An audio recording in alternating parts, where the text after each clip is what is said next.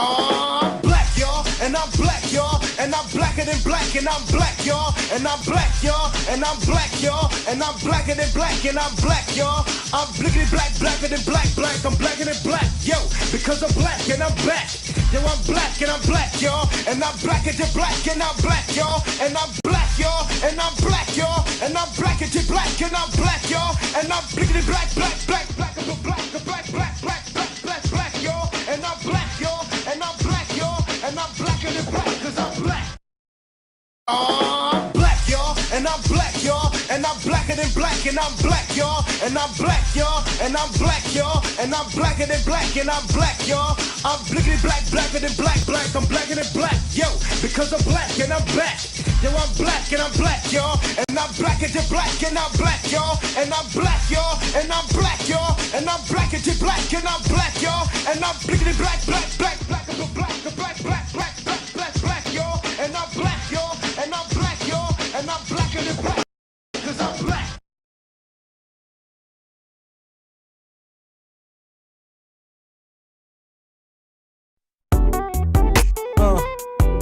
It's your boy Twister, R. Kelly. It's the summertime, we sippin' Seagrams.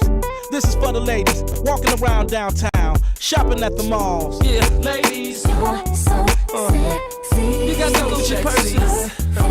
I see you in your sexy jeans. I like you. Manicure, pedicure, mommy. So sexy. I see you. Nine girls that be steady sippin' Chris. Always looking nice with some ice on their belly or their wrist. Girls that be thick up in the thigh when they kick it in the shot. They gon' be with some Kelly and a twist. Giving her love. Model girls, Gucci get Prada girls, and all the ghetto divas in the hood. Women that be steady stacking ends, rollin' Lexus and Benz with rims. They know how to keep it looking good. Rollin' with your fine thick.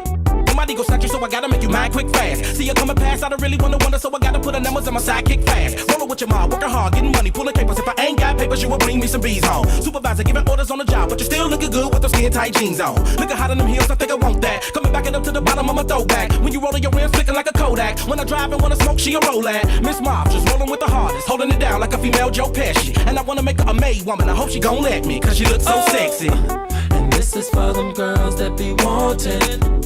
And this is for them girls that be loving. And this is for them girls that be riding. The ones that like to keep the up inside them now. So many girls hop up in the mall, boy, and be in the club. Soon as one of them walk by me, I be like, oh, what's up? You're so sexy. So sexy. Perfect for me. And I like you. So sexy. So sexy. Perfect for me.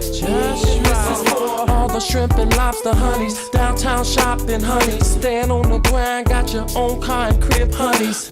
Puffers, Remy sippers, VIP real honeys, no dummies, taking no from a that's full of honeys. And this is for them girls that be wanting, and this is for them girls that be loving, and this is for them girls that be riding.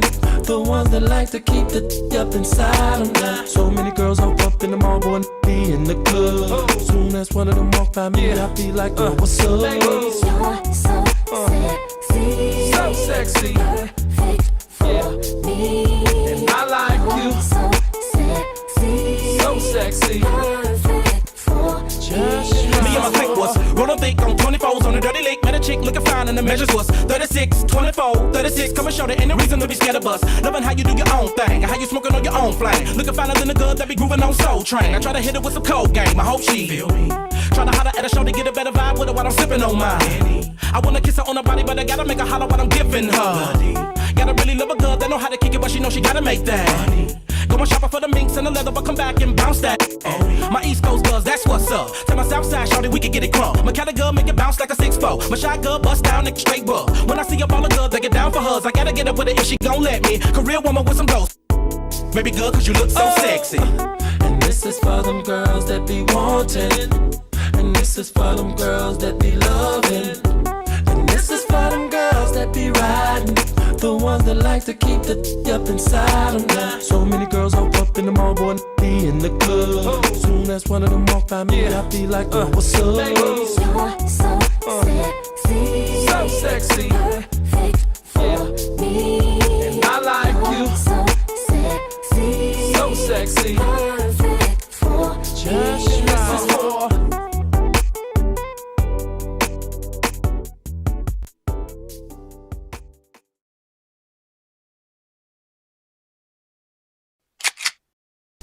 Shouts to everybody here in the building. I am your gracious host. A little bit under the weather today, but you know we're gonna make it do what it do.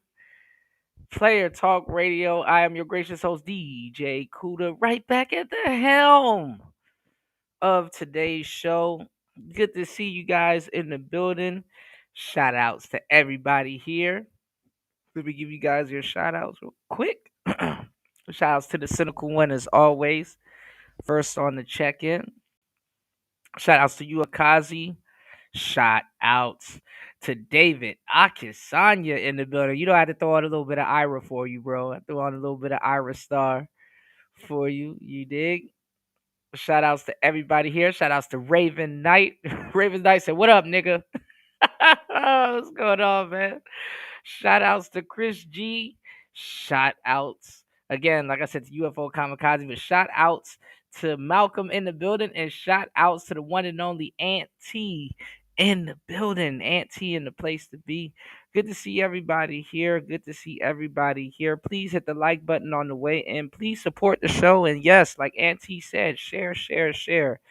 Please definitely support today's show. I'm trying to move and I got a lot going on, and I out of nowhere I just got sick, so hopefully my voice opens up a little bit as I work on today's show. No days off, man. I'm lying. I took a day off yesterday. I ain't even gonna hold you. I took a damn day off yesterday.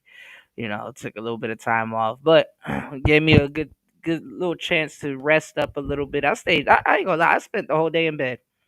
I recharged a little bit, but got up, did a little bit of packing, did some work and stuff like that. So getting ready for this big move, and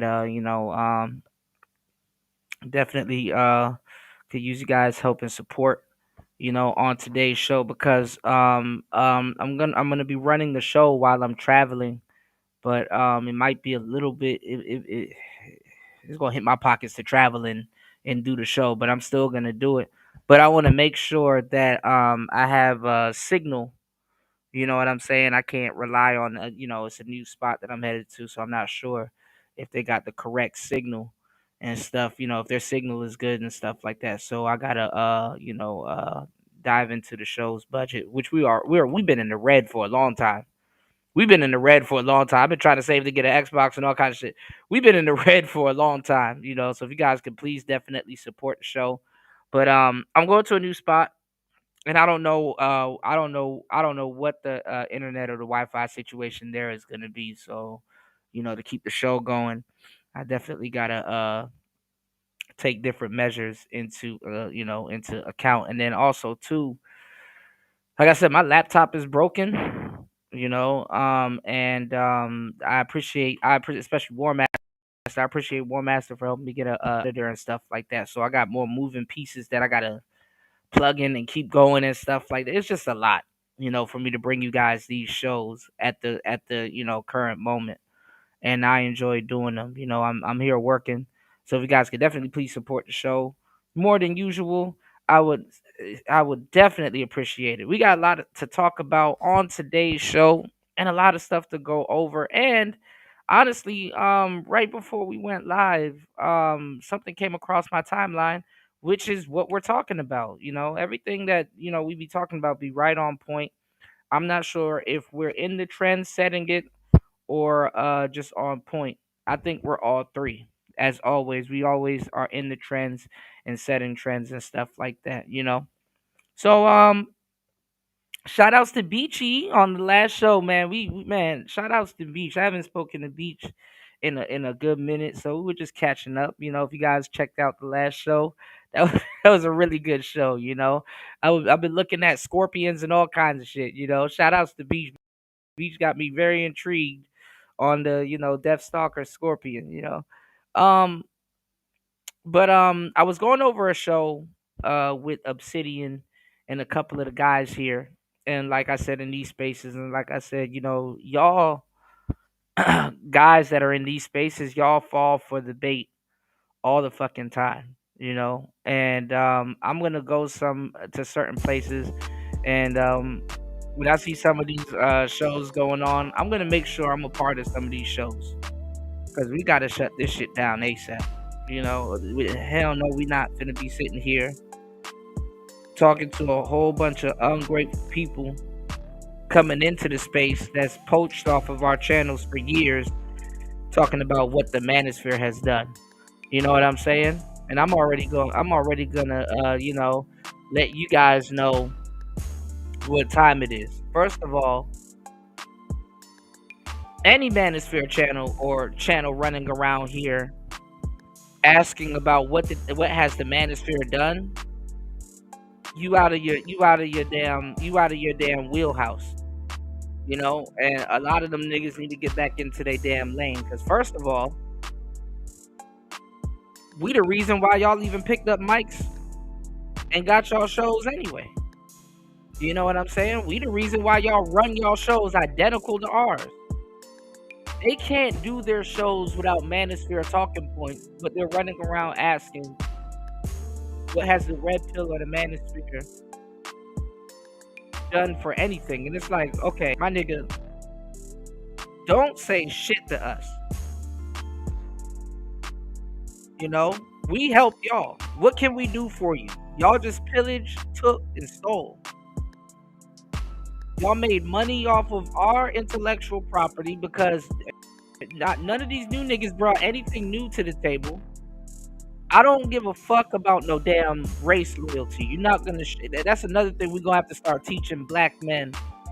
First of all, we stop y'all from being shamed by women because y'all been getting shamed by women. Y'all niggas are the only that black women can bully around this motherfucker, and we stop y'all from feeling shamed. So you're welcome. You're welcome. Increase your quality of life. First of all you niggas around here wondering what the fuck the Red Pill and the Manosphere or whatever have done. Number one, starting off with your channel. That's what we've done. I can say this because I predicted these new niggas coming. You know? So first of all, you niggas coming to and I don't even know why y'all entertain these damn arguments, because first of all, y'all came into our shit with our talking point. I have not heard not one revolutionary talking point being brought to the table by any of these new niggas. Then they've bastardized our talking points. Like, what do you want from us that we haven't already gave you? Y'all done took everything else. Talk about some hit the Cash App and hit the pay. Y'all niggas wasn't pushing nothing to get paid around this bitch. Y'all just copy off of us. And number one, our audience is in y'all chat, so you're welcome. You can't run from it.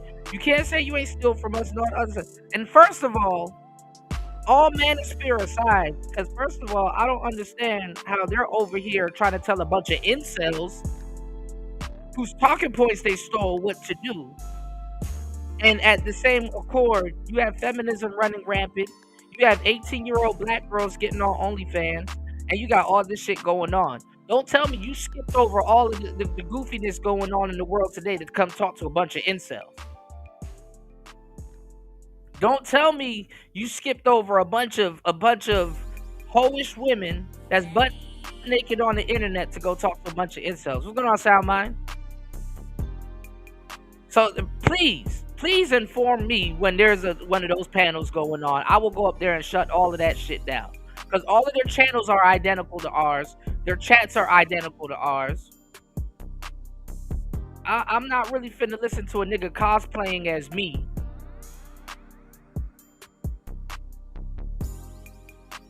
Stealing up the market share in these spaces. And you're not original. None of you niggas know what the fuck y'all are talking about. We gave y'all 2 years and the conversation hasn't moved forward. Y'all be running these damn panels thinking that y'all are saying something completely new, and you're not. The only thing I gotta do is ask them, okay, so what originality have y'all brought to the space? They're not even interviewing notable people. ARC is dead. Rest in peace. Dead. Kevin, dead. David Carroll, dead. Who y'all talking to?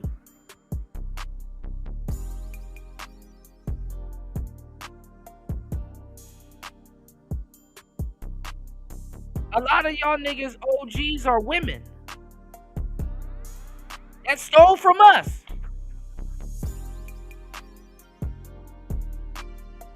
Auntie in the building, man. Last of the real ones, you know. Auntie damn near is the last real person in the space that got in before the bullshit. And that has been here and that has studied the game and that studied these spaces. These people just come in uninformed and loud as fuck. They got the nerve to talk about some what has the manosphere done for us. Nigga, your whole platform. Don't let me go to your page and scroll down and go look at your titles and see if I can find more than 10 manosphere titles. Niggas will talk shit about the manosphere and then do a whole panel the next day on body count.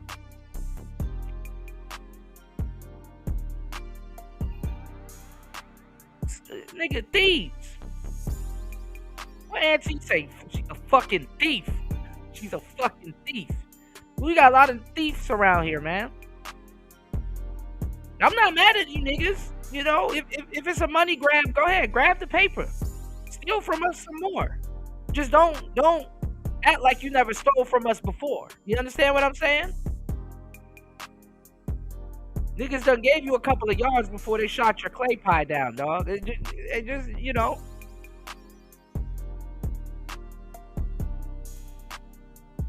Shout outs to Andy. I appreciate that, bro.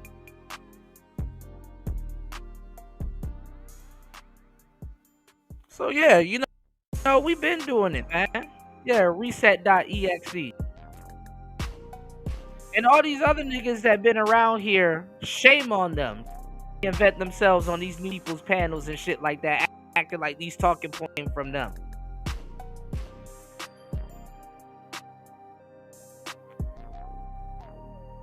So I've been seeing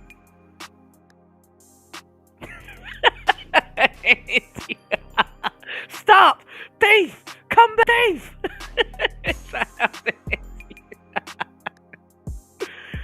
Bro, you can't make this shit the fuck up, man. I swear, bro. I swear you can't make this shit up. How you gonna steal from somebody then ask, what have y'all done? Nigga, what have you done? But steal our talking points.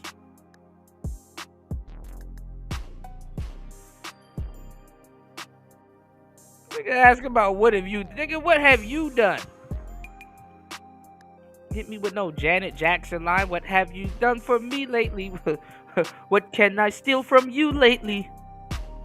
Sorry, sir, we don't have any more talking points to steal. Half the people that was around, they're not around anymore.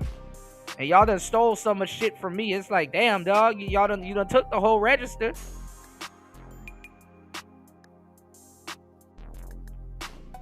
Let me find out you don't got enough talent to keep... no talent at all, but let me find out you don't got enough talent to keep up these talking points you done stole. That's the thing. That's the thing about stealing some shit. Nigga done stole the Ferrari while it's already in drive. Then he goes somewhere and park it. Now he don't know how to cut the shit back on. He don't know how to get it out of park. What's going on, Beachy? I just gave you a shout out. Good to see you. Had me looking up scorpions all day yesterday and the day before. You dig? Yeah, Identity Crisis Actor has been saying it for years. Absolutely. You said it's like robbing somebody and then insulting them for being broke. Yeah, that's really what happened. Tell me what new talking point have any of the new cats in here brought to the space? Like, if they want to have the conversation,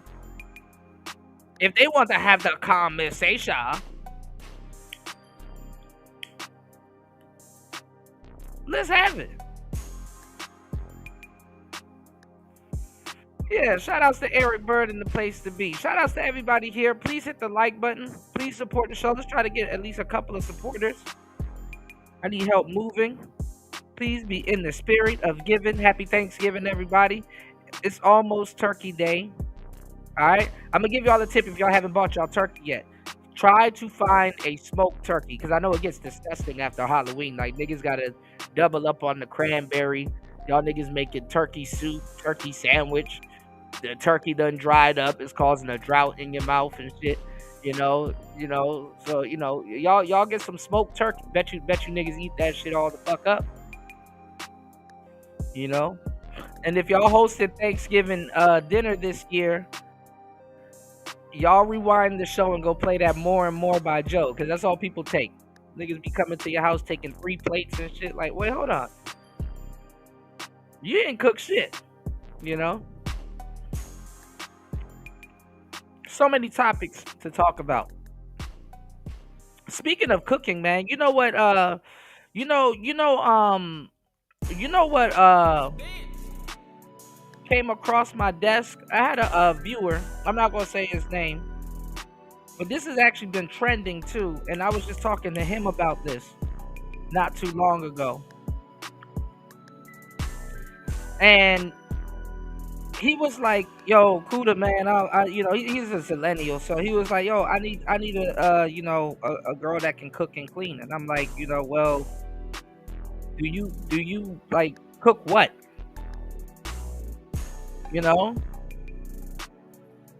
Cook what?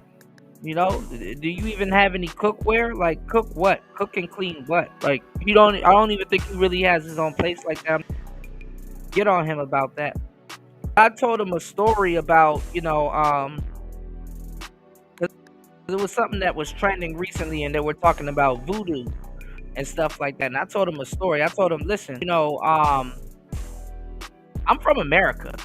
I live in America. You know what I'm saying? But my family, my mother, she's from Jamaica, from Nigeria. But I'm more. What's going on, Gems? I'm more familiar with my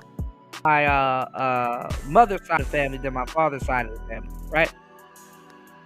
Because but more on my mother's side of the family. Been living in America for more than 30, 40, 50 years, right? So I was telling him a story about, I don't understand, because a lot of men, we are actually and absolutely independent. We just don't get on the internet and gotta brag about being independent or any of that stuff, because we don't give a damn. I told him, you better learn how to cook for yourself, because one thing my mother showed me when I was young, all 8, 9 years old, I was up there cooking for myself. I know how to cook a lot of stuff that y'all don't know. Rasta pasta, fucking jerk chicken, curry chicken, stew, turkey. I don't bake as much, but I know how to cook. I'm a chef. Popcorn chicken, all of that stuff, battering shit. I know how to cook. Corned beef, cabbage, and rice, all kind. I cook steak, all kinds of Italian food. I cook my ass off. And as a young player, I had to hide the fact that I can cook. But there's certain relationships where I'm like, the fuck it. Listen, all right, secrets out. I can cook good too. I have, when I invite women over to my house and stuff like that, I'll be right there in the kitchen. I watch how they handle pots, pans, all kinds of shit. Because he talked about being a passport, bro. Another reason why I had to know how to cook, and I'm so glad that my Caribbean side, I'm glad my mother taught me how to cook more so than my father. Because you want to know why? Well, there's this thread that I saw recently, and I was telling him about it, about women cooking spaghetti. And honestly, fellas, your lady shouldn't be cooking you nothing that's red. Even rice. Rice ain't safe neither. If you know about sweet rice. And if that term that I just used for you, what the hell I'm finna be talking about. Y'all hit the Cash App, scrolling at the bottom. I'm about to drop some gems on y'all. As always. Alright, we coming in hot. Pause. Alright, let's go. Please support the show. Now,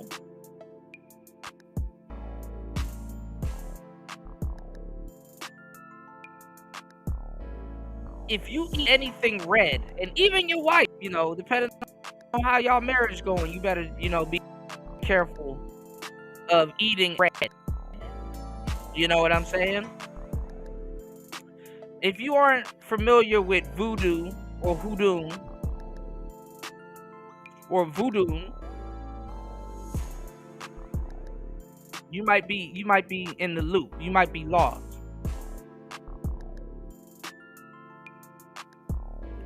Y'all be eating spaghetti and all kinds of stuff. And spaghetti is one of those meals that is easy to cook.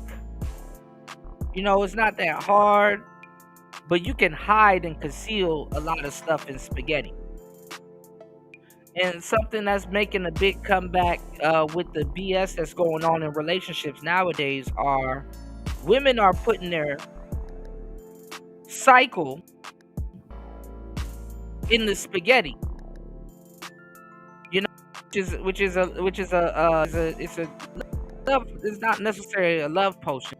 Nothing to do with a love potion, but it's a ritual to get you hooked. You understand what I'm saying? They will put their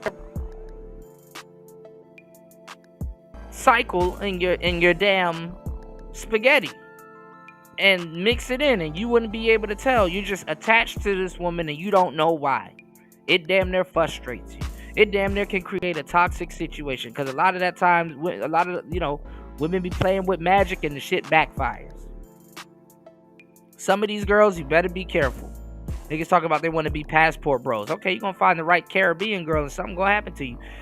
These bitches burying your drawers in their backyard. Oh, y'all don't know about that one, where they bury your drawers in their backyard. I told y'all about the egg, but I didn't tell you about burying your drawers or your pants and stuff in their backyard.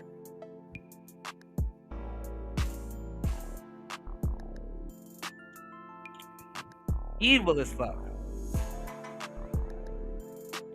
They got another one too called sweet rice. They don't gotta put it in nothing that's in the rice too. It's called sweet rice. I feel you. I feel you. Yeah, they call it sweet rice. What's going on, new?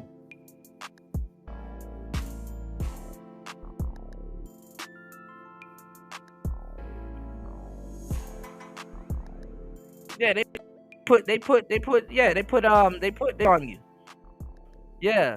And the egg also, they'll write your name on the egg, on a hard boiled egg, and bury that shit in your backyard. You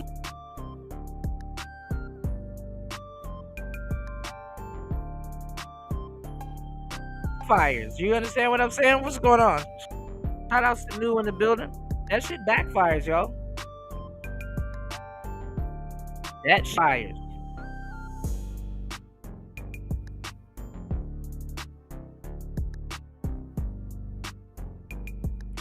But we're gonna get into it. We're gonna talk about some stuff. Y'all come on in. Please hit the like button. Please support the show. Almost an hour into the madness. So let's get into it. I've been seeing a lot more panels about Pearly, and a lot of people are confused. A lot of people are off. I'm seeing a lot of people that didn't agree with Pearly all of a sudden start agreeing with Pearly when they saw who she was talking to and who she was going up against and what the hell those women were talking about. There was another panel yesterday with Jazz, and she all the way crashing out saying the same stupid shit. Most of our sisters tell you this, and shout outs to Beachy. I was telling Beachy this, and she agreed. Most of our sisters don't know how to argue with white women in general, or white people in general. You're just gonna hear the same stupid shit all over again. The same stupid, oh, we were slaves and we were like black people. Who are you trying to convince, bro? And I hate to tell you, but a lot of white people know more about it than you do. That's embarrassing. That's embarrassing. It's to the point that they're joking with the information because they know you don't know. If you want to hide something in a book, I was just listening to a nigga talk about Drew Santana saying that tits don't even know how to read. Don't need to learn how to read. They can listen to an audio book or YouTube and stuff like that. Just justifying kids to be nowadays, man. And I like Joel Santana, but I was like, bro, stop. And you're a rapper. You should know better. Stop. Stop. Just stop. Bad enough these kids don't have no type of reading and comprehension skills. If you've ever read a book, you would never say that these kids don't need to learn how to read, because you know, you should know, like I know, if two people read a book, you might pull something different out of that book than what I pulled out of that book, and it all revolves around comprehension. All it takes for somebody to walk in the room and ask you, okay, what did you read? And what did you gather from what you read? And those two questions will fuck somebody up if they don't know what the hell it is. Did you read? What did you gather from it? What conclusion can you draw?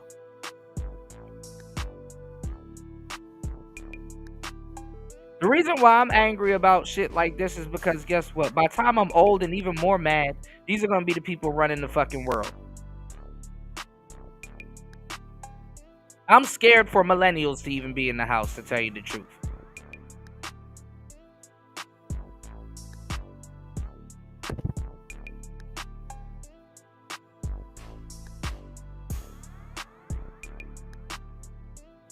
Real talk.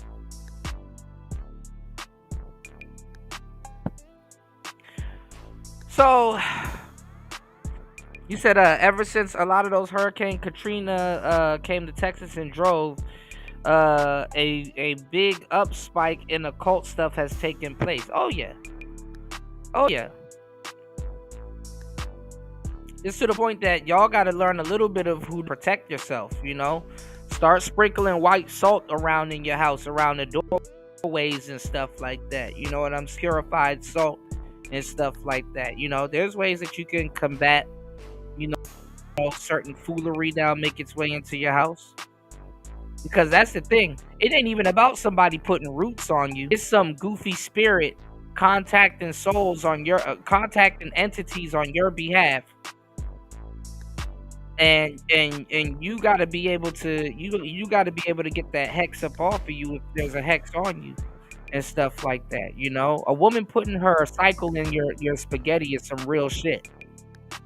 And it goes back to the see, Americans now, we've gotten too comfortable trusting strangers for sure. If you order Grab, DoorDash, Grubhub, all that other stuff, you're too comfortable with the. First of all, we've been comfortable with people making our food with fast food culture. You don't get to see the motherfucker make a damn sandwich right in front of you, let alone see the person that's about to drive to your house and deliver that shit, or what they could have put into it. Your one little sandwich has already crossed 3 or 4 hands before it gets to you, and you didn't even know it. We are comfortable with strangers. Every single thing that our parents taught us back in the day about strangers, we betray every single one of them in the name of convenience. Every single one of them. You have a whole stranger pick you up and take you to work, knowing damn well they're taking you to work, especially with the conversation that you had with them, knowing they probably are, they know you ain't home.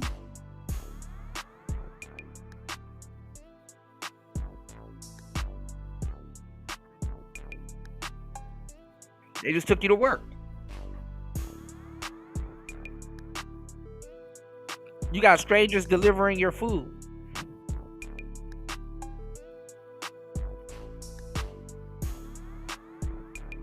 I remember when I used to do Uber, which gave me the entrepreneurial bug. I remember when I used to do Uber Eats and Uber, and I used to go to the McDonald's, and I used to get there real quick to go pick up someone's order.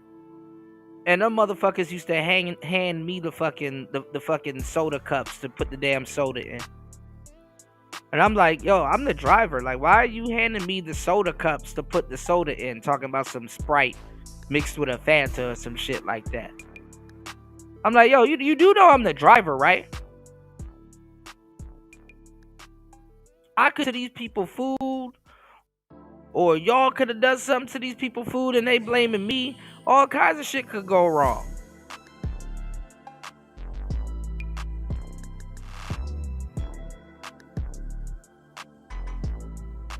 So what are we talking about?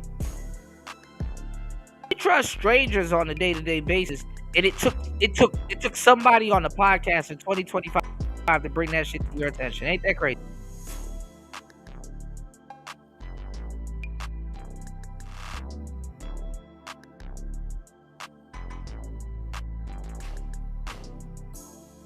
Yeah, bro, that's the story of this whole podcast, man. Look at how much people done grift and done changed and jumped ship and did all kinds of shit. And the shit didn't even work. Party trick is over.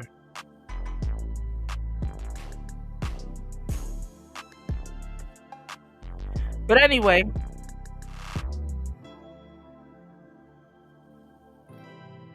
I'm seeing the pearl fatigue, and I want men and women, to answer this question. Are you even using your own loyalty to your race, whatever that means, against yourself? I that there's a check to be had. I still believe that black people need to learn how to work with people they quote unquote like.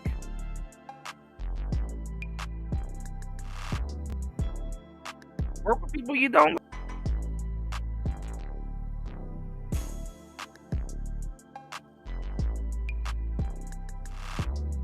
It don't stop you from getting money with certain people.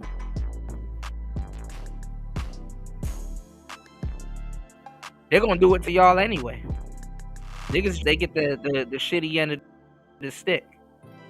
Go work with people that you don't like sometimes. You go to work, you go to a 9 to 5 and work with people all the time, or people that don't like you all the time. Either you know it or you don't.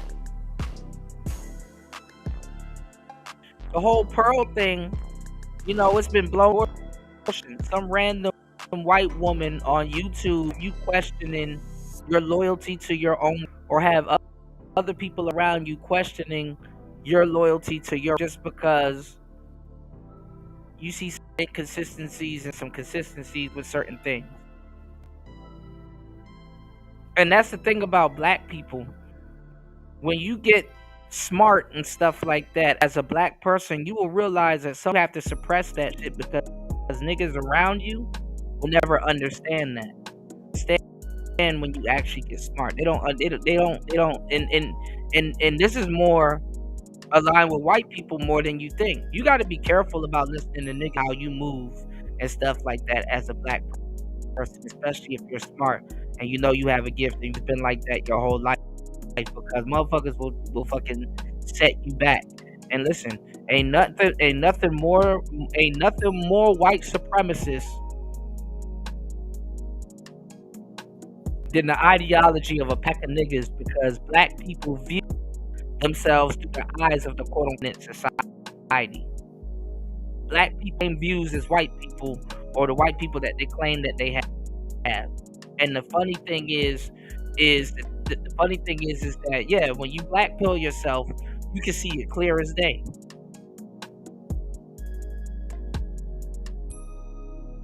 But it's to the point that black people, how the eyes that they use to view things through the dominant society, the thing is that you're looking at shit in the old days. What I mean, you're looking at shit more racist than Andrew Cartwright. That's the funny part. And they know that too, to a certain degree, when they deal with you. It's like, oh, you on the Old Testament. Nigga, we modernizing right now.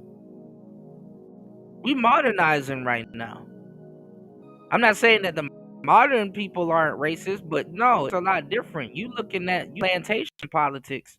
And the thing is that you don't understand covertness. You don't understand the sleight of hand. Because you don't do your history.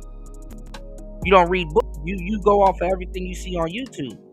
You're stupid. You've never read a book on a real one.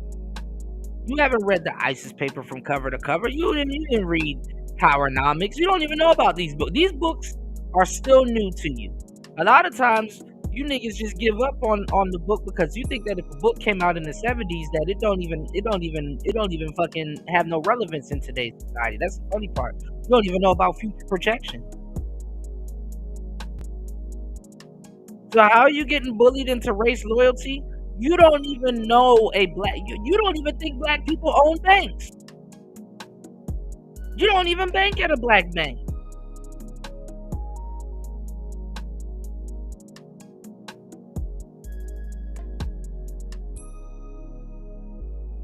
Chris G said, I wish I was white. Shout outs to New.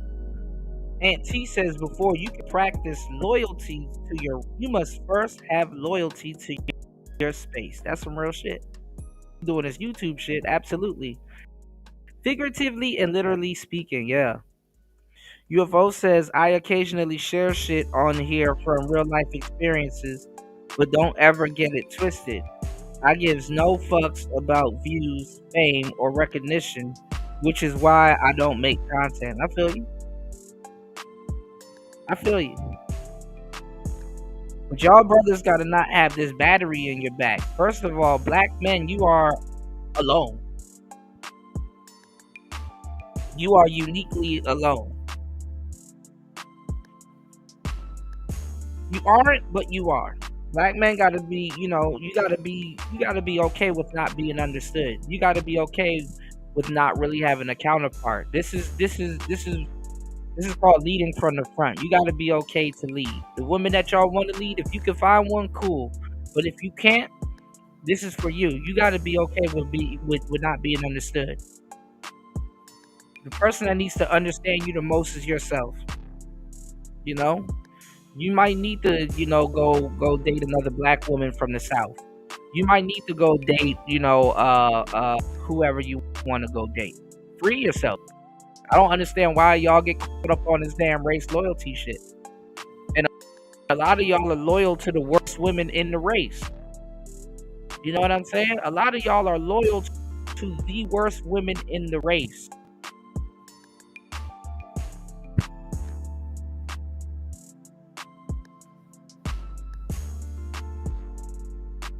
And you can't break it because you're a matriarch. So you're loyal to feminist women and stuff like that. And a lot of black men hold this damn guilt. They really hold this guilt as if they really did something to black women. Black men didn't do nothing to black women. They've never been under your patriarchy. You've never told them they couldn't vote. You've never told them that they couldn't have a bank. You didn't exclude them from working and everything. Bro, you were getting your ass beat way harder right along with them. They didn't even look. A lot of them minimize their role in history, but there's a lot of whippings you took, so they didn't, and that's not even acknowledged. That's not even acknowledged before somebody sends you on a dummy mission to go be a bullet bag, to go get unsubscribed. You're supposed to just be a pawn to somebody that doesn't even understand the game of chess. And you're supposed to just perish. While they're on here on the internet talking about some abort black boy babies, they're talking about some y'all are bullet bags. They're talking to all kinds of stuff. Half them goofies in the street looking for an identity. Who you think they in the streets for? Trying to look hard and tough for?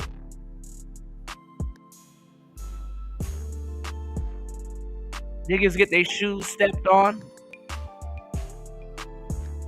Go look at some of these raps and all kinds of stuff. Who you think this shit is over? Dirk. You wanna know why Lil Durk is in jail? Not because King Von and NBA Youngboy wanted to get into some gangster shit. It was over two women. Do your homework on Asian Doll and go do your homework on Janaya. NBA Youngboy and King Von got into it over some bitches. Always. Anytime there's a problem going on, I'm not even gonna lie. As a man, you are not right. You are not wrong to say, hey, you know what? Where's the equation? There's always some sleight of hand. Y'all, you niggas will never see. You in the grave before you even notice. Damn.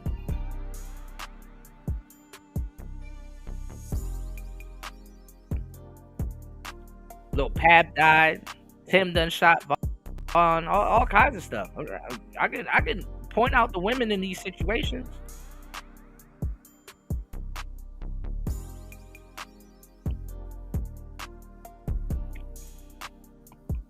Some of the biggest wars in the history was fought over women.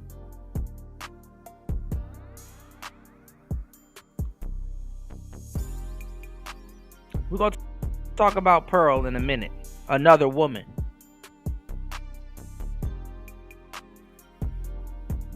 Then another argument I've seen going on in these spaces is red pill, black pill. This is where the shit gets even more funnier.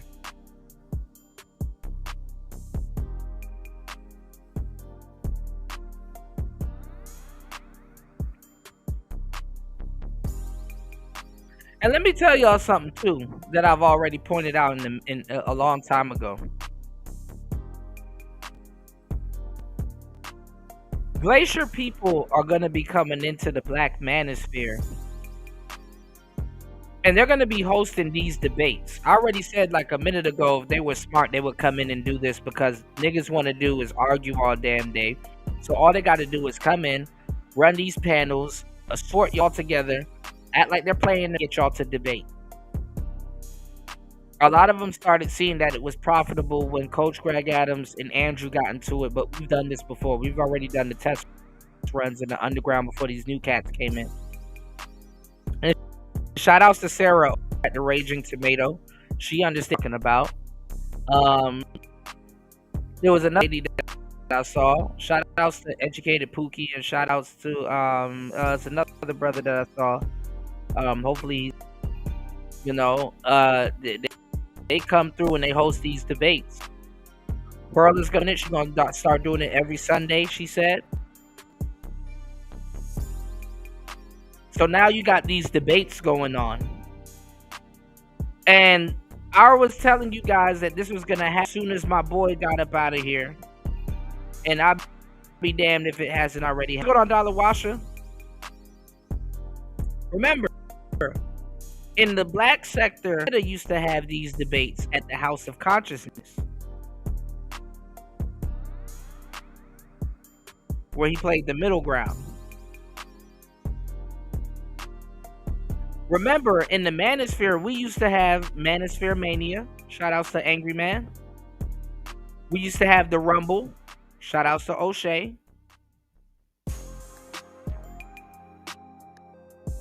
Every so often, we would get into some bullshit on Bernard Riley's morning show. Every so often on the third shift, I would host, shootouts and panels and stuff from what happened throughout the day. I had the worst shift that I made popular that a lot of people are cultivating right now. A lot of shit used to fall on my show because y'all would argue and get into all kinds of bullshit throughout the day, and then I had the show at the end of the night going into the next day, and we would be in here just doing our thing overnight. I would have to take it on the chin pause, because it's like, damn, I didn't know what you do over on somebody's panel, but everybody gonna be here, so hey. And then before, another medium for that, we had my boy X at the Prophet of Thought series. So people had to come in and replace content creators that have already pioneered and done what these new cats are trying to do. So again, tell me, what can the Manosphere that we've already built offer you?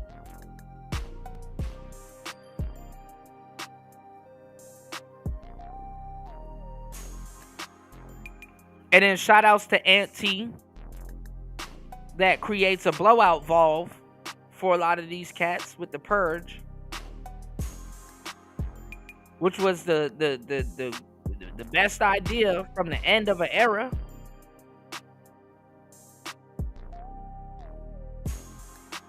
Anything else is just a duplicate.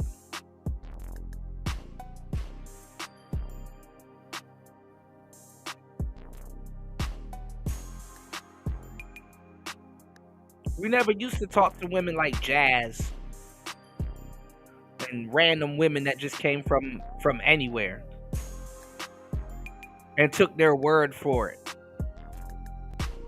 That's crazy how somebody like me that have spoken to tens of thousands of people over the years to the point that I can recognize audience members' names that done switched up and all kinds of stuff.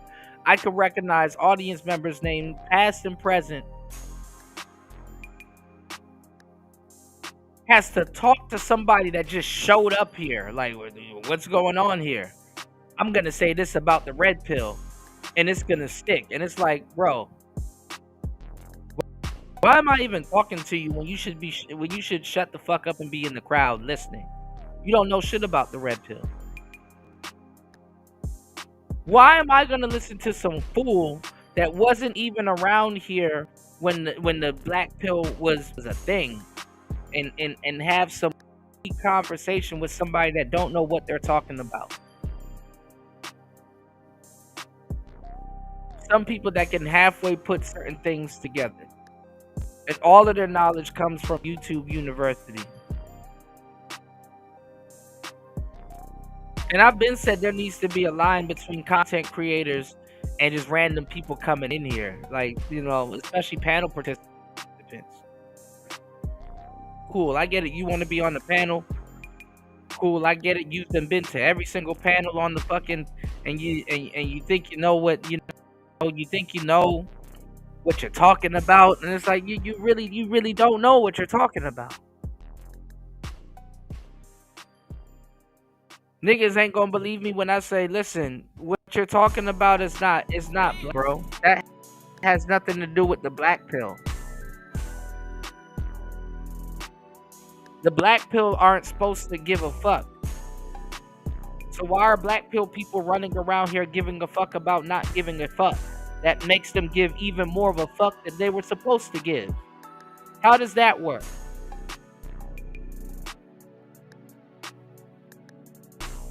A lot of these people aren't even red pill for real. They're blue pill raging. The whole black pill sector that you got right now, they're not black pilled at all.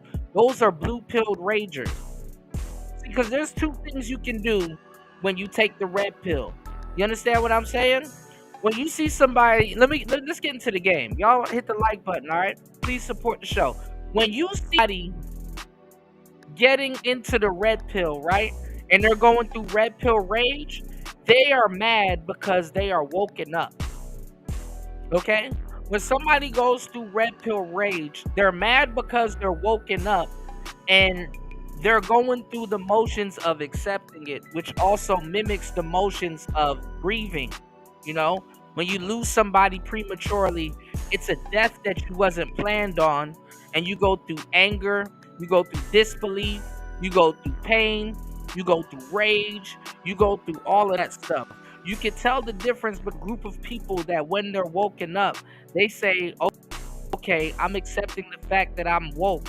But I have to go through this to accept the fact that some of the stuff that I've been through in reverse is also, that's going to help mold who they're going to be after they get past this thing. But they have to go through red pill rage. Some people don't. Some people go through rage. Some people don't. But then you got a lot of people that have no business being woke. And what I mean by that, and the Matrix cover all of this stuff too. And don't say it's Cypher, because Cypher's an actually more complex character than people give him credit for if you're going to make Matrix references, right? But this is what I want to say, right? What's going on, Aqua? This is what I want to say, right? Some people, when they red pill themselves, they can't take it. They can't take it. And they want to go back to sleep so bad that they just got in their bed and just made a whole culture out of it. And that's what the black pill people are. They're blue pill raging. They want to get back in their bed and just hope that this is a dream and it's all going to be over. And it's some powerful shit when you really think about it. And power is not necessarily force. Power, people have, and this is some black pill shit I'm about to tell you. People have a misread and a misconception of power. Power doesn't necessarily have to be force. Nobody really looks at the concept of power about belief. Power don't gotta be no damn force. A lot of the force anyway comes after belief. When somebody has power over you, they have some type of dominion over your life to put you in a different reality. And even if you're in a different reality, that don't mean shit because you don't have to accept that reality. Where the power actually really comes in is when you accept that reality to be true, and you go along with the belief that that reality that you think they have dominion over is true. You understand what I'm saying?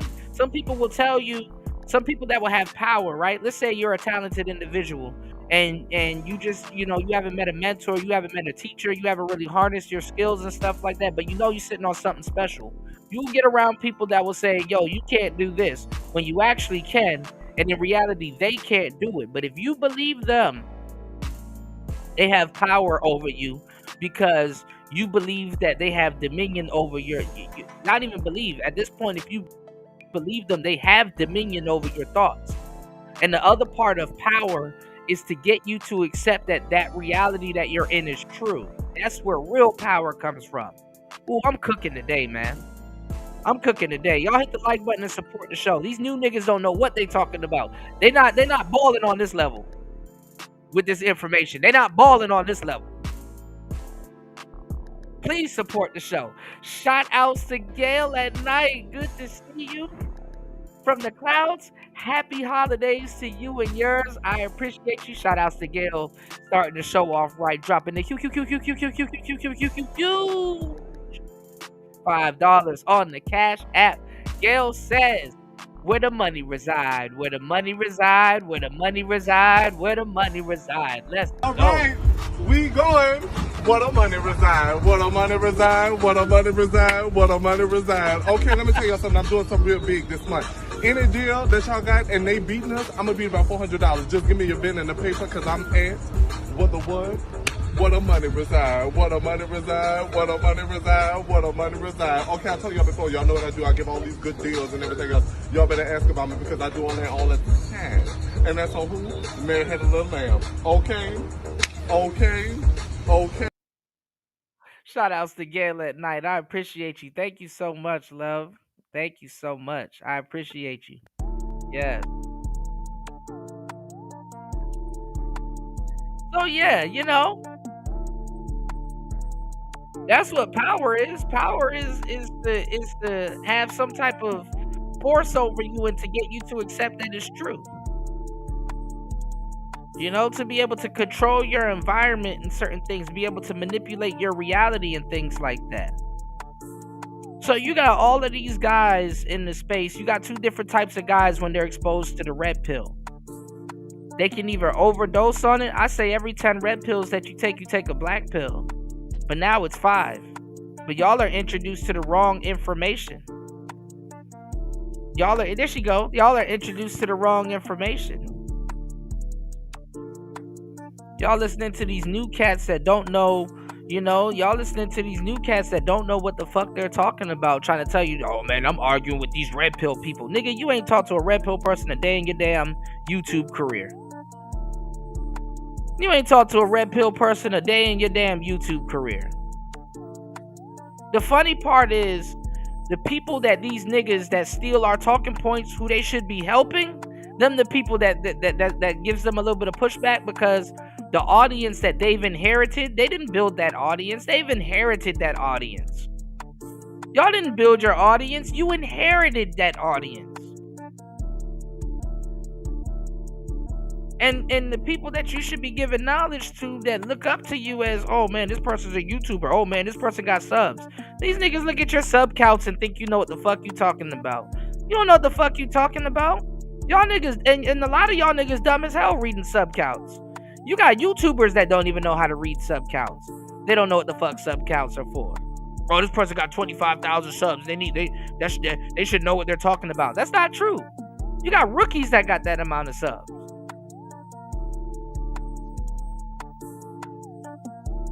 See, y'all don't know the story of numbers, and I'm not about to give y'all an accountant or a bookkeeper's lecture.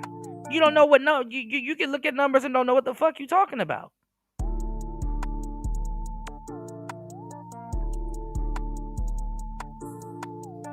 Y'all still on stage one. You think numbers determine quality. Bless your heart. Bless your heart. You think numbers determine quality. These are the same people that will tell you that's running around here talking about some scale of 1 to 10. You think you really listening to niggas that know about the scale of 1 to 10? You dumb as hell if you think 2 10s are gonna try to date each other. I be listening to these niggas in these dumbass conversations that y'all done butchered. 2 10s aren't gonna date each other, realistically. You playing the match game. That's not how the dating pool works. These people talking about simping.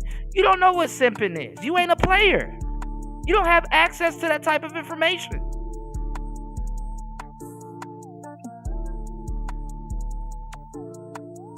And niggas running around here, man, Kuda, you gonna pay anyway. You shut up. You ain't a player, bro. And what you're really trying to say, because you don't know what you're trying to say, is that a lot of y'all are simps anyway. It ain't even that you're gonna pay and this, that, and the third. That's just you getting on your knees. You can't even get past women's manipulation tactics. But you want them to choose you and stuff like that. And then you niggas get on here and talk down about the game and fucking lie as if you're telling women the truth. So I don't want to hear a pack of new niggas come in here, because them niggas are worse than the liars. A player will expose, a real thoroughbred player will expose them niggas for lying. And these are the people that's not supposed to be players. These are the people that don't think twice about the game. These are the people that are, I just gotta tell women the truth, and I'm just gonna, don't lie to her, bro. Don't manipulate her, and don't shut up, man. You got Ace Metaphor doing diet red pill content, man. Fuck y'all. Respectfully.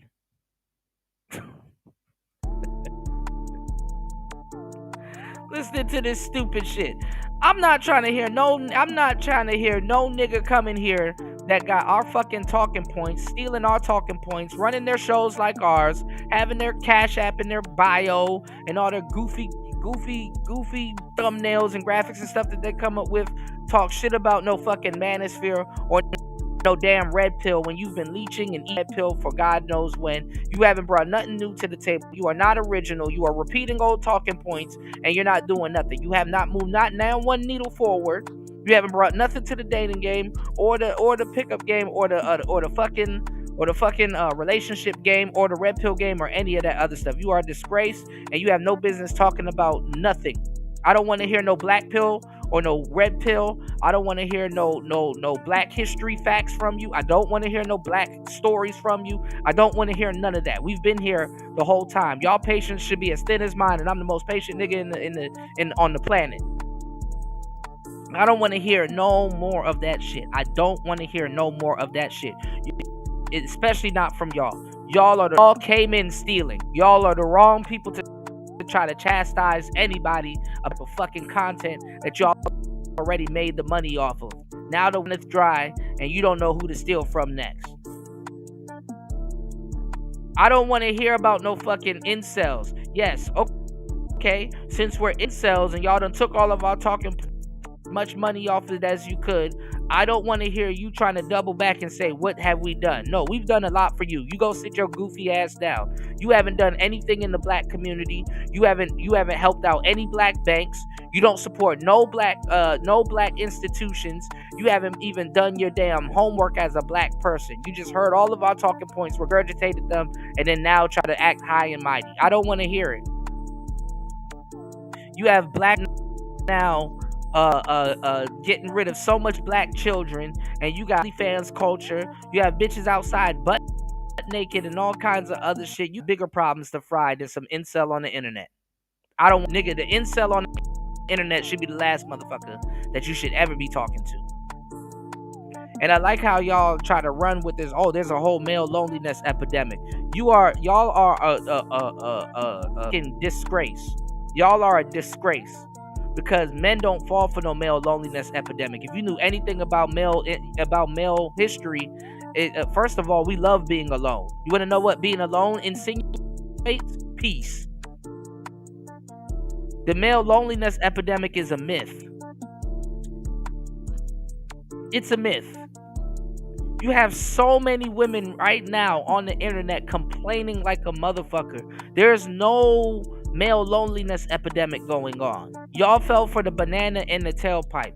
We have gone so far backwards. Even 1.0 manosphere don't fall for the male loneliness epidemic. There is no male loneliness epidemic. Niggas ain't getting married because guess what? It ain't a good deal. And a lot of niggas ain't mad about not getting married. Guess what? Men are gonna adapt. Okay, I'll be in a long-term relationship. I don't gotta have a ring. Just make sure I'm not in a common law state, and make sure if we're gonna have kids or cohabitate together, it's gonna be what it's gonna be.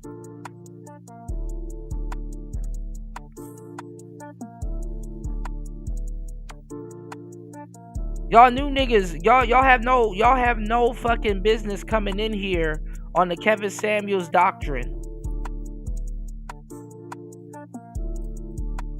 Talking about some what has the manosphere done for you. Entertain y'all. Gave y'all some shit to steal. Encouraged y'all to even have enough balls to start a fucking podcast. Y'all niggas wasn't gonna start no damn podcast. Mics. What are we talking about? Mics and cameras and all this other shit. What are we talking about?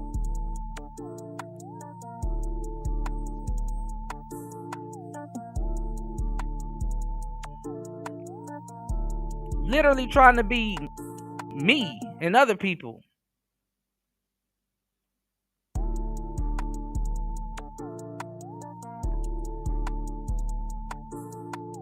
Niggas coming here day one trying to tell somebody that's been here more than 1,000 days.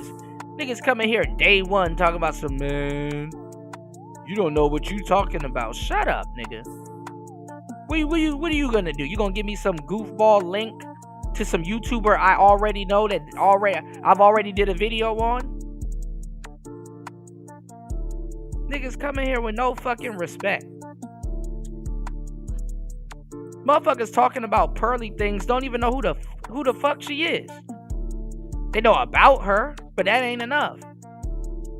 And they get privileged to actually even speak to her. Like niggas don't even know who to keep in and or out of the war room around this motherfucker.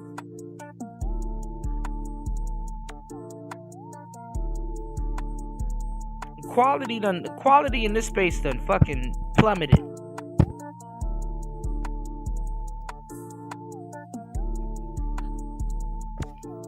Even the damn forefathers. O'Shea was throwing the whole manosphere space under the fucking bus over just Pearly things. And he had to backtrack.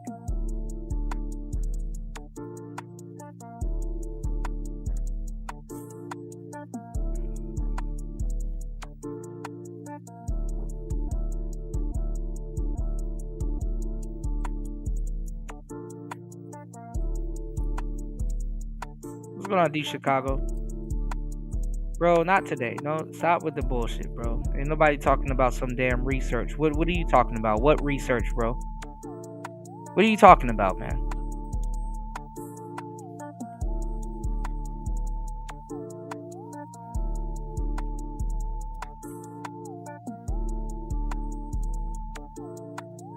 Pearl is new, but compared to these idiots that's here in the space, she's an OG.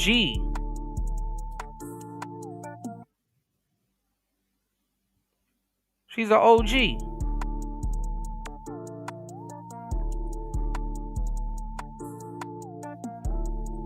Sometimes y'all gotta stay in the audience's place, man. Just sit back and enjoy the show. God damn.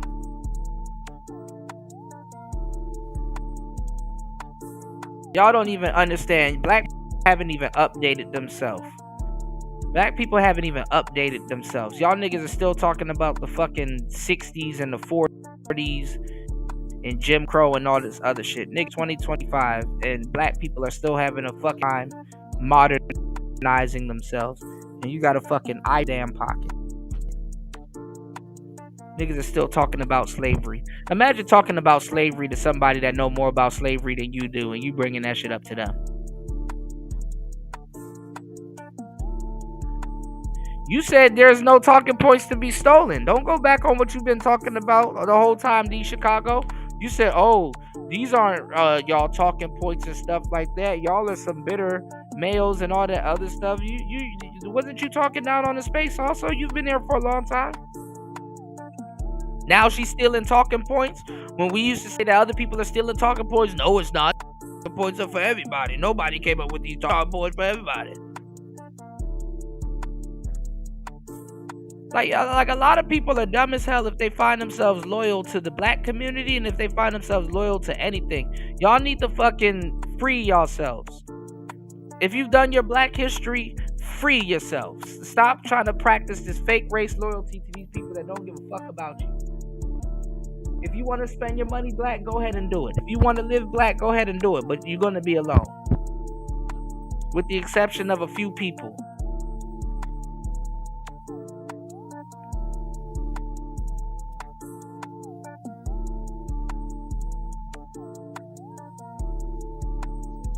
I told y'all they've been stealing our talking points. How many gotta say this? How many times do I gotta say that Pearl has the talking points of an African American black man?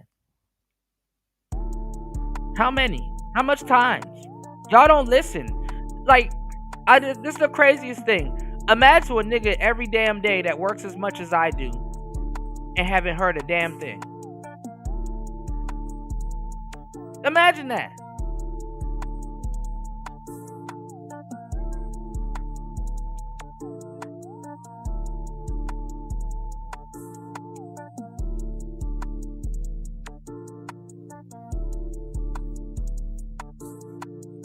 They've already been doing that, UFO. I had to tell YouTube to not. I had to tell YouTube to not. They asked us as content creators, which is basically letting us know what they're doing anyway. I had to tell YouTube to not use my channel as an experiment to train their AI.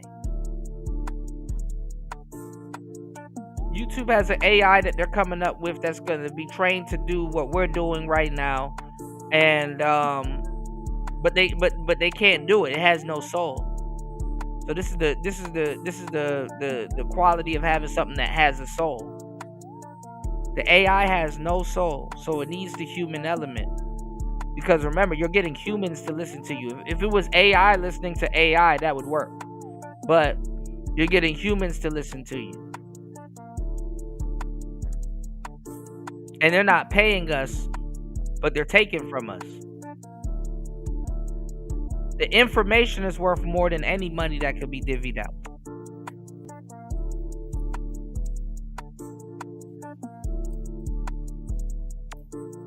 So in many words, they told us that, hey, you know what? They're gonna our likeliness, attach it to an AI, and boom, there you go. You don't need people copying you no more. The machine will do it.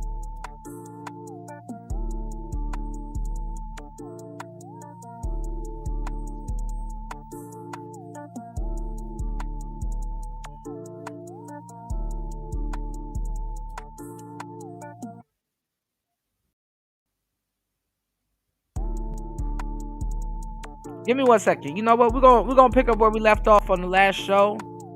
I want to go through Myron. He had a debate with some random new goofball in the space talking about some red pill versus black pill, looks, money, status.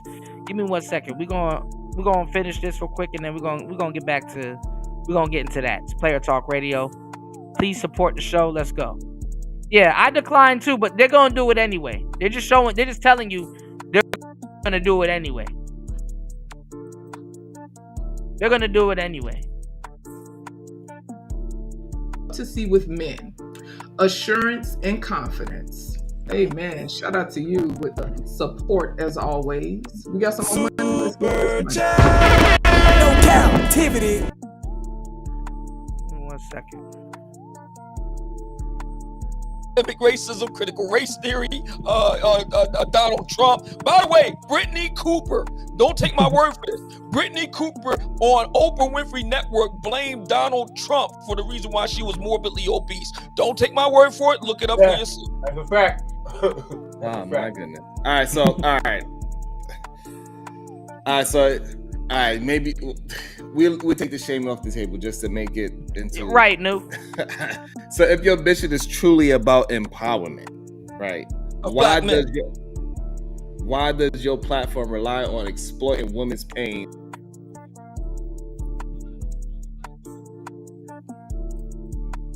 I don't know why it went out right there. So that's what they think the manosphere is. It's a platform built on exploiting women's pain. From guys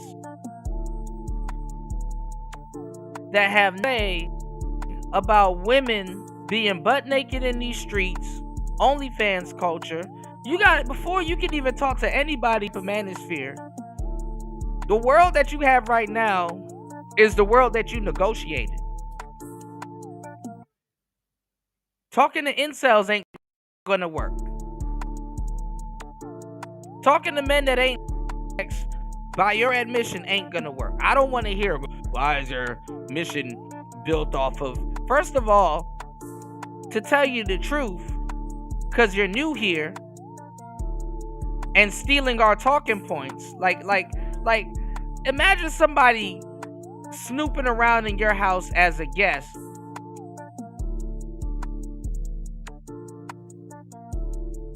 and saying, hey man, you ran out of sugar. I was in your kitchen stealing from you, making Kool-Aid, and I just want to let you know you ran out of sugar. It's like, first of all, we let you into our house on YouTube, and y'all are stealing from our kitchen, and we're not even mad at you. We're like, you know what? Cool. We're just gonna let you, hang around for a little bit.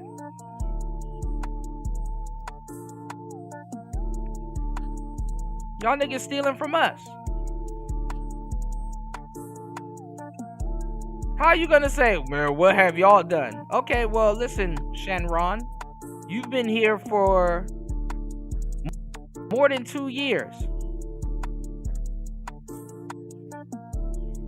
You're supposed to be manosphere, cool, but what have you done? Even for your own people that's here, what have you done? You've even been embraced by manosphere ops that haven't done anything else. I see Bomb Cherry has quote unquote embraced you. If y'all not beefing yet, you don't even know what you in for. And some of y'all are dumb enough to have waves of women that have already turned on y'all and fucked y'all over. Some of y'all are so much cowards that y'all have to go after quote unquote incels on the internet because y'all are afraid to say anything to black women that are finna turn on you anyway or have turned on you. That's some bullshit. You got way more fish to fry than some dude on the internet voicing his displeasement with treacherous women. Let's go.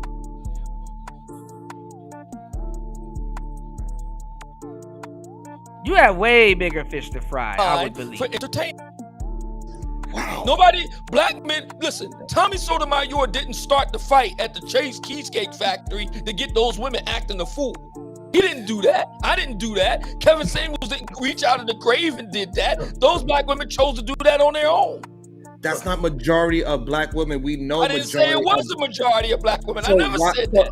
So when you focus on just that, so the problem is that you are focused on the small little minority of human beings, and when we focus on that, any nigga that don't got nothing to talk about, that will leave from talking shit to anybody that's in the red pill space and then run back to their channel and run a red pill panel using our points, you're a part of the problem.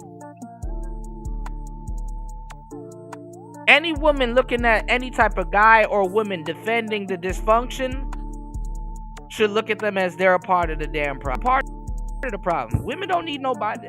Listen, women don't need no more men to come to their rescue. Their rescue for what? Oh, something wrong with you because you want women to be decent human beings. While I'm not out here addressing that these women are twerking in you know, upscale establishment. I'm not addressing that these women are joining OnlyFans. You don't even see them going at OnlyFans. I don't say about women that are on OnlyFans, but I got a lot to say about an incel.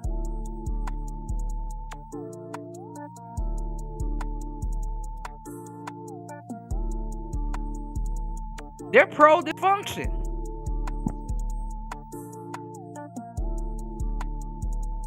And the type of women they come to their channels. See, right now, we're supposed to look fucked up because Jazz. Oh, you're supposed to defend Jazz over Pearly, Kuda. It don't matter. You even practicing race loyalty in bad faith. No, how about call a spade a spade? Jazz is wrong. Any other time she would have been talking shit to you and calling you a misogynist. You practice more loyalty than the person that is going to try to shame you, and you don't even understand that.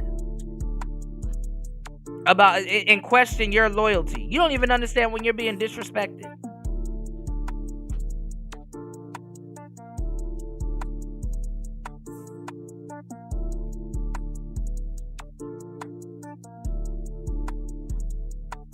And this is how goofy the black community is.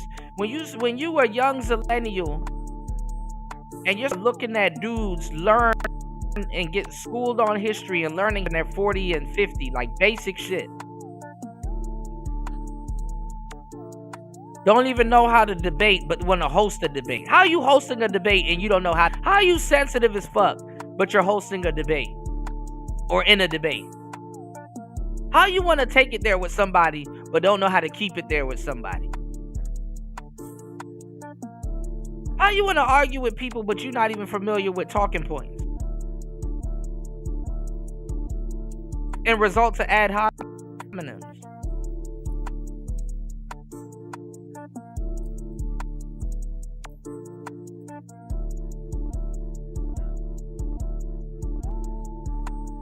And then all you do at the end of the day when you fuck up is that you flare at other people and then try to talk to somebody that got more information than you about race loyalty. And you goofy ass dudes, y'all are gonna be race loyal to feminism. You are minions of feminism and you don't even know it. You have no earthly idea of democracy.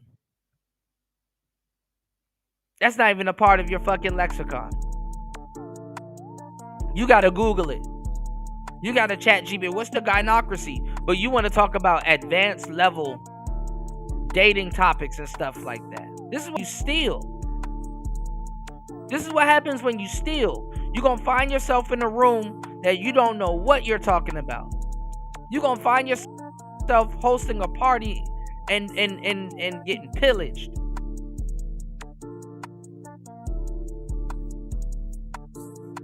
You ain't do it right.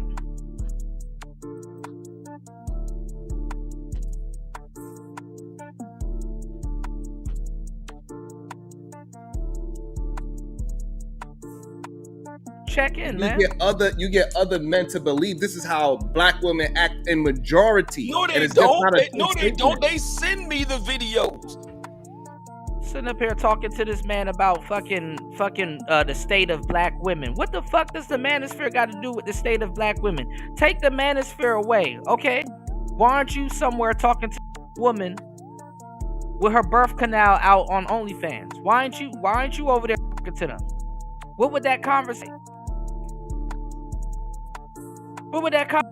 conversation look like? What are you telling these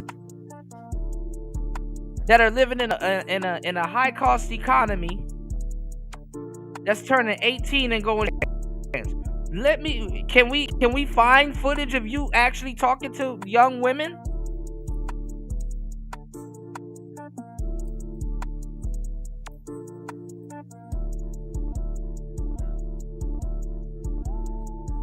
Myron had Owens on Fresh and Fit, and there was a white woman over there that listened to Candace Owens and what she said and quit OnlyFans right after that show, and now she's married with children. Got right up out of it.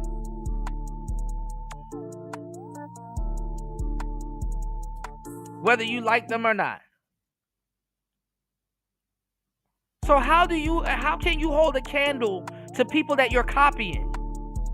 Go delete your StreamYards account. Stop running y'all channels like ours. You not, and you can't. You can't do a show without a manosphere topic. Nobody, that's the fucked up part. Nobody would listen to you.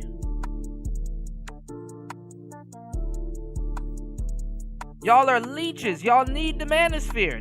There'll be nothing for you and multiple sectors of women to talk about if the manosphere was gone. Because guess what? Those sectors, even the female sectors, are manosphere. Women wasn't getting into production like that. They wasn't doing that.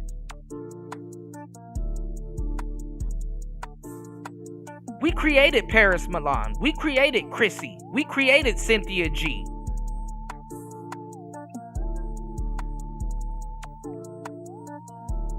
Black male spaces have created that.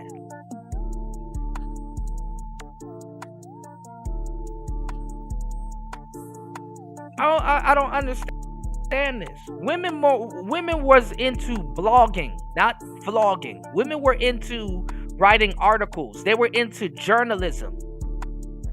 They were into using something that they actually had a degree for, like journalism, like writing, like articles.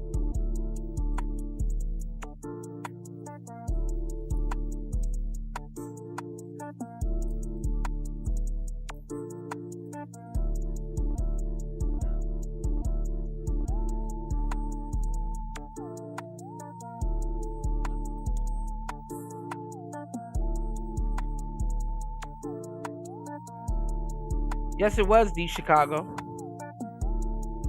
We wasn't even using StreamYards. That's how I know. That's how I know you're out of touch. We were using Ustream and we was using Google Hangouts. The Black Manosphere actually, when YouTube first got created, when YouTube was scrolling, and when YouTube had a yellow subscribe button, it was black men that came here, just like how black men came to Rumble and made Rumble big. It was black men that actually really built YouTube. Other than beheading videos and all kinds of other stuff, it was the Black Manosphere that built up YouTube. It was the Black Manosphere that built up YouTube. It was men flocking over here into listening to Barbarossa videos and Stardust videos. Yes, it was. This is when you could run out of content on YouTube. YouTube, you can't run out of content.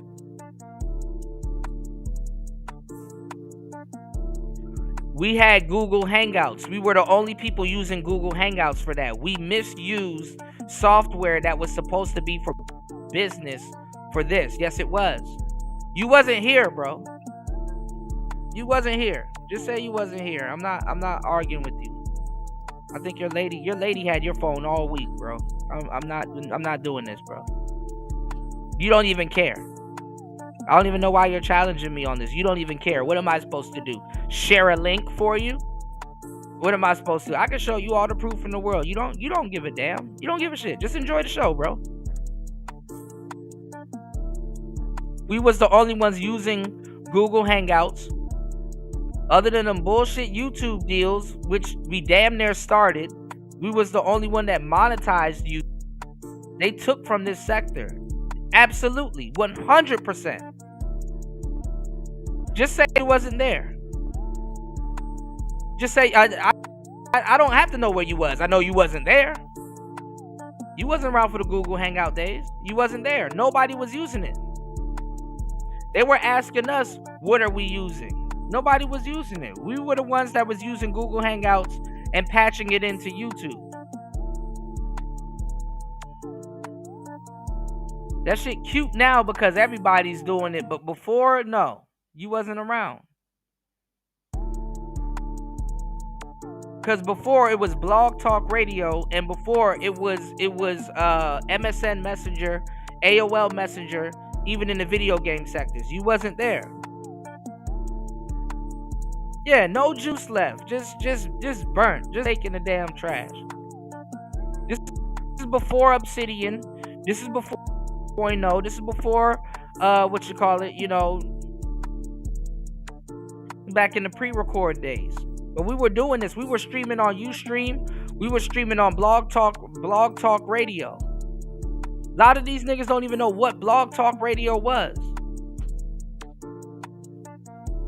They wasn't listening to Alan Roger Curry on video. They wasn't listening to and we were doing it prior to this. We were doing it in books.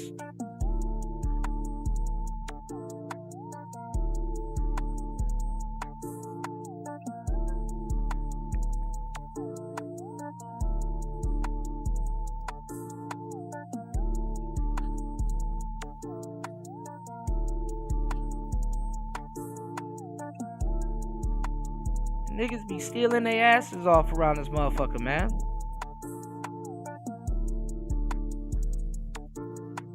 You could run that shit on something here. I was here for the whole thing. I grew up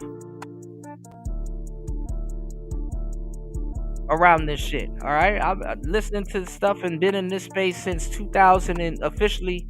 It's really 2000 and 2000. Honestly, I'm not even gonna hold you. It really was 1999, 2000. Business doing half the shit I was doing as a kid. But I've officially been in this space, and I'm gonna say I officially been in this space since late 2002, 2003. And I've always kept an eye on this space. I've always kept an eye on this space. I've been here before the Wall of Silence and all that other stuff. I've always kept an eye on this space. And the only thing that's kept me in this space was because on radio, I used to always hear old men saying, damn, even back when I was listening to Patrice, back when I was listening to everybody, I'm like, damn, you know what? Let me stick around. Because I used to always OGs in my neighborhood and stuff like that. And, I was in all the conversations on the internet. I was in all the conversations on MSN Messenger, AOL.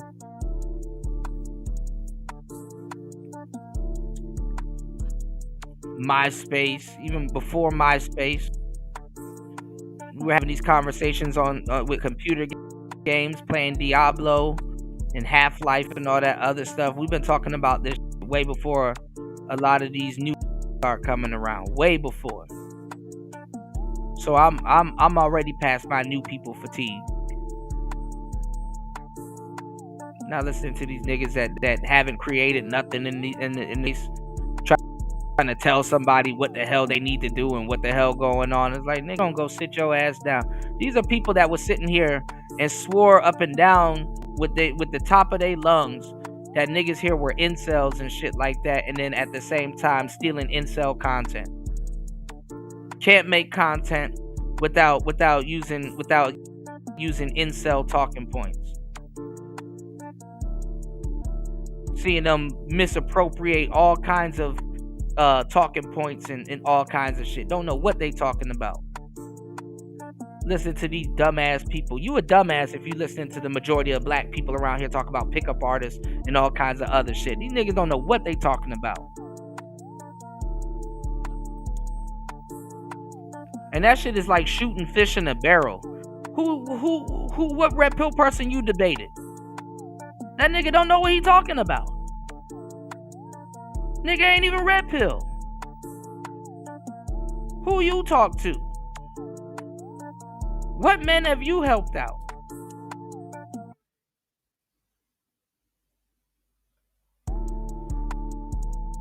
Weird ass niggas, man. Shouts to Beachy. Beachy said, Kuda, I said last night, it's all been overdone, just like burnt steak. No juices left. Who these niggas? UFO said, I was a mod on Tommy's show on Blog Talk Radio, live stream, long before he first came to YouTube. He'll confirm it himself. Right. around 2008. I was over there. Steve the Dean had a show with Squid Dawes and Rosebud, my mentor.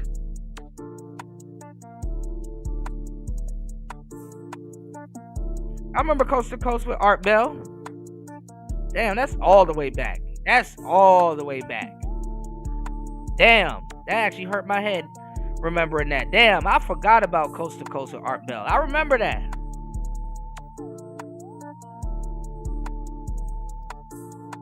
I remember Thug Titian videos, Axe Quasi, Player Supreme.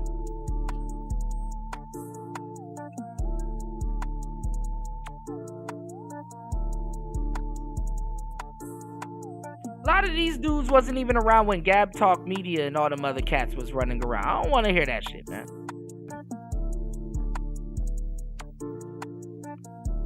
I don't want to hear that shit. And that's the funny part. Even if some of these cats were around,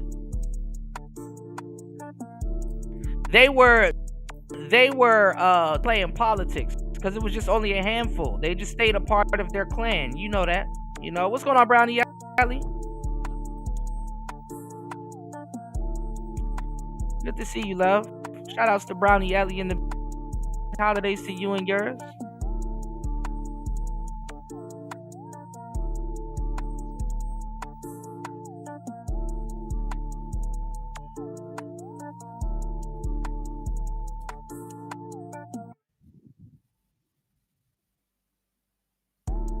Alright, hold on. Hopefully this thing is back.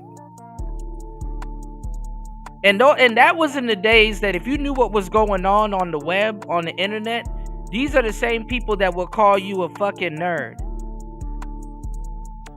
Shout outs to Brownie Ellie in the building. Hopefully you guys can hear me. My signal's going in and out. Happy holidays to you and yours, yes. And everybody here. Please hit the like button, y'all. Especially on the way in. If you already haven't.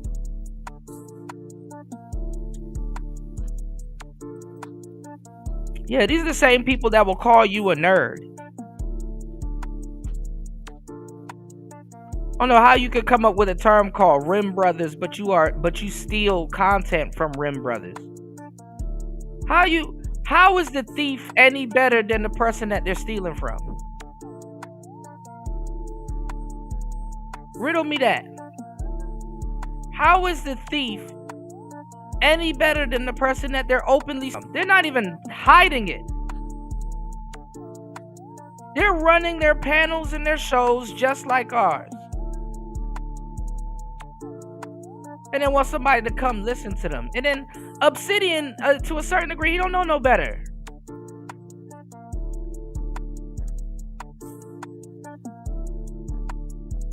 Obsidian don't know no better. He like, listen, man, I got a book I just came out with. I know what I'm doing. But Obsidian don't know no better.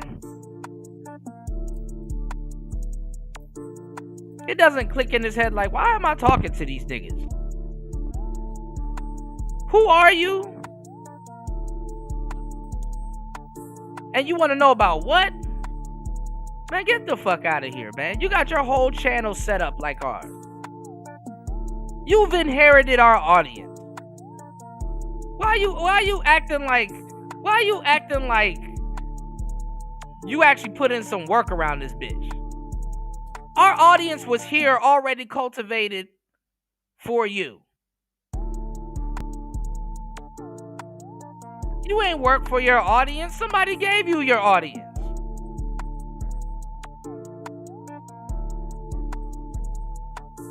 They send me this stuff, so this is coming from black men, and no black man said, see, this is how all black women act. That's not true.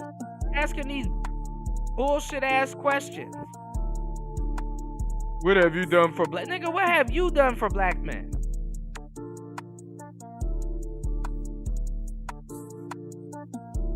No, these people ain't growing no fucking messages. They've been stealing it. See, D Chicago, you've been contradicting yourself the whole time. Right here, you said, I honestly don't understand. You want the message to grow, but you only want certain people to grow it.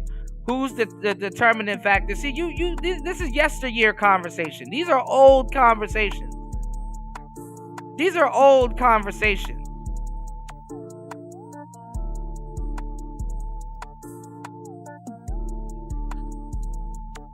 What you're not about to do is come in my house, steal my shit, and take over and act like it's yours.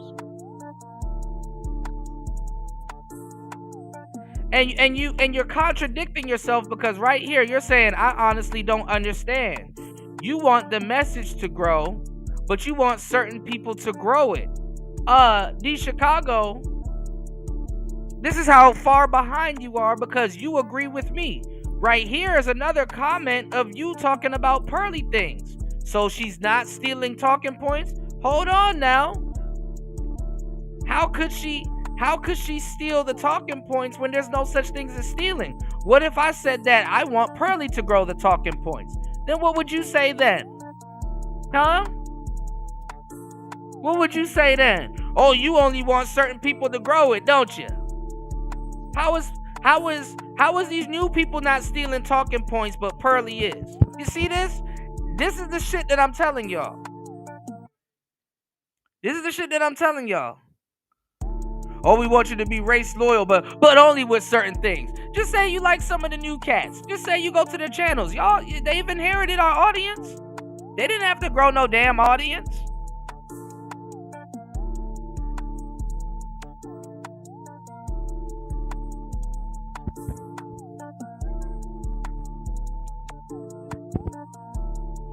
Nah, man, you soup, bro. I just turned you into soup, man.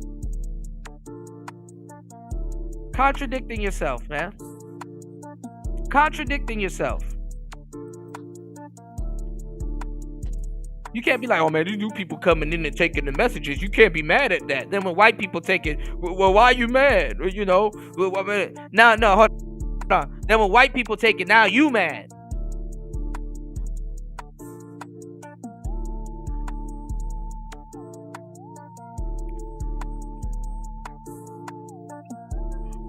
That's the black man's story, not getting acknowledged and shit like that, man. Niggas don't even get acknowledged. Niggas come in and start taking shit, don't even acknowledge the person that they stealing from and shit.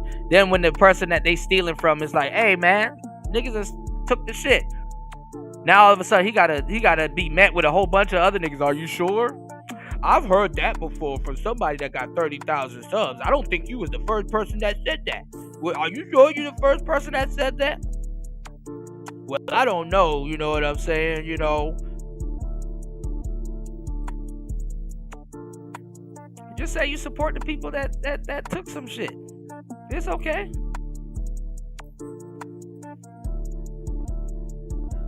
You wouldn't be the first or the last. You don't care, it don't matter to y'all. It's not your intellectual property. You have all the gain from it, you know? Shit. Somebody stole a Rolls Royce and give it to me, and there's some dude out there that's like, hey man, my car's been stolen. You know what niggas will say? Well, he got enough money, he buy another one. Oh, I am following my own logic because I went in on Pearl for stealing too. See? I'm the most consistent nigga in this space. You gonna find out one day though. You gonna find out one day. You gonna find out one day. You can ask my audience. I went in on Pearl to steal, for stealing also. While y'all niggas was running around actually defending Pearl, I was mad for a whole nother reason. You can ask my audience. They was here the whole time. I was mad for a whole nother reason. I was mad because Kevin gave her the same list that I gave him, and he charged her for it, while I gave it to him for free. And she had a studio full of the same stuff that I told Kevin and Samuels to go get.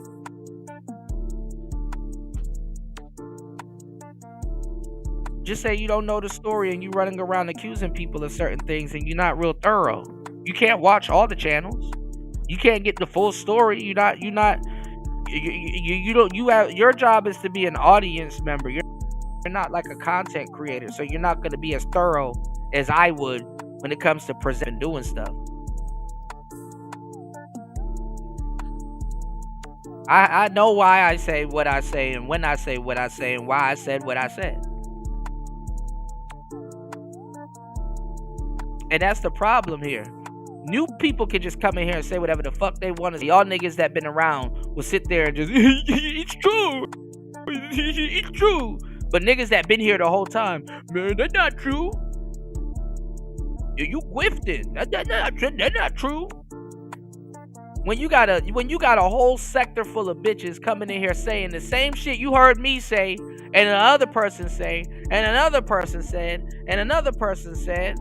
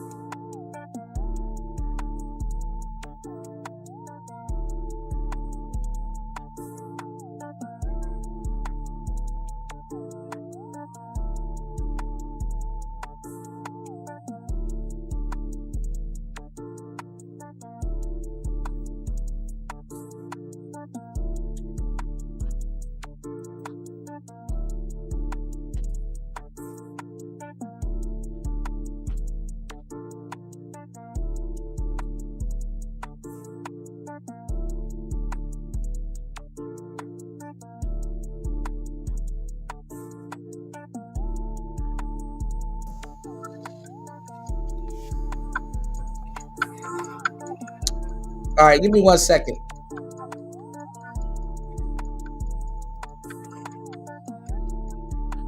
One second.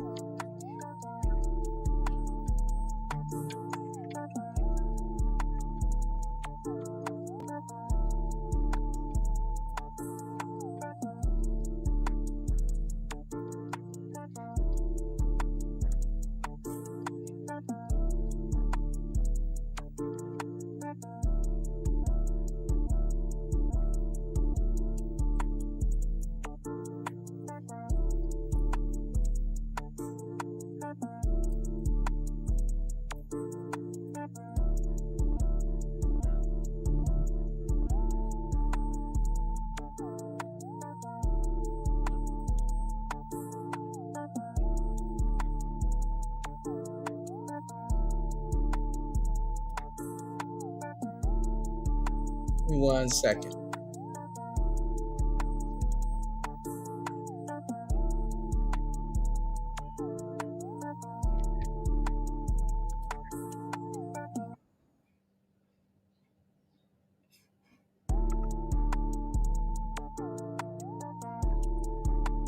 I'm not even gonna argue with y'all today. Media and public policy agenda, and I think that that's a good thing. I think that men's voices are being heard, black men's voices in along with it, and I think those are all signs that the manosphere is growing, not shrinking. Man, shout out to my brother Mumia Obsidian Ali. I want to echo exactly what I said in the beginning. It is an honor to have you. And I do recognize. Hold on.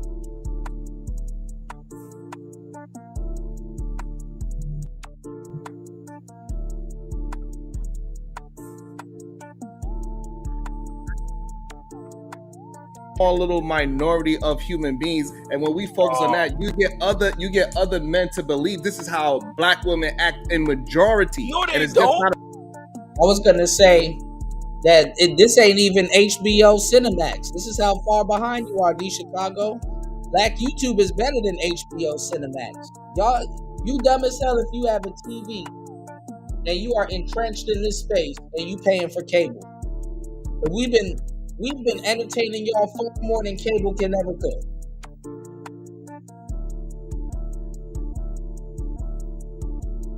Church, let's go. No, they don't. They send me the videos. They send me this stuff. So this is coming from black men, and no black man said, see, this is how all black women act. That's not true. None of those brothers say that. But the way how they move and they project that information that you are pushing out there. How do you know how they move? You never even seen my show. Have you seen my show, sir? Have you seen my show, sir? I did not. I would start. My show, sir. I'm gonna answer you. I did not. This man hasn't even seen the Obsidian show. Not even familiar with who it is. And you know what's funny? Even though he kind of is, it's an actual ongoing joke if you're running around here believing in the big three. It's kind of an ongoing joke if you're running around here believing in the big three. Even they would tell you.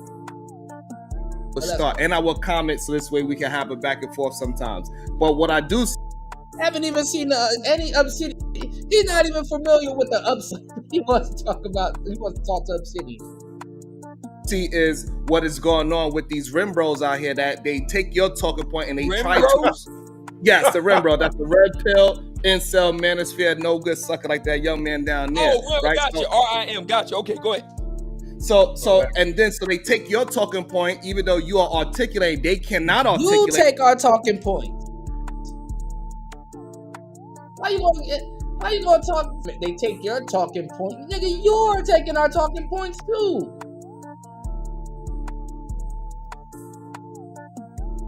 Let's go.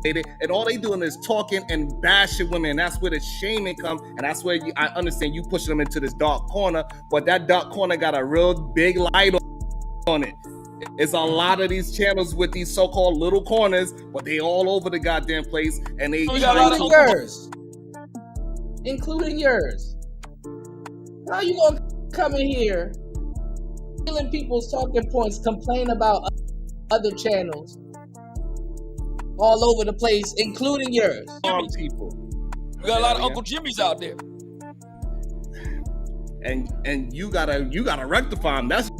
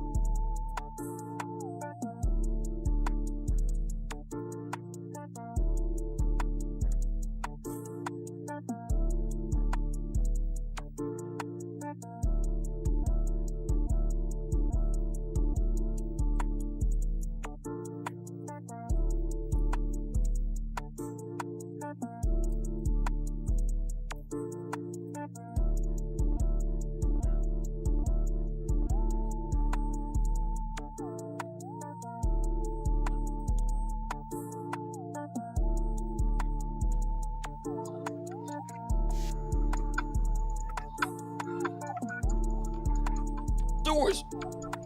Right, and so the problem is they're comparing the alligators to our black women. That's the issue that we are having, and it's just not the truth. We need But people to be more they honest. do eat like alligators, that's for sure.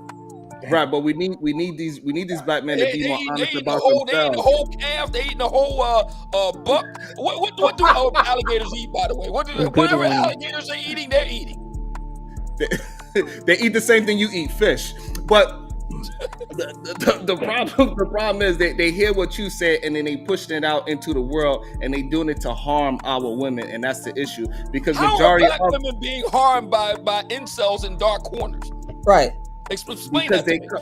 because they are coming out into light and they try to find any woman that they can lash that pain on by So using let me their words. just work with me on this. Work with me on this. So incels, first of all, incels never go outside. You know that, right? Incels never go outside. They're forever online. They're down in the basement. You don't know what he talking about. Vaping, watching porn, playing video games, and saying hateful things about black women. You know that, right? So let's just work with me. How is a NEET, not in employment, education, or training, incel that's suffering disproportionately from depression, from autism? He's in the basement. He's vaping. He's eating Cheetos. He ain't washed his ass in over a week. He's watching Pornhub and all that. God damn. How is it that he's doing any harm to black women out on these streets? Please explain that to me, Sharon. So he's absolutely doing harm. When he go outside, he is doing harm because he looks at women. But he as how doesn't you- go outside. That's just it. Incels don't go outside.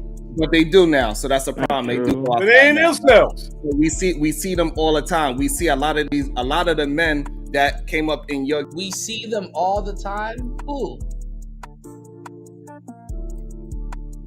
Use their own words against them. We see them all the time. Who?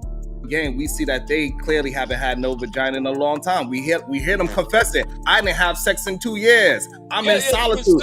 Why is everything based around vagina? Just as horrible as the woman.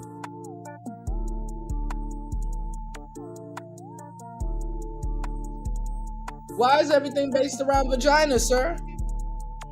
This man is goddamn cigar right there. Half of young black, not just young black men, half of young men in the United States, period. 45% of them are just talking about this in this book, Notes on Being a Man, Scott Galloway. He talks about this in the book. 45% of young men under 30 have not approached a woman in a calendar year. And this is the effects of the manosphere. The manosphere is the ones that got these young men afraid to go outside and communicate with human beings. Now they're afraid to go outside. But you said you seen them outside. Bro, you could these people are so new here. You could just suffocate them with their own words. You just said that they were outside, but now they're afraid to go outside. How is it that we got them?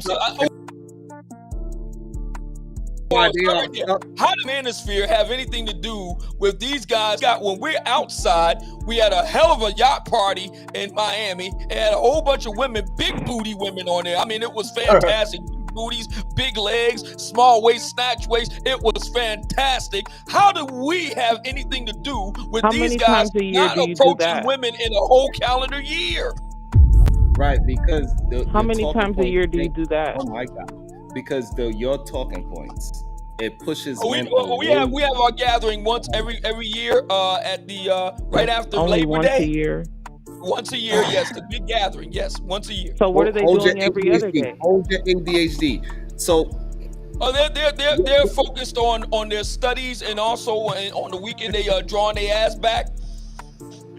Go ahead, Sharon. Go ahead. So your talking points, what it does is it gets young men to stay away from women. They actually afraid to approach. Y'all not giving. Okay, so then they're not around women. What's the problem? Like, these people don't know what they're talking about. Are they around women? Or are they not around women? It's harming the women. Well, they're in their basement and not doing nothing to women. No, but they're outside. We see them. I thought they were inside in their basement, not doing nothing to women or around women. How is this harming women? These people just lie. And what's one of the talking points you've heard us say in the manosphere for the longest time? Go outside and touch grass. So again, how are these people around women to harm them?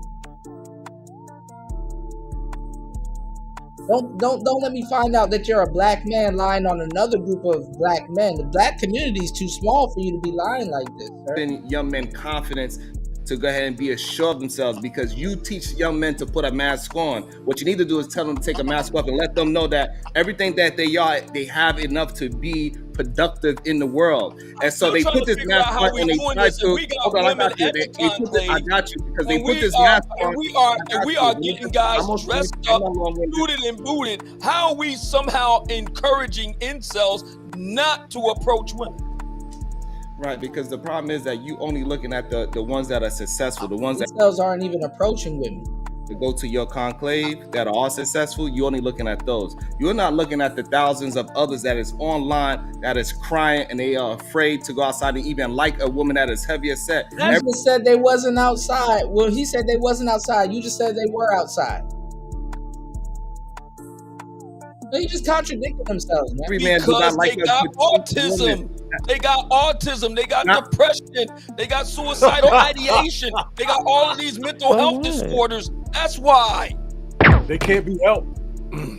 They still need help. So, shout out I to have Q I'm Butter. sorry. Shout out to Q Butter in the building, man. Good day, Q. Welcome to the panel. Right quick, Obsidian. So when did you guys first have your first conclave meeting, like your gathering? When did you guys first congregate? Early December 2021 in Atlanta. Okay, so a few years ago, right? At the Westin Buckhead. Okay. In Atlanta. So before you guys initially congregated, like as far as proximity and being physically in the midst of one another, right? You are online, correct? That's right. So how did you sort through who was the incels and who wasn't? Is it just because they came so the slate was clean and they were no longer incels? No, absolutely not. Incels meaning you're not getting laid. And we don't have any incels there. Well, first of all, incels can't attend the conclave because they broke. They don't even know what an incel is. These are just words that they heard on the internet that they got from us that they're just throwing around. They don't even know what an incel is.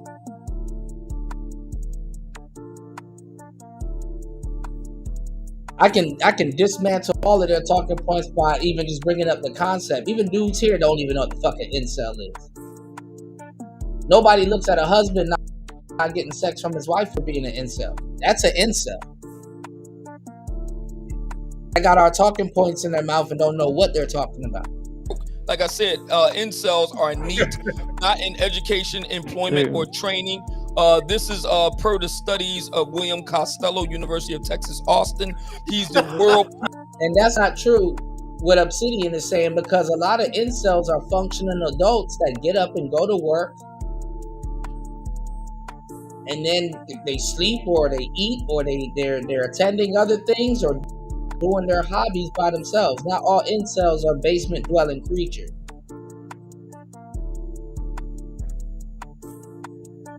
Let's go. Of incels, you can look him up. He's all over YouTube. You can look him up. He's done excellent work on the incels. I'm sorry, can I get the name again? William Costello. Okay. Yeah. You're not about to go look that shit up. These people are lazy. You're not about to go read no fucking book. You're not about to go look that shit up. And as far as our process for the conclave, we have a very rigorous screening process. There's a dress code, and it does cost money. Okay, and right quick, I'm gonna let you guys move on. My last question. So with this rigorous screening process that you guys have, because it seems that health is a big priority for you guys, do you guys request like full blood panels to be submitted? What the fuck are you talking about?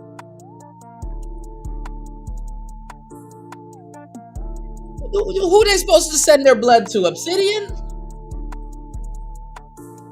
What are you talking about?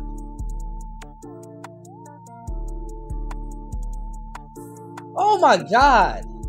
To make sure that people are really living up to the standard that they claim they have. We passing our blood around in these spaces? What are you talking about?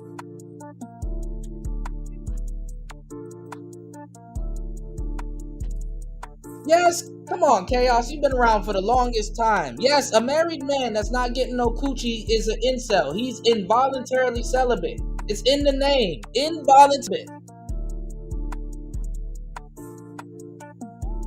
See, that's space. Everybody's not on the fucking on the fucking same page. This shit is crazy. In regards to health. A matter of fact, happy holidays, man. Interesting you asked that. We're going to be going to Las Vegas next year, and one of the things we're going to be working on is healthcare screenings, STD prevention and things like that. So that's something that we're going to be looking into next year. Okay, that's pretty awesome. So I would imagine, like, if these guys are incel and not having sex, why the hell would, you know what? Good God Almighty. you guys would be like high blood pressure, high cholesterol, all the. Yeah, nobody thinks about it like that, Chaos. Nobody thinks about it like that. And women been getting off on it for a long time. Some women know they putting their husband just to see what he's gonna do. Let's go. That sometimes are prevalent amongst Black people. And if you mess up, if you fuck up and start cheating or showing any type of infidelity instead of discipline, that's your marriage. Not just Black women, correct? That's right. That's correct. Awesome. Thank you, sir. Shout out to Q Butter. Q Butter, what's your thoughts, bro?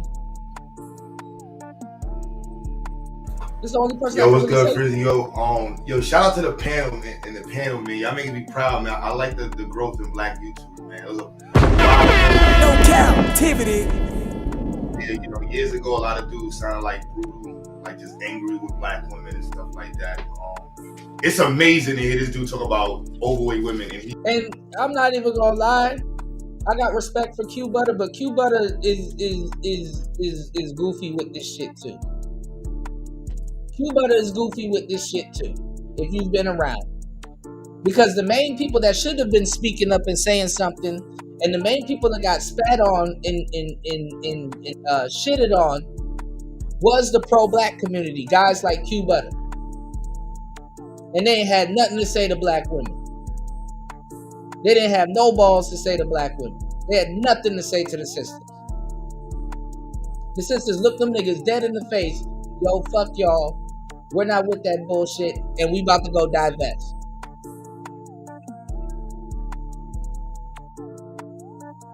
He ain't had nothing to say to Cynthia G. He ain't had nothing to say to none of them.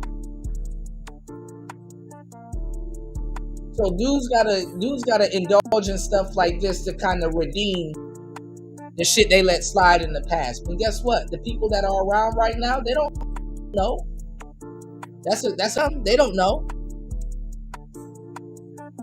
They don't know how goofy y'all niggas was back in the day. And y'all gonna be in the red pill space anyway.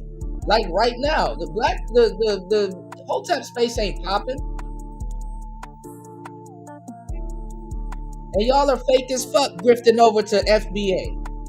Let's talk about it. Let's go. He's literally overweight. Like, bro, you need to take the time to get this shit. It's crazy. You're literally overweight. It's crazy. You've been talking about overweight women, and you're an example of an overweight. Okay, so what happens? And this negates it, because guess what? Black women do have a weight problem.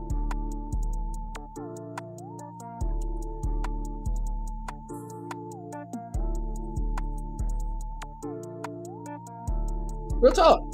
So what happens, Q Butter, is when you point out a fact, you don't countermand the fact by saying, well, what about them? So that's whataboutism. Either what I said is true, or either what I said was true, or it's not true. So it's what I said true. Yes or no? The only fact that's on the screen is that you are literally overweight, and you can see. But that's irrelevant. It's what I said true. You got a button up on, a sweater, a cardigan, and you can still see your man breath. Now you're doing that hominem. You can still see your man breath. I know that your mom was fat. I get it. I I'm get just it. I saying. understand. But that's not my fault. Now you gonna That's long not my joke. fault. Let's not bring in family members. Going in on your mom for being fat. That's not my fault. Let's not bring in family It's like bro started off with ad hominems.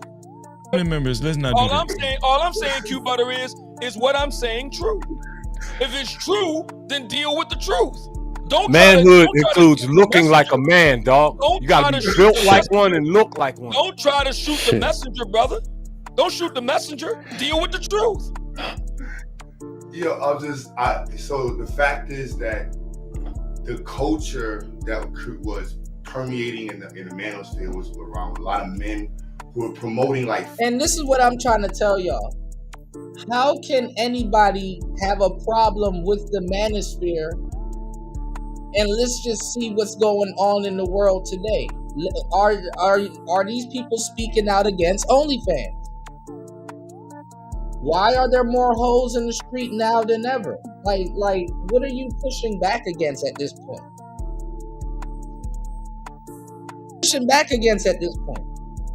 So you're okay with women? You're okay with women resorting to selling their bodies? That's okay with you. You're okay to. So if your daughter says, "Hey, you know what? I want to sell my body online," you're pro that. Okay. Fox 5, anecdotal, just non-sourced information that was just going nowhere. And then talking about building black men. We're not talking about building a community up.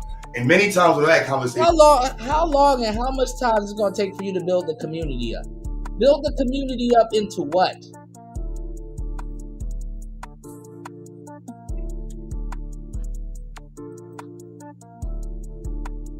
So here comes this bullshit race loyalty argument. What's going on, JR?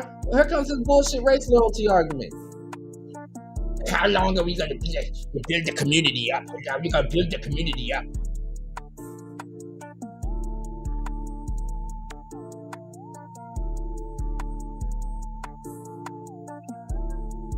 How can you just skip over what women are doing right now and just go straight to the men?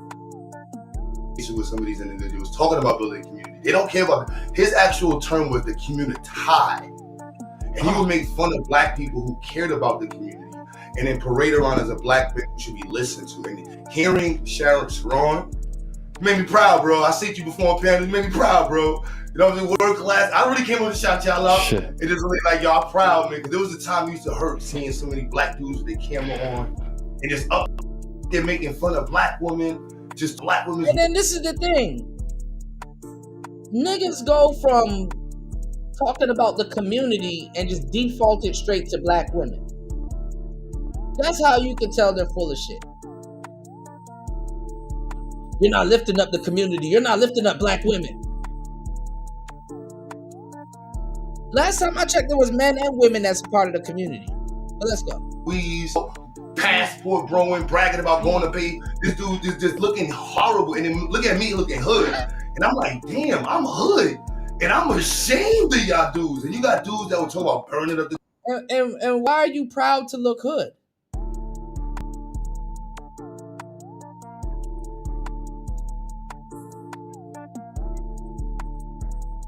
You got me looking hood. What the fuck does that got to do with anything? Jesus Christ. Community, whole lawyers and people with businesses talking about burning the black community, just leave the community. And then dudes making just the most homosexual based arguments. I don't know how, you know what I mean? And it's something like Chicago, you sound stupid. How does dads not seem to care that their daughters are porn stars? Your girlfriend got a hold of your phone again, man, and this is doing a horrible job. Let's go. Like throwing it in there.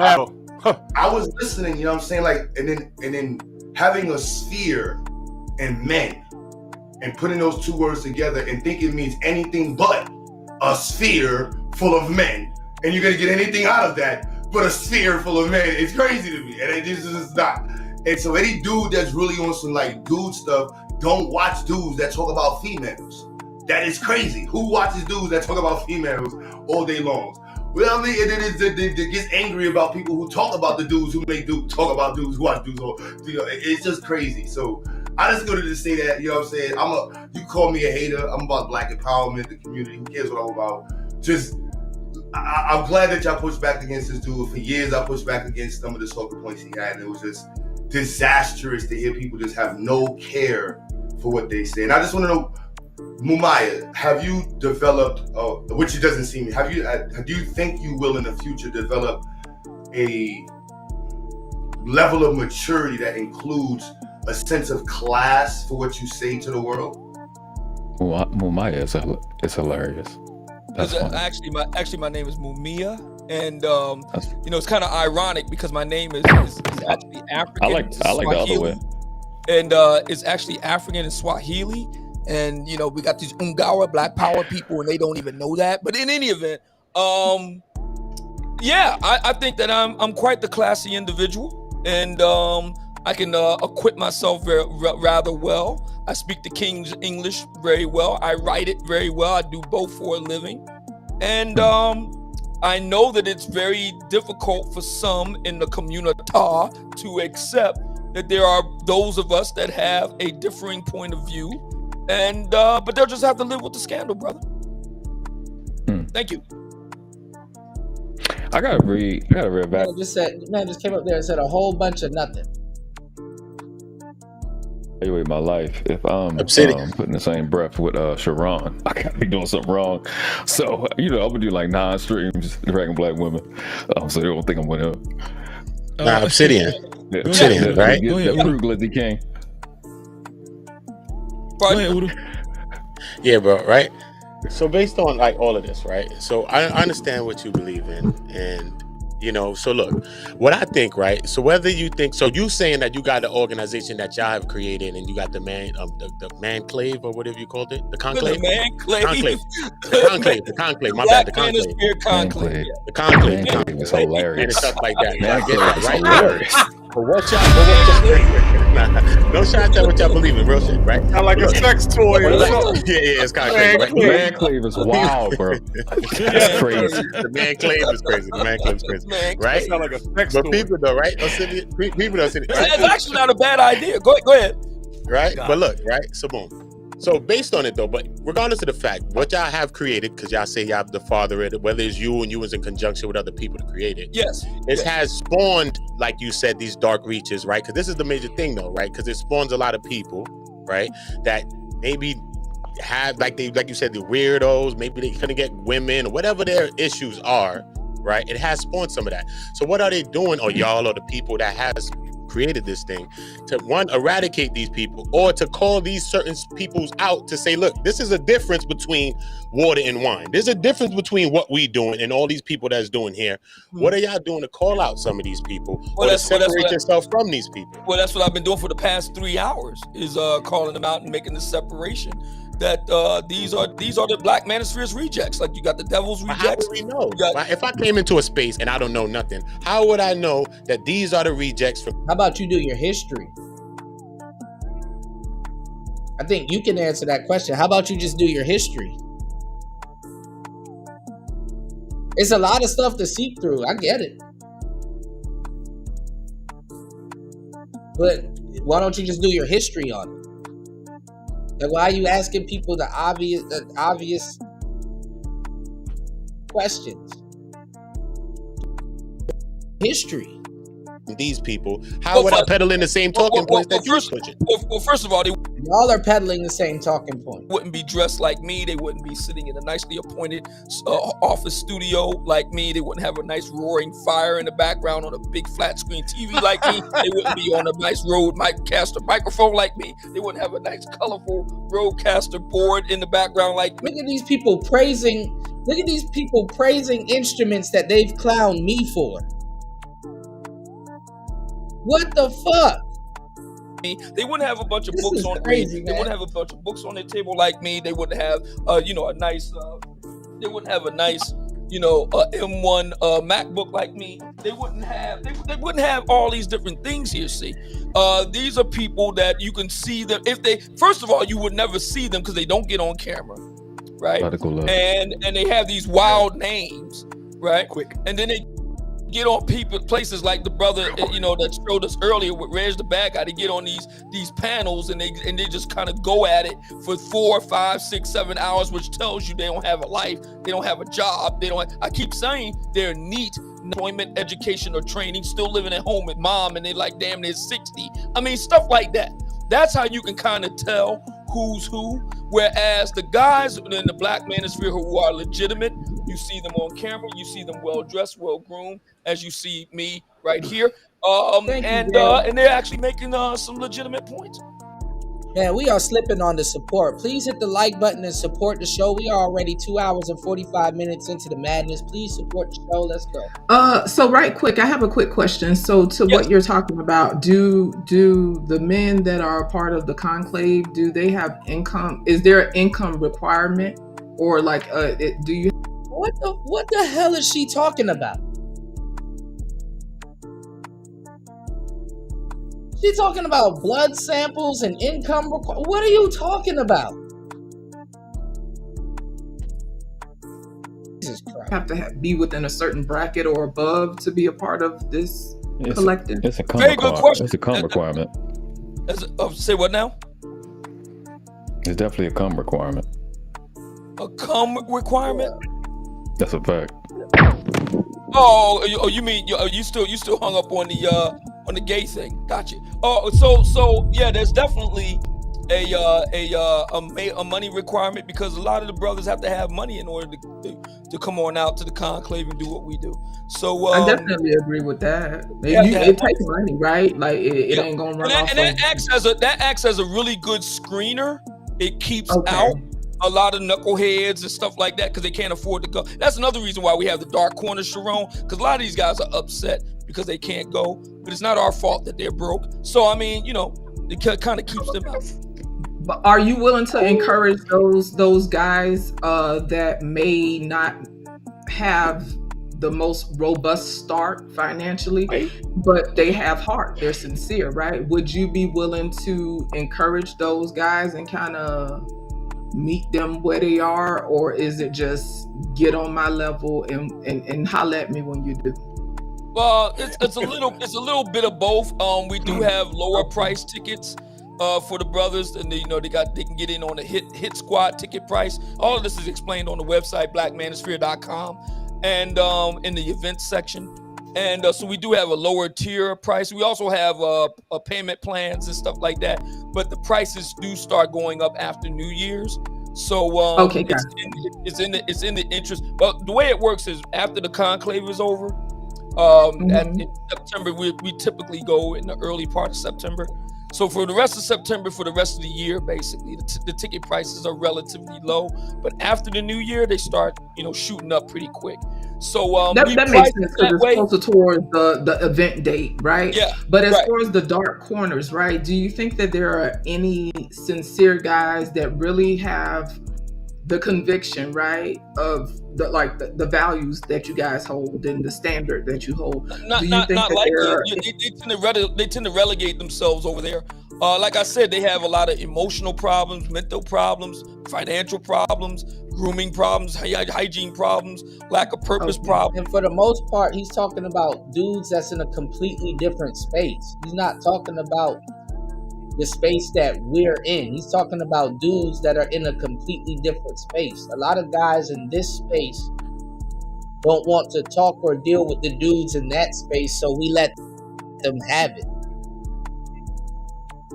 So those dudes that's in the quote-unquote black pill space, those are not real black pill dudes. Which I was saying earlier. Those are dudes that literally just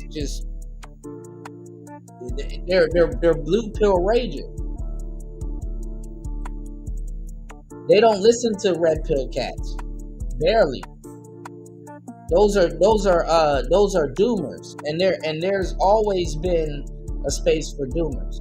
All right. So they have problems that extend beyond the conclave. These are people. So that's a completely different space, because the people that go to the conclave, they gotta learn. They're gonna be in the tech space.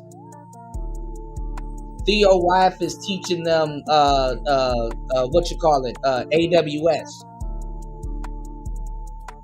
So that's really what it is, you know. So they might have a couple of manosphere discussions, you know, good to meet you guys, you know, tea and stuff like that. And then there's a whole segment there where they talk about getting their money up and their finances, being able to travel and all kinds of stuff. And then Theo puts them on to AWS, which is a cloud-based software and stuff like that. Basically, it's in the tech industry, which is always going to have a use because cloud-based software is the biggest thing going right now.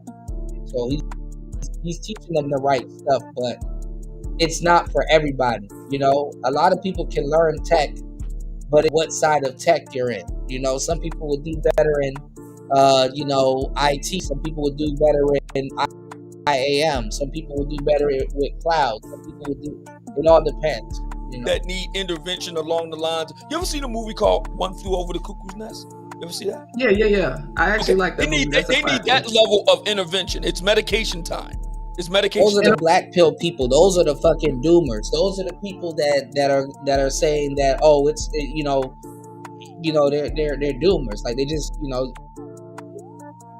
they're just sad niggas all the fucking time. You know, oh, it's never gonna work for me, or oh, I need to look like a Chad, or I need to BBL my legs. Oh, I'm not built like Chad Brown. Oh, I'm not. That's what that shit is. Those people aren't black pilled at all. That's not the black pill. Of course, right? Those are not. They need a level of support that you can't offer, right? Which correct. is totally understandable. But we're not sanitary. But do you think there might be a few specs? And the funny part is that the people that's asking you, what the hell are you doing? They're not over there helping those guys. They're not even willing to go talk to those guys or help those guys. So I don't know who they talking to. Here and there in these corners on the internet that really do want to be a part of this and have the heart. And first of all, being in the red pill space, invading our space because they don't have no space. They don't have no space of their own. Why are you telling us that we need to be the saviors for dudes in the corners of the internet? And then saying that, oh, well, they're using your rhetoric. No, they're not. Doomers didn't exist with the man. It didn't start with the manosphere. So how you gonna barge in somebody's house, copy them, and then start complaining and talking about what they're doing and who they're talking to? How you gonna tell us to help out the people that you were calling us? I was saying dudes were incels and stuff like that. And not even no apology where it's like, oh, so that's not y'all. Oh, okay. Oh, y'all tried helping those dudes. Oh, that's something completely not. My apologies. Let me shut the hell up and learn. No, just more goofy questions that y'all don't care about. The sincerity just not there financially. We would have gotten them by now if that were true. Okay, so you feel like you would have reached them by now, and like y'all would have connected. They would have already showed up at the conclave 5 years in by now. But what if they didn't have the finances? Is what I guess. If they ain't got it after 5 years, they ain't gonna get it. If they ain't got it after 5 years, they ain't gonna get it. Oh, okay, understood. Thank you. Yeah. Do we have any money, Freezy? There was a void. My bad. My apologies, Reese. We need to get to the money. Thank you. Hold on 1 second. I was trying to do something. They didn't hear it. They capitalizing off of other people's efforts. I still gotta say, hey, hit the Cash App. There's the Cash App scrolling right there at the bottom of the screen. New people come in, they automatically get paid. Let's go. Here we go, sis. Here we go. Super chat. Shout outs to Freezy though. I like Freezy. All right. Shout out to Tommy B with the $4.99. Let's go. Go ahead. No, Reese, just go ahead. for the record, right? I never lost composure. I just don't like being cut off because I'm grown.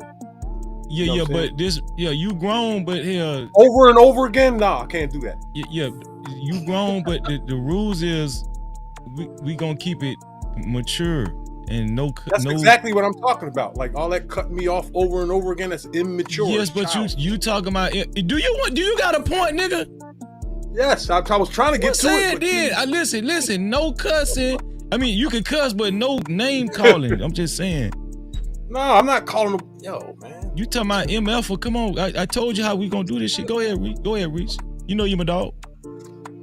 There's nothing wrong with wearing suits, right? But I was curious to how often, according to people in the manosphere, how often do you think a brother should wear suits, and how does that benefit them when it comes to meeting women, like just out in public, not situational, just walking around? That depends on the individual brother's lifestyle, his occupation, his own form of expression. Some brothers only do it a couple times a week. Some brothers only do it once a week. Some brothers only do it every other week. Some brothers do it every day.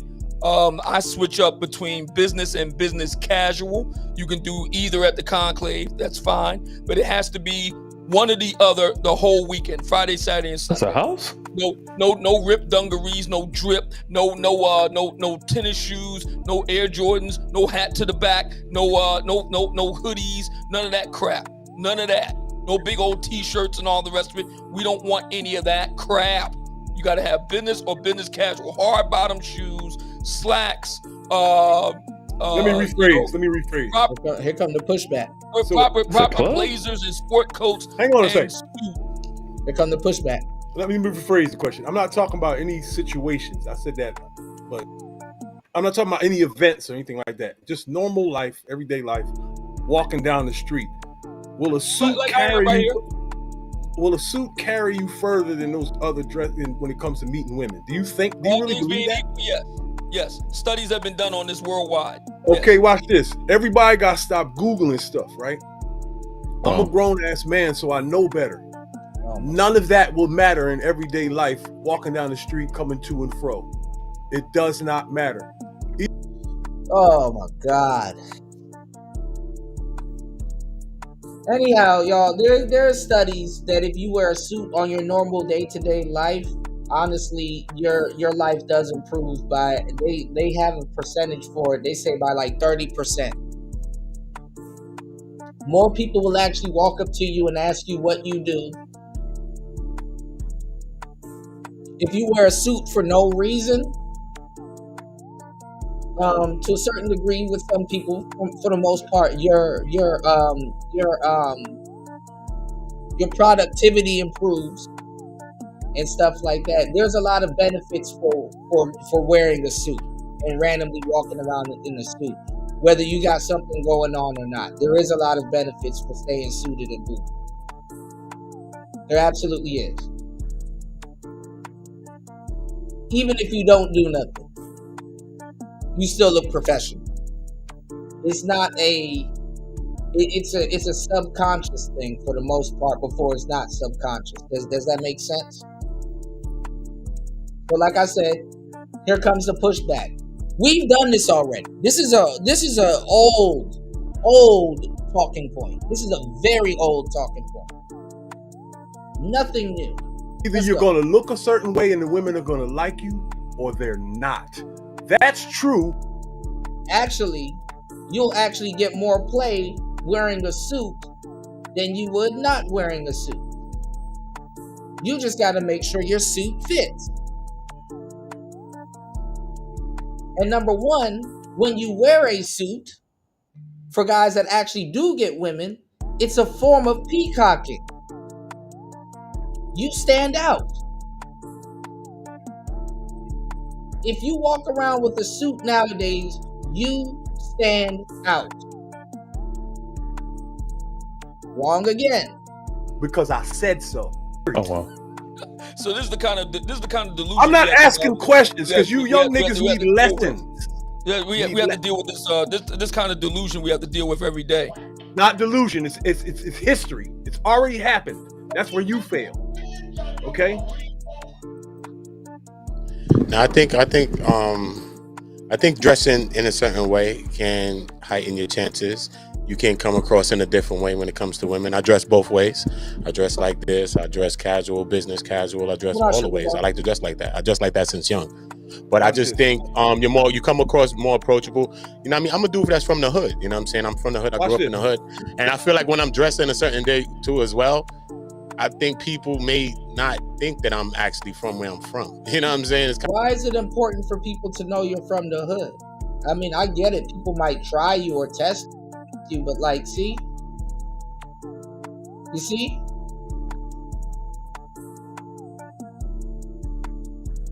And that's the problem with black people. Everybody wants to talk about productivity until you start talking about productivity. Everybody wants to talk about success and looking good and stuff like that until you actually start talking about success. And to a certain degree, I gotta agree with Obsidian on this one, just due to the people that's around them. Why I gotta wear a hoodie? I mean, why I gotta wear a suit? You know what I'm saying? I mean, you should know I'm from the hood, and you know what I'm saying. I'm from the hood, and you know what I'm saying. In the hood, you know, I'm from the hood. You know what I'm saying? Because you know, that's not gonna work with me because I'm from the hood, and I need to let people know I'm from the hood because that suit.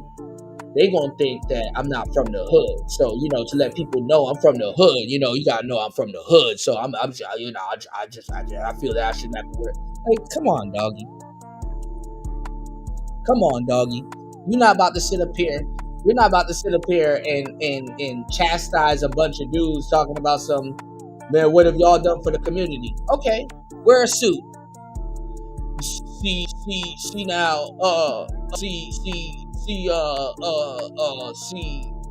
I'm from the hood though.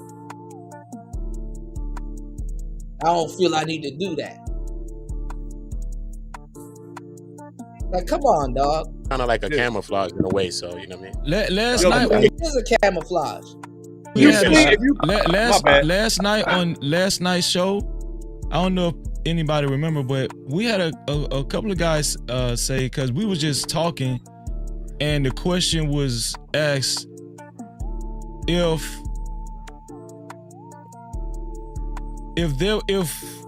they had a choice to have a top stylist who was queer,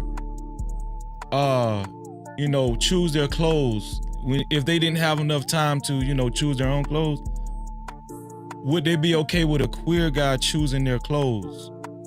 Yeah. A few guys said yeah, because they said, you know, a few guys said yeah, and it was like, hey, you know, queer guys can dress, why not? I'm telling you, I ain't gonna call no names. I'm just saying, you guys. I'm gonna fall back and I'm gonna see if I can find some humor in this, because I think I kind of get where the brother was going with that. I mean, in all actuality, no matter how you feel, nobody dresses better than gay dudes. I'm a bartender and I know that, dog. That is a fact. All right, so I'm gonna fall back a little bit there, but listen, man. God damn it, man. It's not about gay people dressing. Gay people, they kind of dress more, I wouldn't necessarily call it flamboyant, but they have more of a fashion sense when it comes down to certain things. They know how things fit. They know how things should look. They're a little bit more pristine. And yeah, they might have a higher fashion IQ, but straight men know how to dress. Like, it's not like a whole, hey, I need somebody from that side to dress. No, because things are going to fit. It's going to look more clean and get why some of the guys will say yes, but like this all goes back to peacock theory. Y'all don't even know about no damn peacock theory. It all goes back to peacock theory. Walking down the street, as long as you clean and put together, right? Having a suit on is not going to give you an edge over the other guy that's dressed another way, just in everyday life. It's not. It can. Doesn't necessarily mean it will, but it can. Women like what they like, and the suit is not going to matter. If you 300 pounds and got a suit on, you not bagging what I bag. Period. That's not true. Period. 2 words. Rick Ross. I don't know what's going on. If you got that fat back on the back of your arms like a chick and all that. And I got the horseshoe all cut up with the wife beater on. No, dog. Two words, Barry White. What's happening right now? What's this shit Nah, going them on right dudes is now? rich. Them dudes paid millions Why this for happening? White. They didn't get it organically like I did. Are you out of your mind, dog? 2 words, Barry White. So No, I he think got his off the strength of we're not going to major in Barry White. So I think that is insane that we believe. And Sharon wears suspicious sweaters, man.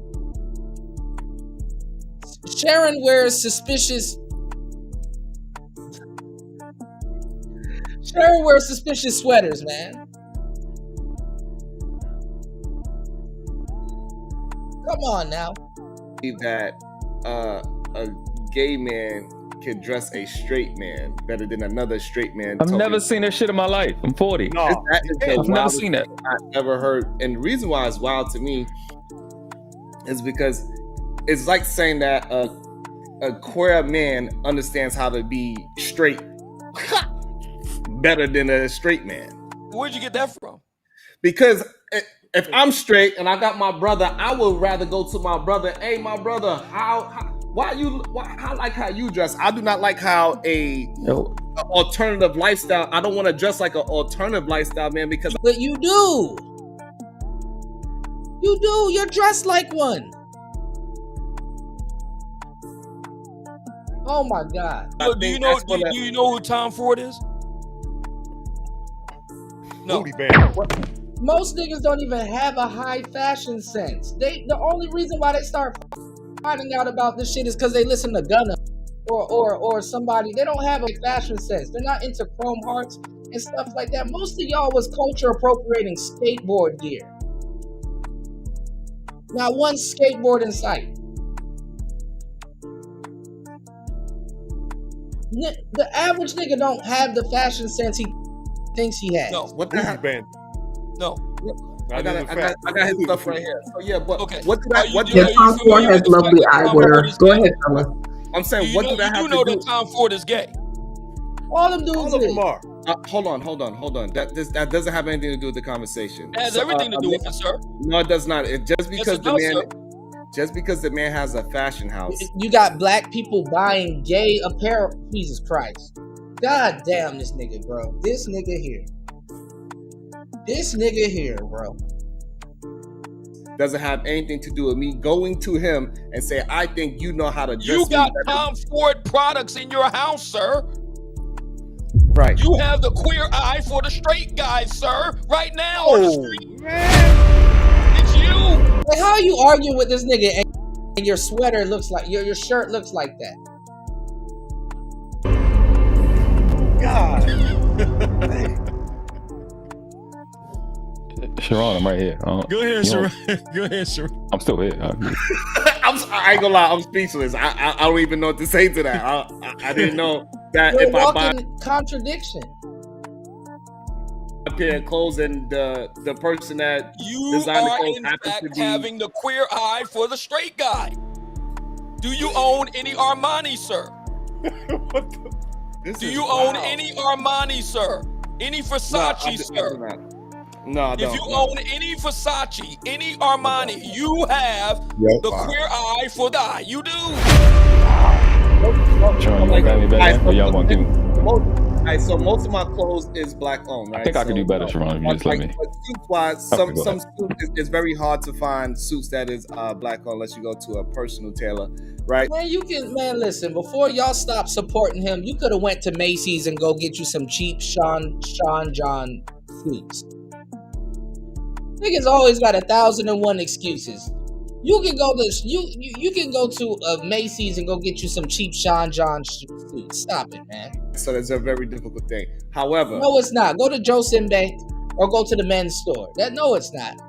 Me buying a suit off the rack has nothing to do with having a queer eye for a straight guy. If you're buying Tom Ford, yes, it does. You do indeed have the queer eye for the straight guy. That's crazy to me. Y'all just let me know it's my turn. Hey man, it's like talking to kids, man. Can I get back to the? I wanted to still know, like, so as in. And the funny part is that they pick and choose what content they want to steal. or what they've heard. Overweight individual. Do you have any advice? Do you have any advice for women? Because I also know that I think you're crippled as well. So sometimes women cannot deal. Some women cannot be able. Some women have shapes that they may not be able to deal with, deformities as you have. How do you? What advice do you have for people who are also crippled, who are also overweight, and how do they find the confidence that you have? It doesn't stop them from getting a suit, and now this shit just turns stupid. Let me tell y'all something, and I know this before even I start teaching and stuff like that. When you're somebody that's around kids, you become a kid. When you are around children all damn day, you become a child. Keep that in mind.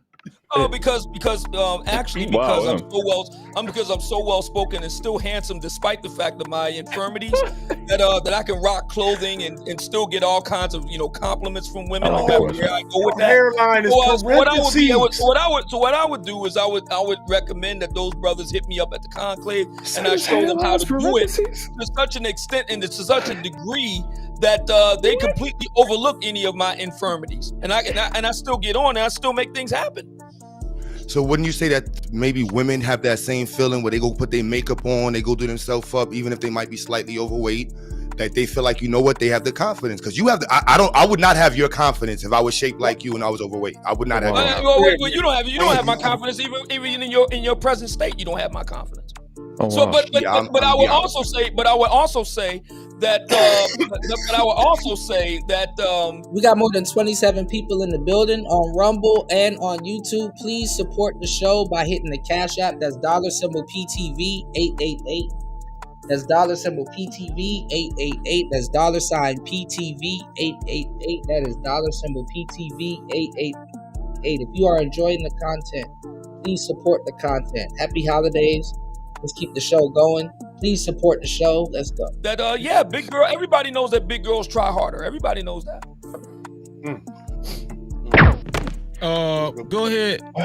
Go ahead, World Class. You said you had a better argument. Go ahead. I wanted Sharon to bow out. Me personally, I thought Mike could do better because he was getting cooked. But the thing is, if your argument is that women are doing as horrible as they're doing because they're conforming to society's woes, then you conform yourself to Tom Ford and other homosexuals. How you different? Am I different? Is that the question? There was really no question. You said, am I different from black women conforming to roles? Conforming to social pressure, just like the women are, to be whores, to be non-traditional. I don't think they're conforming to social pressure. I think that there are women all throughout time immemorial who just whorish. That's all. They're just hoes. That's just their nature. So it's no more is breathing, right? Yeah. There's no more is breathing, is what you're saying. Oh, so do you have a bunch of streams about you breathing? No, absolutely not. I have no problems breathing. So you don't think it's no more is breathing, do you? What? Being a hoe? Yeah. For some women, yes. Wow. So do you have some streams about you breathing? That's a fact. Do I have some who about me breathing? Do you have some streams about you breathing? Do I have some streams about me breathing? No. Yes, video content. Okay, so you don't think it's as normal as breathing, do you? Well, I don't have any streams about Converse Sometimes. sneakers, but that doesn't mean that I don't wear them, sir. I don't think that you think that these women they've been the same since the beginning of time. I don't think that's what you've been. Well, I don't believe that. The Bible prescribing. believes that. The Bible believes what? that. What is the argument? Like what? Oh, so the women was wearing lace fronts and getting child deletions always back in the Bible? That's what you're saying? They've been wearing hair appliances. There's no difference. They've been wearing hair appliances back to the days of Ramses. You know who Ramses was, right? There ain't no proof of that. Oh yeah, there is proof of that. There's actually. Yeah, what's that? What is so you're saying they know? It's called a headdress. Like they've been swapping hair and headdresses and stuff since the beginning of time. Like, come on now. Your position now is that the women have these are the We Was Kings niggas. They've just been exactly the same changes. Yes, that's what you're saying. Human beings have largely been the same for at least the past. I didn't ask you about human beings. I distinctly asked you about women. Yeah, well, women are human beings, are they not? Women are human beings, are they not? Yeah. Yeah. So I didn't ask you about human beings, did I? But even back then, But you women asked still about chose women, and men. women are human beings. But even then, women still Christ. chose men based off their physical abilities. Do you You think see the women back difference? You see then? the difference, Sharon? You see the difference then? Strictly. I mean, back then, do you So think back then women would have chose you based with your like being a cripple? They would have looked at you as somebody that may never been able to Not only would they choose me back then, they choose me today. I've been with my lady for 16 years. How long have you been with yours? But the woman that you women, that isn't she overweight as well? No, she's actually very tall, 5'10". But she like 350. No, she's never been 350. What the? That ain't Never. cool, though. Never been 350. This the leader. But did she want you before you was on YouTube and you was crippled, or did she? Not only did she want me before I was on YouTube, she wanted me before I started becoming a writer too in 2009. So you're currently still with this woman as a cripple? Right now. So how long have you been with your woman, Q Butter? But you said earlier that you were single. But earlier you said you were single. I am single. That's a marital designation. Oh, you're single, so you're not in a relationship with her? He's not. You said earlier that you were single. You went into like this whole like, what's it? What he said? He said barbarian or some kind of like ancient Babylonian whores. Yeah. Not barbarian whores. Babylonian whores. Babylonian. So you. It's cool. Babylonian barbarian. So you're into whores, but you have a wife. I just want to be clear. Or you don't have a wife. No. So you have. So you have 16. I just want 16 years. No, you have. I really don't. I just want to know the 16 years. I just want to be clear. You want to know the 16 years. You want to know the number one. Bro, man. Bro don't know how to listen, man. That's black people's problem, listening. Demographic of hoes is married. No. That, right? No. The 16 years that you were with her. Right? The number one demographic of hoes is married men, right? You know that, right? So married men. Yes. So you're saying that hilarious. The number one demographic of OnlyFans are married men. The number one demographic of seeking arrangement is married men. The number one demographic of Ashley, what's the name of that? Ashley Madison is married men. All of these are married men. And this is old information. Not single. Why? But earlier you said you made it, you professed as if you were single and you was this dude having this great life at 60, but you're still with the same overweight woman. Well, and you're first still of crippled. First of all, I'm not 60. Number two, I'm not with an overweight woman. And number three, you don't know a joke when you hear one, Q. But that's the problem with No, but that's when we clear. You are crippling overweight though. But you are crippling overweight. You said that already, bro. Said that already. One of which you were born as. You got to stick up your ass all the time. You don't know a good joke when you hear one. That's gay. But pause. We say pause to that. But I just want to be clear. No, it's gay to you. No, you got it. But there's two things that you did not say. Two things are a fact though. One of them you chose to be overweight. You were born a cripple, but you couldn't do nothing about being crippled. But being overweight as a black man is unhealthy. And you're on TV, and you're talking about women's weight, and you're not saying. You said this already, bro. In the example as a black man who's a leader of this conclave of women. men. It's not my job. It's not No, my but job. I'm saying for men. I'm just saying for men. But all right. So do you see that in the future? Are you looking at me? Are you gay like that? I'm not looking at you to see how. I'm just stating you. If you hear somebody talk about women, if you hear somebody bring up weight, like if you bring up somebody, if you bring up cars, I'm expecting you to drive a nice car. I'm just saying, if you bring up cars, I'm expecting you to drive a nice car, bro, and your car looks pretty shitty. I'm just saying, this is because like you've been talking about cars all the time. Women's cars look like this, women's cars look like that, women drive like this, and I'm looking at your car and it looks kind of like. What kind of Honda is this nigga? All right, hold on. So let me. So City, you. But this ain't. Come on, that's not a real conversation. Let's just move on. No, we're not going to move on. No, we're not going to move on. Go ahead. Your logical reasoning sucks. And this is the reason why your school sucks. You're going to turn out bad students. Because I make a claim that you don't like, and you look at me and say, well, look at you. That's not good reasoning. That's ad hominem against the man, not against the claim. You don't even know what ad hominem means. You're saying, look at you. That's ad hominem. You're saying at two, that's a logical fallacy. Is the claim valid? Black women have a weight problem. True or false? True or false, Q Butter? Can you please share your source? Oh my God, yo, U.S. Census. Yeah, y'all might want to take your kids up out of that school, y'all. Y'all might want to take your kids up out of that school, y'all. I salute a black brother in his school, and I gave Q Butter his props, but y'all might want to take y'all kids out of that school, man. He got him right there. Nigga said, "Can you cite your source?" Nigga. Nigga.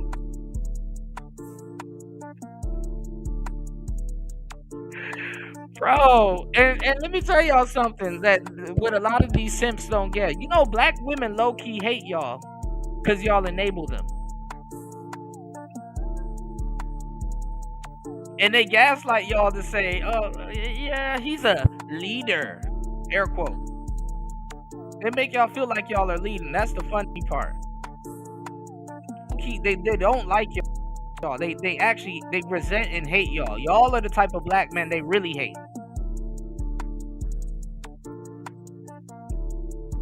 Can you cite your source, dude? Blackdemographics.com, Boston University Black Women's Health Study. Shall we continue? I'm just saying, no, that's... He doesn't even care. He didn't even go look for it. He's just taking his word for it. He doesn't even care. So the reason why I asked you that is because that means that you have the ability to read about women's health, but you skipped over men's health, and you're clearly suffering from weight. I'm just saying, you're... How you trying to skip to men's health? No, you asked him about women's health and asked him to cite his sources, and now you're skipping the men's health. Moving the goalpost. Suffering. You should have took the time to read about men's health. Why are you about women and you're clearly suffering? And let me tell you something. That's an old talking point. You can't say anything about black men's health. Both black men and black women are dying from high blood pressure because of their diet. But in reality, black men are some of the most fit people on the planet when it comes to sports and athletes. Black men are some of the most fit people on the planet. I would be worried about my health. If I had a fucked up leg and was overwhelmed, I would not be worried about women's weight. Claim valid? Yes or no? Bro, it's telling. What it is telling. Is the claim valid? And that's the problem with the pro-black community. They're stuck. They've been stuck for the longest time. Them niggas are stuck in the 2000s, early 2000s. Q Butter's still dressed like Aguilar. That's an inside joke. You from New York, bro? That joke is that joke is gold. So let's go. Nigga, Q Butter still set shirts. This nigga still wearing the Pele jackets and shit. I know it's coming back, but damn, no, he got the real shit. It's telling. Yes or no?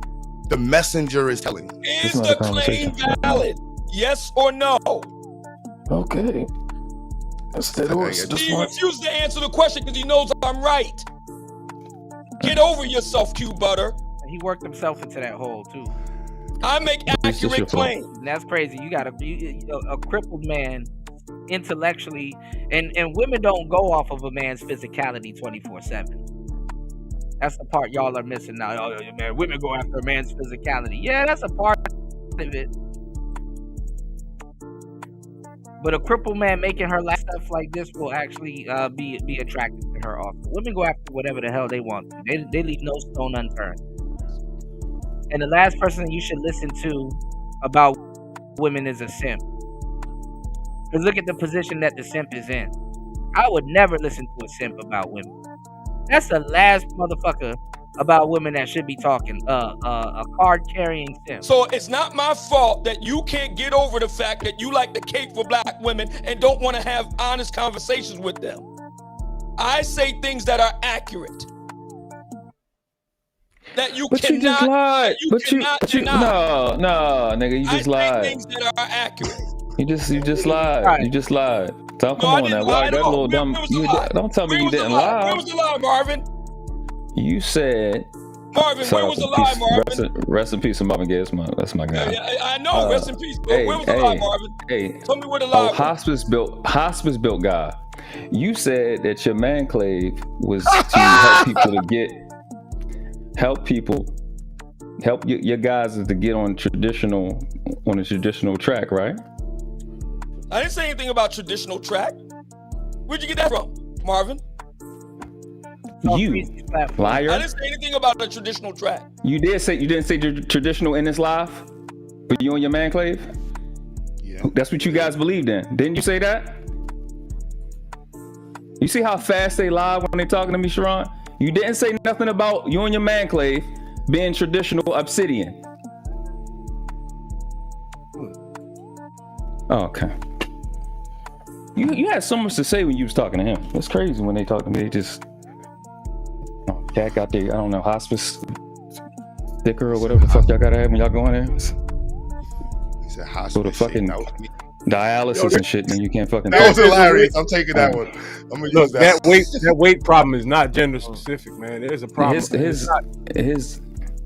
Go ahead. Listen, bro. No, I got it. He's No, here I'm to saying talk to the me. weight problem is not gender specific. Everybody is big everywhere, man. It's a problem. Everybody needs to get right. Americans. Well, let me just be serious for a second. And you know what? Let me squeeze this in real quick. Hold on real quick. Hold on real quick.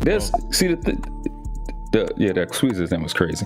The big issue, right, that Obsidian represents is distinguished from the original Manosphere or Red Pill. Now, the Black Manosphere is distinct from Manosphere, right, and Red Pill. No.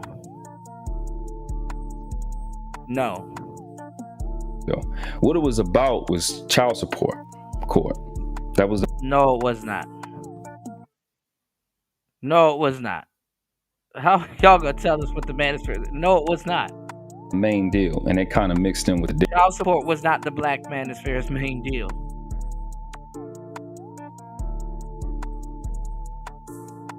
What's going on? What's going on, man? Shout outs to you. Shout outs to Educated Pookie in the building, man. They keep getting you up out of here, bro. Good to see you, man. Yeah, yes, sir, man. Yeah, I was listening to a little bit of that. We're gonna get into that, man. Stick around. We're gonna get to the Black Pill, Red Pill conversation a little bit about it earlier, man. Who was Shorty's show that y'all was on? Because I was telling them there's a lot more white women coming in here. Hosting these debate panels and stuff like that. I'll rock with y'all. You know. Give me 1 second, guys.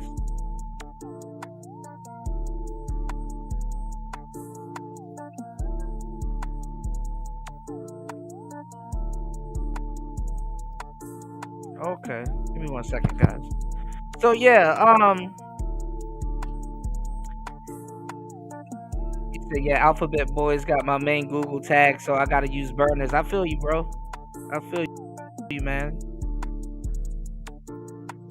You gotta have a backup Rumble. All right, you gotta have a backup Rumble for that. Hit me up. I got you on that. I'll show you how to do that and stuff like that, so your main audience can have your Rumble, and then you can always put your new YouTube information over there, and they just go straight to your channel. You're gonna be live on Rumble also. But nah, I forgot Shorty's name. I forgot her name. That's not what the Black Manosphere was about. It wasn't just about child support. And like the newer cats in these space, they gotta, they don't know what the. And I like World Class. I seen them around and stuff like that. I don't got no smoke with them. But y'all don't listen well. These new cats, y'all don't listen well. Y'all don't know what y'all talking about. The Black Manosphere was not about child support. A part of it was about child support. But guess what?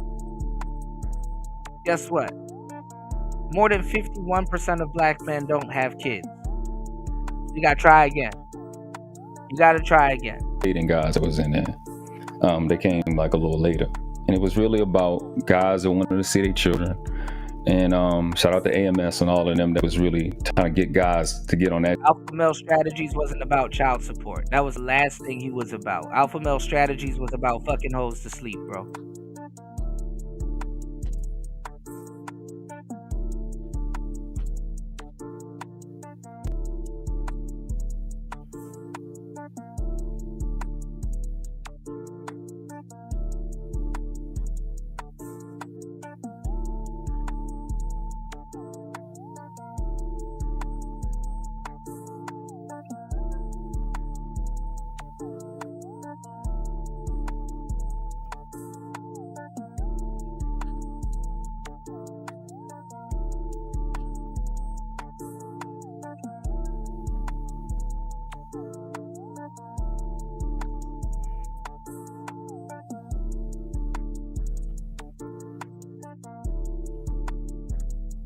Hold on, y'all. This thing is acting. Give me 1 second. Put one in the chat if you guys can hear me. This thing is acting dumb.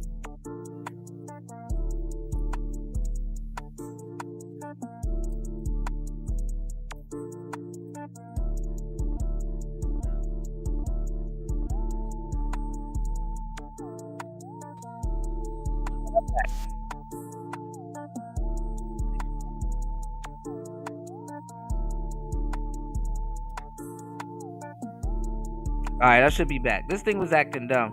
Alpha Male Strategies wasn't about no damn child support. He was about fucking hoes to sleep.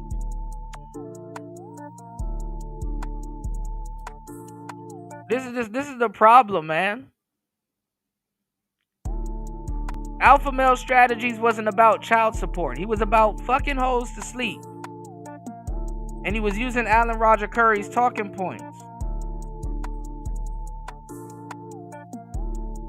And O'Shea brought him on to argue with Alan Roger Curry and was laughing about it. Like, god damn. That shit and stop being a bitch and do what you need to do to get in the court. Another man that was, that's not as famous. Alpha Male Strategies wasn't about guys going to court and getting their kids back.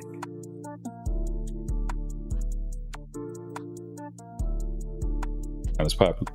And that's really the issue on why I'm pressing him, because him and his man clave, what's his name, Angry Man.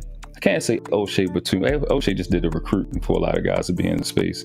They took it to a place where it is now, and you got guys coming in late. Pause. O'Shea didn't even really recruit guys in the space. He interviewed some of the top guys and guys that was en route to the space or was coming in the space or having a buzz. The people that's not from the space telling y'all stuff about the space that they're not qualified to.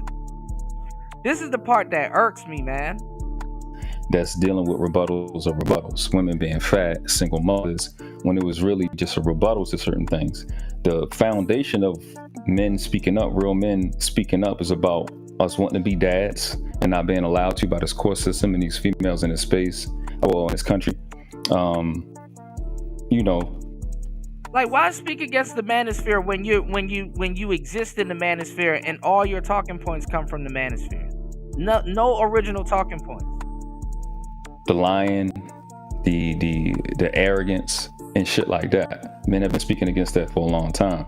And assholes like him and Angry Man and Tommy Sotomayor, such character defects. And I'm not saying it to be polarizing. Y'all character defects have taken the attention away from the original movement.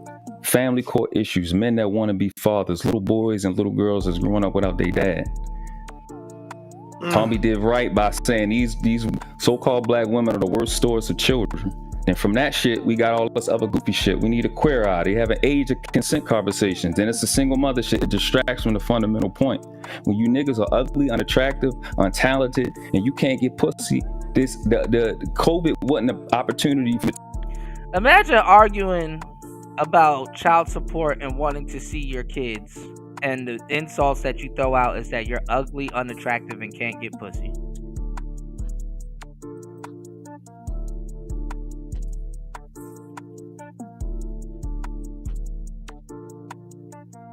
Imagine when you start talking to men about these issues, all you get is the same talking points that a woman would throw out there. I'm just saying. Imagine that. Are we like? It's like, damn. Are we even talking to a man? Are we even talking to a man at this point? You're ugly.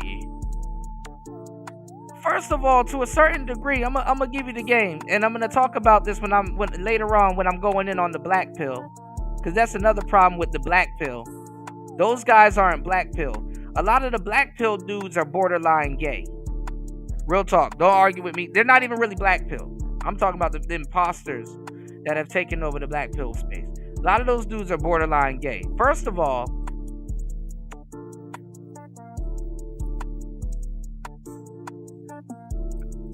a man calling another man ugly is crazy work when it's not that man's, like nigga, were you trying to be my boyfriend, my nigga?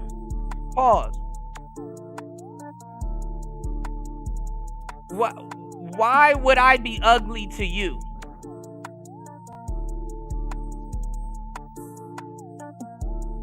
Think about that. Just think, no homo. I was gonna say think long and hard about that, but nothing long and hard should be thought about that. Just think about that. You're ugly. Were you trying to rizz me up, my nigga? Were you trying to talk to me, my guy? Like, what's going on here? That's for women. That's for women. Yeah, they'll bring up your looks at the most random times. Like, that's for women to figure out. That's why these dudes be so dumbfounded. Why she run off with him? But he's ugly. Gotta talk this nigga down from a ledge. Niggas be trying to BBL their legs. He's ugly.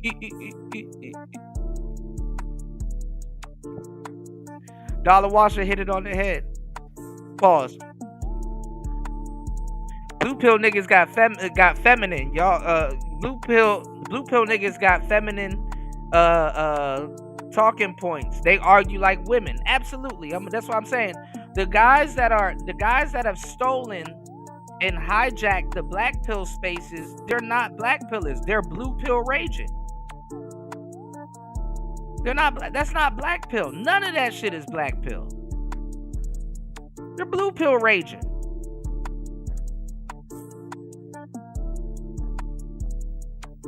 And trying to fit a female's eyes over your eyes is crazy work.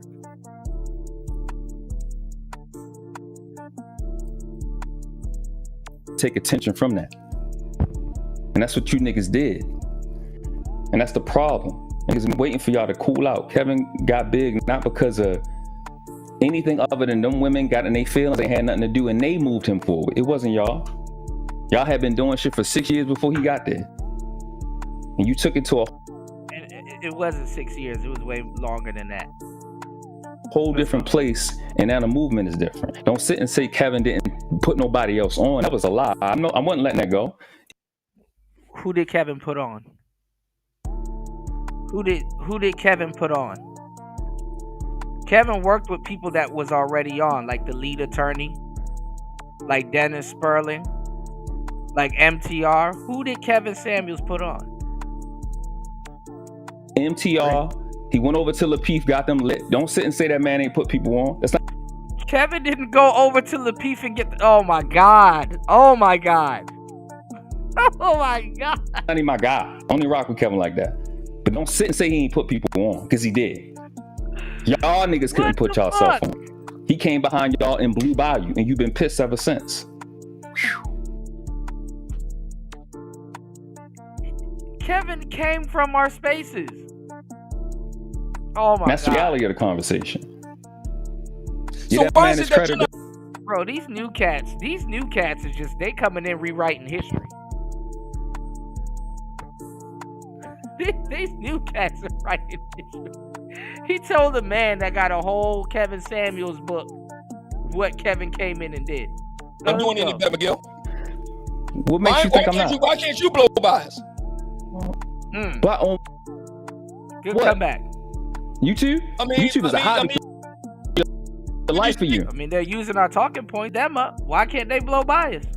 Great talking point. You speak very well. I know, but no, let's deal with the point. No, you asked me a question. You asked me a question. I know I'm 40 years old. I'm 40 years old. You're 50. How many different YouTube accounts have you had? I've had quite a few. So don't worry, I'll blow by you again because you'll lose yours. 50-year-old. Okay, all right, you can't keep a free YouTube channel. I'll blow by you again. You'll do it for me. All right, no problem. No problem. No problem. Too real fast. No problem. The question is, before he was on YouTube, how long did it take him to get out of the basement? No. Let him find rock. out right now. I know you're triggered. I get it.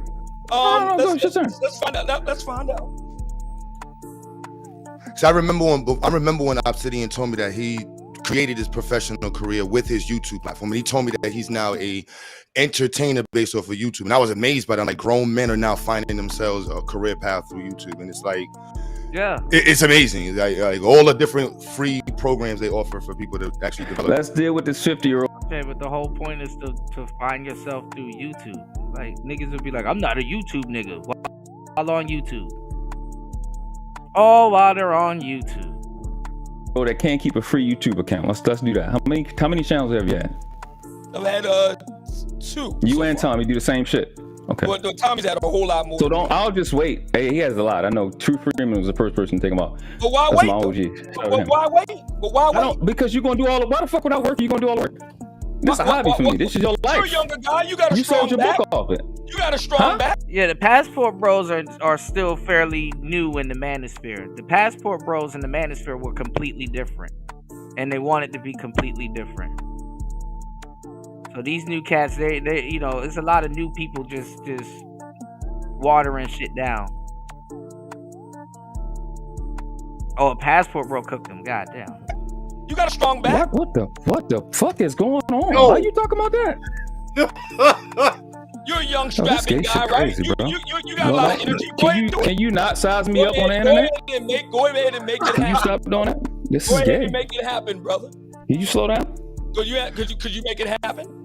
No, but don't, young, I don't know you, talking fam. about right now? No, but he ain't built shit.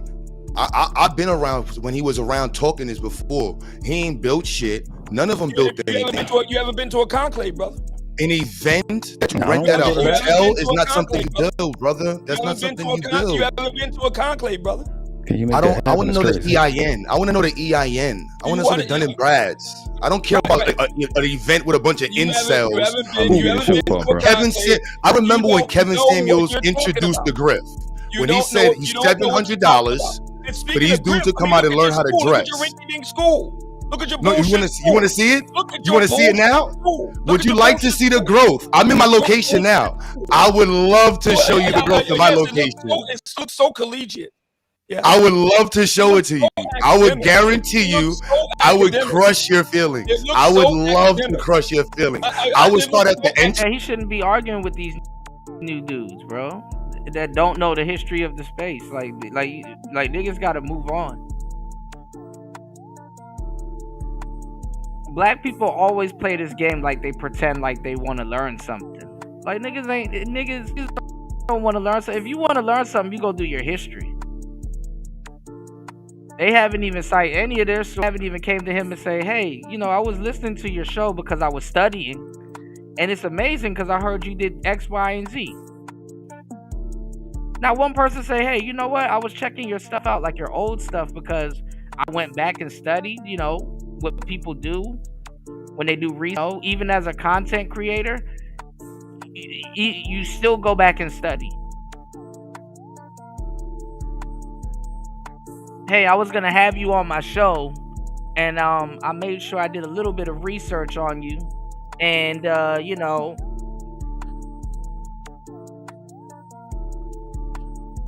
I found some cool stuff. You know, can you jump into that? You did? Shout outs to my bro Philly Vision. Good to see you, brother. Happy holidays. Thank you so much for coming through and supporting the show. I appreciate you. Shout outs to Philly Vision dropping a huge $10 on the Cash App. He said for great show. Thank you, bro. I appreciate you. It's Player Talk Radio. Let's get it. More. Wendy? Thanks, Chuck. We're standing here in front of the Olympic Liquor Store in Queens, where scores of African Americans have been lined up for hours. We spoke to a few of them earlier. Ladies, may we get a word? Hide the money, y'all. There's poor people around. With your broke ass.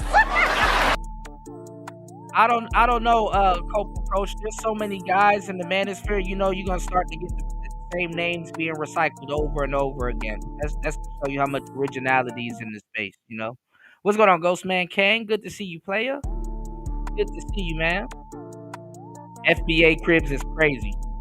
I don't even know if he grifted from being Pan-African or whatever type of Egyptian African he was claiming before to FBA. You know, they grift over to FBA so quick. So You know, I even saw I think Obsidian or somebody was going over a panel with Nicole Michelle over on they just go to different platforms and reinvent themselves. But Nicole Michelle was talking crazy about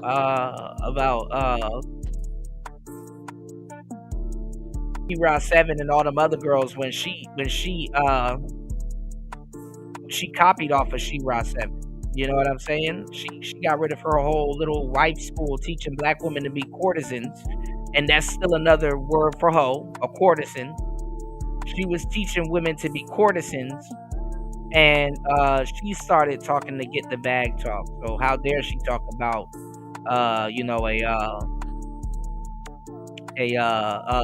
She-Ra 7 and all that stuff.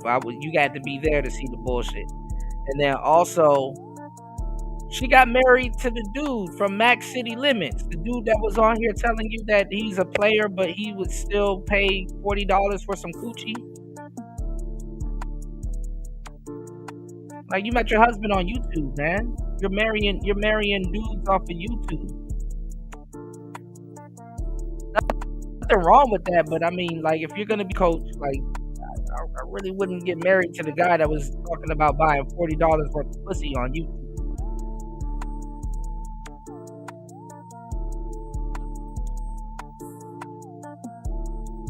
This shit is crazy.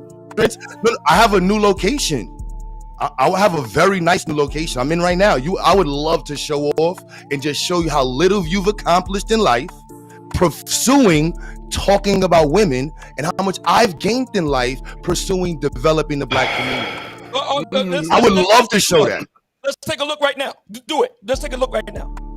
I gladly will. And we can compare notes. Handle that. Let's do that.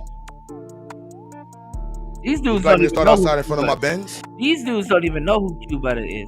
No, She-Ra didn't marry the dude from Max City Limits. She's still with James. I'm talking about Nicole Michelle. A lot of people don't remember Nicole Michelle. Let's go. I thought we was addressing points. We are. When you brought up the fat women. So I'm looking at I'm your gonna channel join on right my now. phone, I'm bro. looking at your channel right now, brother. Yo, bro, I'm gonna join on my phone. You do have 58,000 subs. I'll give you Yo, that. do you know who he is, dog? And I'm looking at your views right now. Yo, you 3 months ago, 61 views. 4 months ago, 110 views. 4 months ago, respectable 2,300 views. But then it went back down again 9 months ago. 110 views. Got some work to do. Obsidian, do you know who you talking to? You know who that is? They don't even know who that is. The world class, whatever that is. No, I'm talking about Q-Butter. No, he's talking about Q-Butter. Yeah, I know who Q-Butter is. He's still wearing the hat to the back.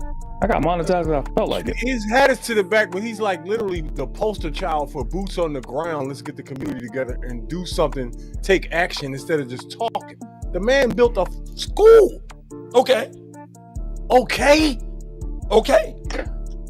Yo, that's a leader. Hey, Sharon, that's another W for me, bro. That's literally a receipt. These new guys here, man. Do you know who that is? Yeah, everybody knows, bro.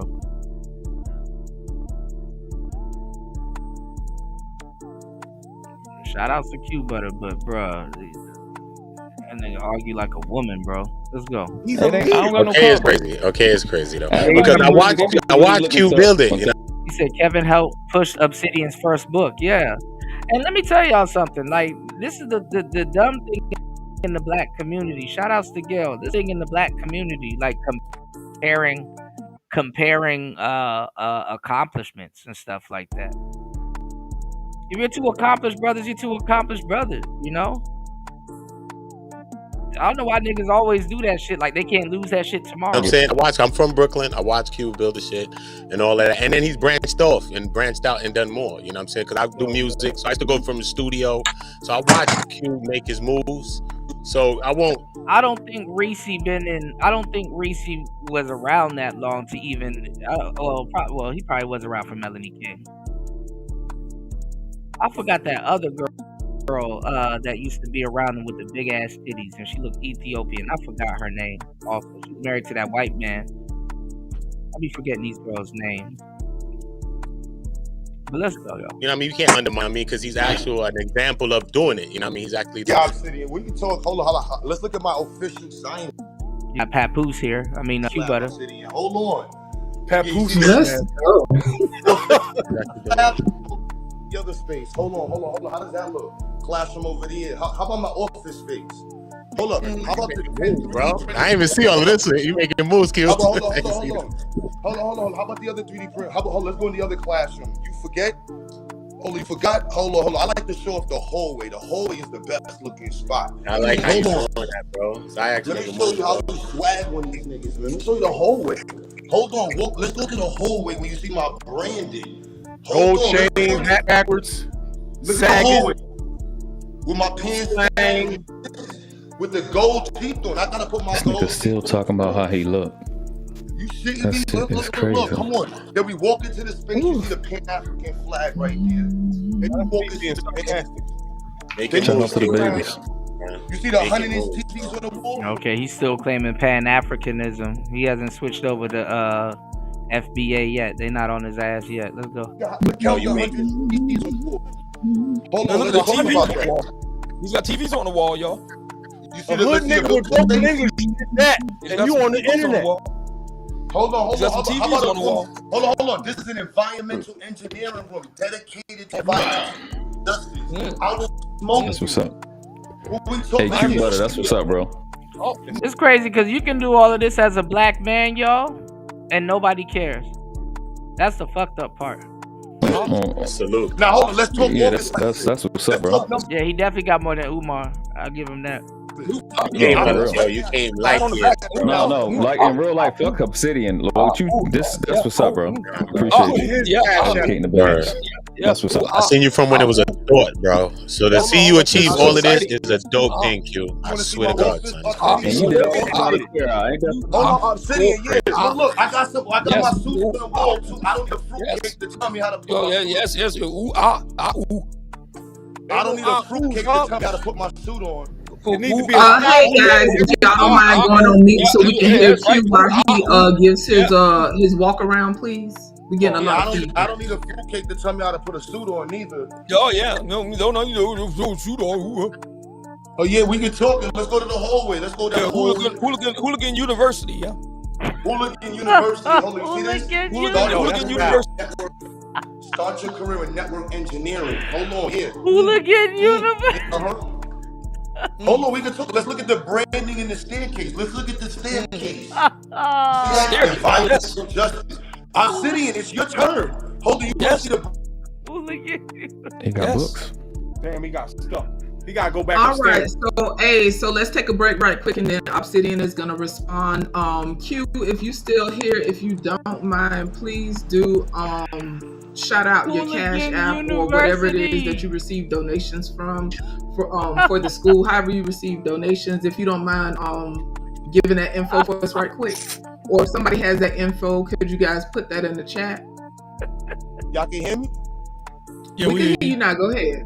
You see the branding on the wall? You see the branding on the wall, brother? And you see, look, see my the tenant below me is Dollar Tree.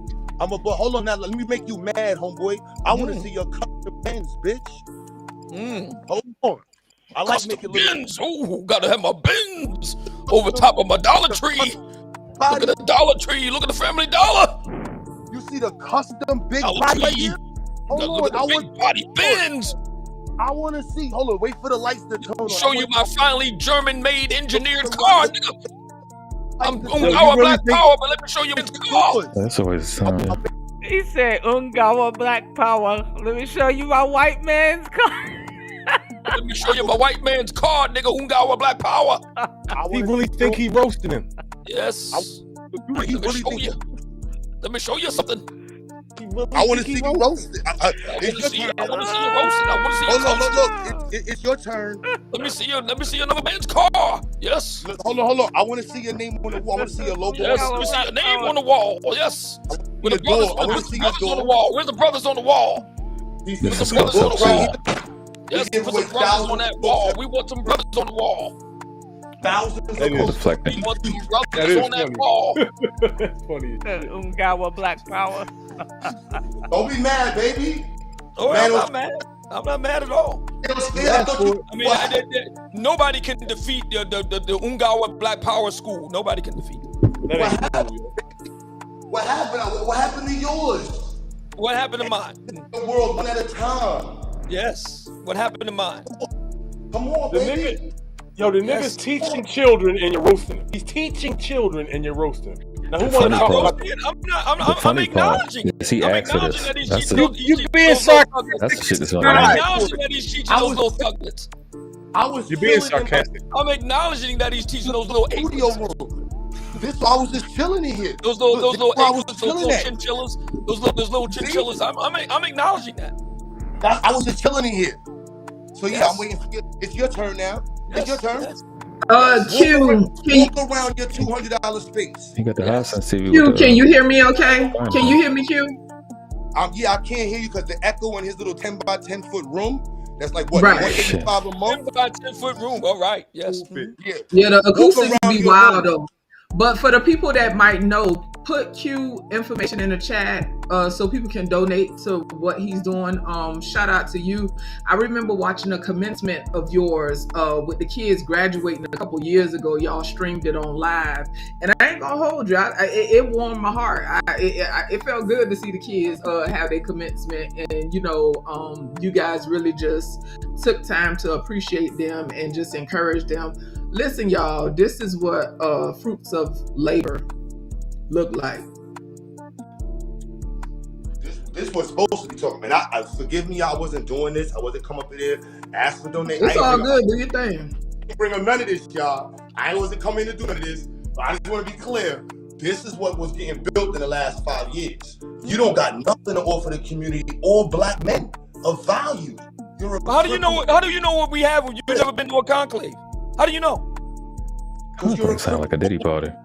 That's what you are, a grifter. You never been to a conclave, brother. How do you know? So you don't know what we offer the brothers then. You don't know. You don't know. You don't know. You don't know. But Q buddy, you don't know. You don't know. All right then. So I'm glad that we've admitted. I'm glad that we both agreed that you don't know what you're talking. You don't know. You don't know what you're talking about. Walk around your office. I want to see. You don't know what you're talking about. Walk around your office. I want to see you walk around your office. You don't know what you're talking about. I want to see you walk around your office. Hey, Freezy, can I put something out there real quick? I'm in my office. What are you talking about?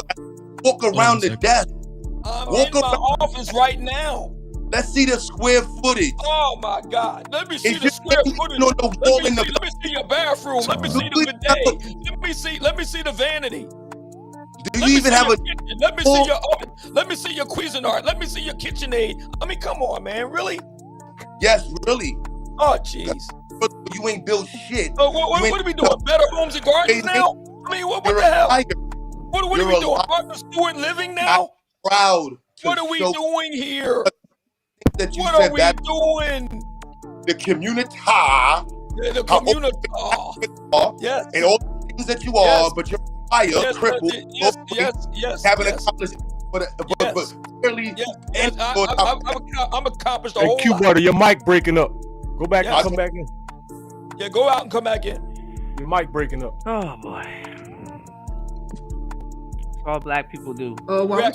Accumulate stuff just to argue with each other. This quick pause, Freezy. Is there any Can I go, Freezy? Apps. Let's get to this money right quick. Shout out to. All right. We're gonna get to this black pill, red pill thing. Give me 1 second. Come on, man. You got to do Breezy better than that. He's good for a $20 super chatting up. Come on, man. Get your Now mom that's in a here. fact. I definitely like to see orange in the chat. I like the pink colors too, and the red, like the dark red. Get your mom to pay. I already broke her off something real nice on the dresser the other night. Gotta get her in there and get her to kick something in that super chat, Manila. Let's go. Mr. Obsidian, are you telling me you left $2 on the dresser? I left about $50 on the dresser the other night.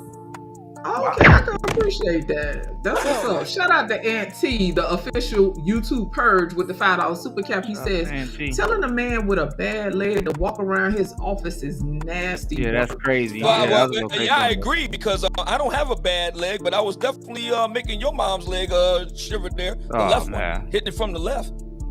Not the shit. No captivity. Shout out to everybody for the super caps. You can, if you want your comments read and highlighted, we've been doing pretty good tonight. You can do it by either super cap or cash cap. The cash cap is $freezing no cap, $freezing no cap. Go ahead, Reese. All right, we got all the jokes out and the sarcasm. It was fun. But the man manned up and acknowledged that the boy is for real. So I just got an idea, kind of call it crazy. Maybe Q Butter should be invited to your... I was gonna say, if anything, you know, Obsidian, you should have invited Obsidian to speak at his school. You know, he probably don't want him to speak at his school, so it is what it is. You know,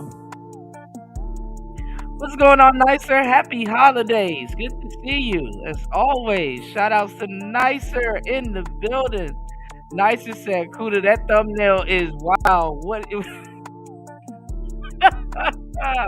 We're gonna get into it. We're gonna talk about the Pearl Jam fatigue. You know, we're gonna get into it. I'm just finishing this up. This is something from the last show that we didn't get a chance to finish. I'm a little bit under the weather, but I'm here. You know, giving you guys a great show today. Good to see you. Happy holidays. That shit called again? The Black. No, don't go look at that thumbnail. That thumbnail is Manosphere crazy. Conclave in Las Vegas. We're going to be in Vegas. And then you can evaluate each other, build math, and maybe make some connections. Who knows what? Maybe yeah, we can. Maybe he'll meet an investor down there that can help him with another we can civilize the savages. I agree. We can civilize those little thugglets, those little apelets. We can bring them in and civilize the savages. You're not gonna. That's not an olive branch, bro. It's civilization. We got past the jokes and sarcasm already. We trying to Yeah, we're trying to build. Listen, we got to do something for the mighty Joe Young Juniors of the world. No, he definitely no. But he's no Reese. He's right though, because like, if you think about the way America's pushing special needs right now, and the children and seeing people who are like, you got the channels where people are like have disformities. I think Obsidian will be great for children to see somebody who's that's crazy. I think it's wonderful. I think it's great. Here I am thinking this nigga gonna say something As a matter of serious. fact, one of the things that I do in my role as Chief Innovations Officer, and one of the things I'm working on, one of the things I'm working on is combat grade prosthetics. You can kick somebody's ass with authority. You have a prosthetic leg, you can kick somebody right up the ass. I mean, you can give them a good kick in the ass. So I'm working on that. The kick-ass aesthetic. That's prosthetic, yes. But in the event that prosthetic limb comes off, now the opponent has a weapon and you are down the leg. But you know what? I teach 3D printing. I actually have a prosthetic that I can show you. That I have a prosthetic limb. You want to know something? Make legs for him. I'm thinking of doing something that's made out of titanium. I got your next business. Made out of titanium with kick-ass with a good. I mean, making fun of somebody's crippleness and deformity is crazy. As a principal or the high-ranking teacher on the internet is wild. You know. What's going on, All-Star Lifestyle? Good to see you, player. Yes, y'all get the likes up. Please support the show. Absolutely, man. With a good boot, with a foot. I have a business model. Titanium. Q's legs. Yeah, same to you, Nicer. Good to see you. Shout outs to Raven. Shout outs to Macy Mace in the place. Wash your face. I need to head over to Tano. I've been working. I've been working and packing and moving and stuff. So good to see everybody here. Give me 1 second, guys. Please support the show. Cash App scrolling at the bottom. PayPal. Also, having a great show today. It's Player Talk Radio. Let's go. Look, I can teach, like you said, little thuglets to help little cripplets out like you. Oh yeah, absolutely. We can do the titanium. Sleep, bro. Yes, hell titanium. is going to be You can make crowded. legs from Yes, Tiffany titanium. is crazy. Yes, titanium. Like the hood. But it needs to be made from titanium, though. One It's got to second, be y'all. made from titanium. We do have a. Can your students spell titanium? No, I don't think they will be able to. We do have They a can caller. spell overweight. 585. What you say there? and your students. Hold on. Let me take. I forgot I had it. Go ahead. Hey, yo, hey, yo, I just want to say salute to Q Butter. You know what I'm saying? For you know, shout outs to Kills, man. I know this voice from anywhere. you know, bringing awareness to like autism and building boys, you know, or whatever he's doing. You know what I'm saying? Like he's actually building. Is this James? Does it sound like James? Hold on, James, is this you, bro? From the ground up, and for Obsidian to talk down on that and knowing that he got wiggle legs. It is James. See, I know it's I knew it was James. And a bad hip and short. It's like, yo, fam, it's disheartening to hear that. It's like, what is he building, bro? Because we seen the last Claysman, whatever he call it. Jay's gonna call it wiggly leg. We seen the last one he did. It was no microphones there. It wasn't no food there. The dudes had on Steve Harvey suits on. He always talking about suits. These dudes had on Steve Harvey suits on. You know what I mean? Marshall shopping dudes. They didn't have no real suits, bro. He's lying. He's capping. Bro. I gotta stop laughing at these crippled jokes, man. We all going to hell on a scholarship, yo. Well, first of all, I would say that, you know, The first one was a bad success. The microphones didn't work really. I know. It wasn't nobody really. Hold on. I know. So I want to respond to what you said. First off, and Freezy, you everybody proud to have gear now, y'all. I wonder where this came from. this. First off, that's not exactly what your mom said when I got up on the stepladder and banged the shit out of her from the back. That's for number one. Number two, we were at the Four Seasons last year. We were at the Four Seasons where you've never been. And I definitely ain't gonna take your mom there. She's only good for Holiday Inn. But I did. We were at the Four Seasons last year, and we did a really good job. We had to pay like $30,000 worth of coffee. Okay, just coffee was 30 grand. So I mean, we do things right. We have our own audio video operation. We have our own audio video component that we actually fly clear across the country because it's coming from Los Angeles. So we fly our own video and audio guys and full kit all over the country. You wouldn't know anything about that. Your mom wouldn't know anything about it. She wouldn't know about the Motel 6 though. She would know about that. Got wiggle legs. Hey, Freezy, shout out to everybody. Q Butter, that is Hold on, chill, Take your ass to sleep, Sherrod. Go to sleep, bro. The chick who you got right now, the chick you got right now look like Leslie Jones. Be safe, Sherrod. The chick who you got look like Leslie Jones, man, good bro. talking to you. We got to do this again next week, man. The chick you got look like Leslie Jones, bro. Take that Leslie Jones shake somewhere to your arcade, bro. Yeah. Well, I mean, your mom, she would know all about it. Here we go. My mom don't look like Leslie Jones. Oh my God, nice. I can't read that comment. I'm going straight on the scholarship. Dude, that's the woman on your end. That's the woman on your end. When you got bad hips, nigga, you dip in. Absolutely. All I gotta do is just lay there. She does all the work. Walk 3,000. With a zoot suit. With a zoot suit, nigga. With a zoot suit. You ain't rocking no real suit. I know. It's all about it. You got a zoot suit, brother. You got a zoot suit, brother. Stop playing with me, brother. And you rocking a quarter zip right now. And you rocking a quarter zip right now. Kills, did you have anything, any construction? Nah, man, I'm good for you, yo. Salute to the platform. Salute, man. Appreciate you, man. I think we're at the tail end. Y'all get y'all last minute support in. No, Obsidian stayed past what he's expected. Way past my time that I was supposed to be here, but I decided to hang in here because what the hell, the old man runs from no one. So I do want to recognize this, man. You can't run at all, then. Somebody wrote in the chat. I think it was I forgot who it was. I think it was Aunt T. Aunt T said, at least Obsidian don't duck smoke. Gotta respect that. So, you know. No captivity. Yeah. And listen, I'm gonna be honest with you.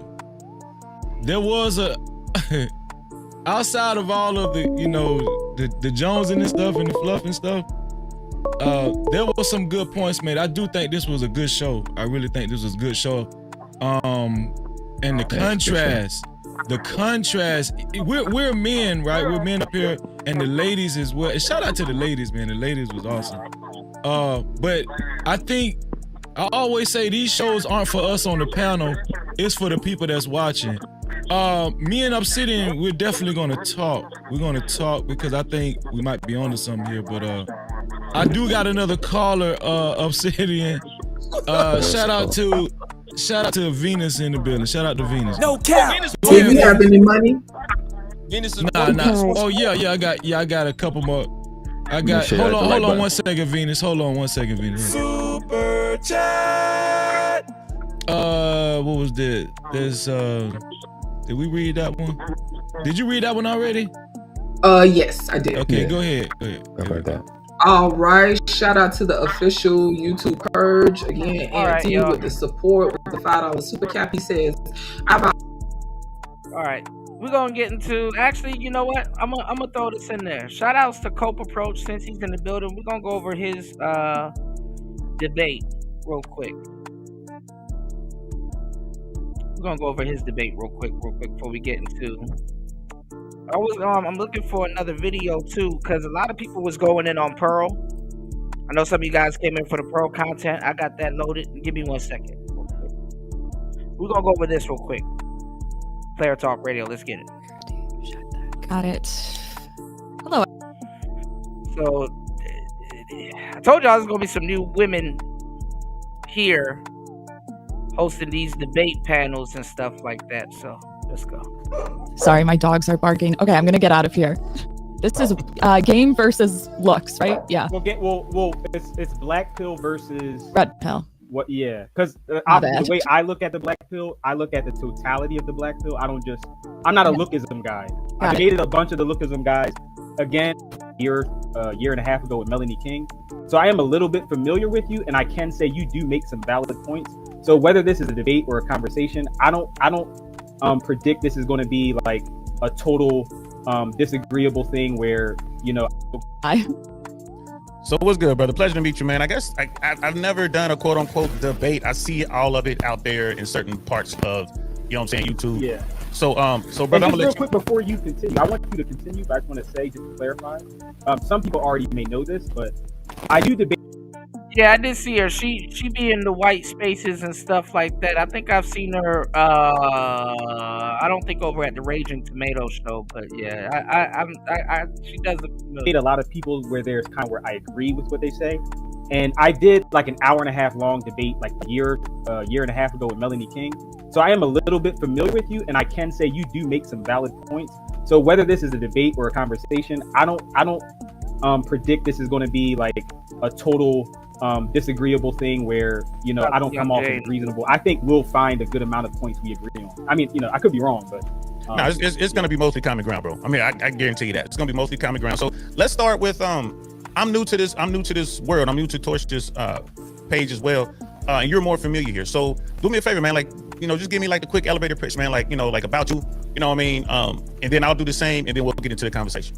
Yeah. So anything about me I need to bring up, or if I need to use that as an example and hypothetical or whatever, I will.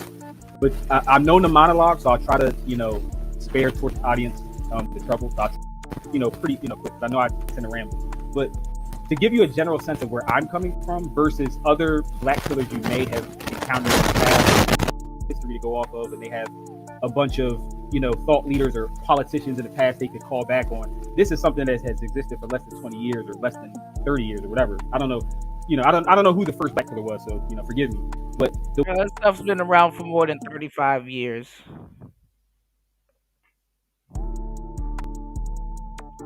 Black pill is an ideology. Actually, black pill should come, but it's not for everybody. You know what I'm saying? Like I said, it depends on how you get into it. How you're red pill. If you decide to go further or not, black pill ain't nothing but enlightenment. You know what I'm saying? And damn near enlightenment can go both ways. You know what I'm saying? But the stuff that people are talking about now, that's not black pill. Again, that's blue pill rage. The way I interpret it is genetic determinism, female autonomy, and meta and micro logistics affect dating as much as or. Because see, this is the thing. When y'all start getting into genetics and jaw lines and heightism and all that other stuff, you're doing too much as a man to alter what you think women like, you know? And it goes to shit. When men try to, unless you got a guy that's like right there in the sweet spot that know what he's talking about, it's a fruitful conversation. When men over and critically analyze stuff, it goes to shit. Honestly, women wouldn't know how to attract man if they tried. Meaning that you see what women are doing nowadays with the surgeries and fucking up their bodies and all this other stuff. And men are like, bro, you just deviated from the whole point. We just wanted somebody that looks good or natural. You know? You understand what I'm saying? So they get, people go way off into the woods and the weeds and stuff like that. This is why when I talk to people about this stuff, I'm like, okay, I get it. You understand what I'm saying? And usually they're talking about what their women, the women that they like, you know. People never factor in, have you ever thought that you might not be your type's type? You know? It's not even about what you see. It's the questions that you ask yourself. You might not be, for the most part, you are not your type's type. Number one. And then on top of this, right? On top of this, you know what debunks all of these weird conversations? Because the black pill has nothing to do with women. The red pill, really, when you think about it, and when you talk about the real red pill, has nothing to do with women. Absolutely nothing. The black pill for sure has nothing to do with women.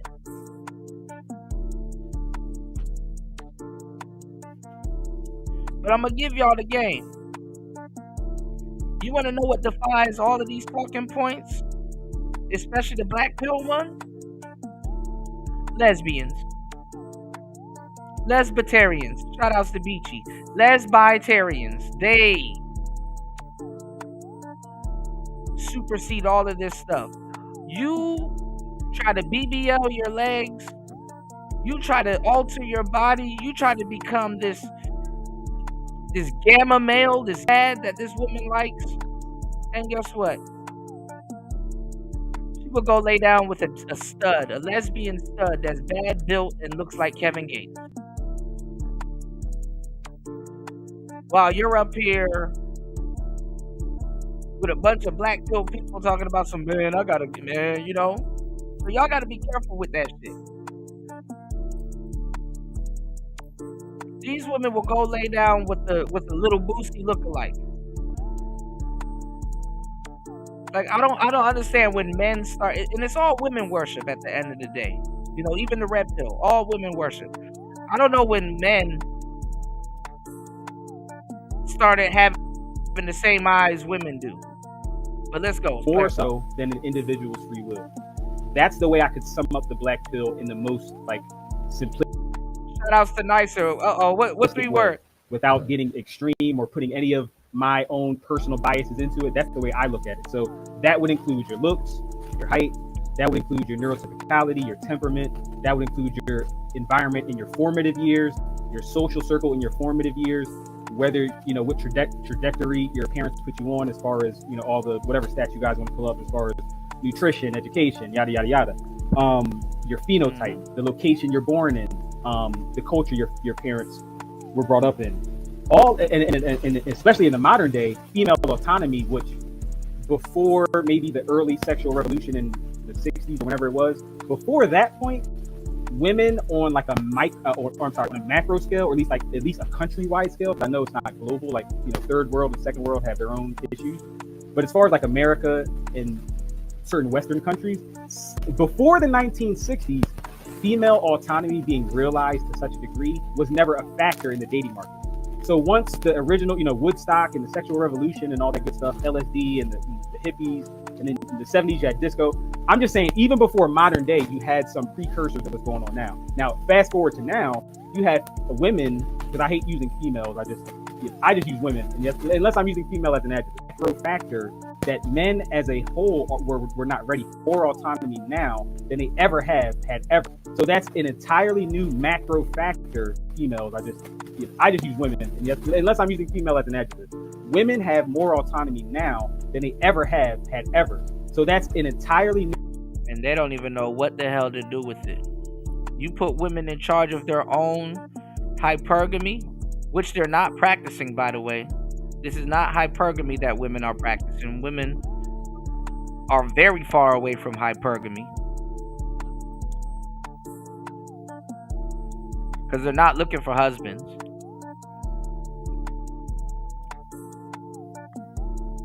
And the internet is the wrong vehicle for hypergamy. How it's being used, or should I say misused.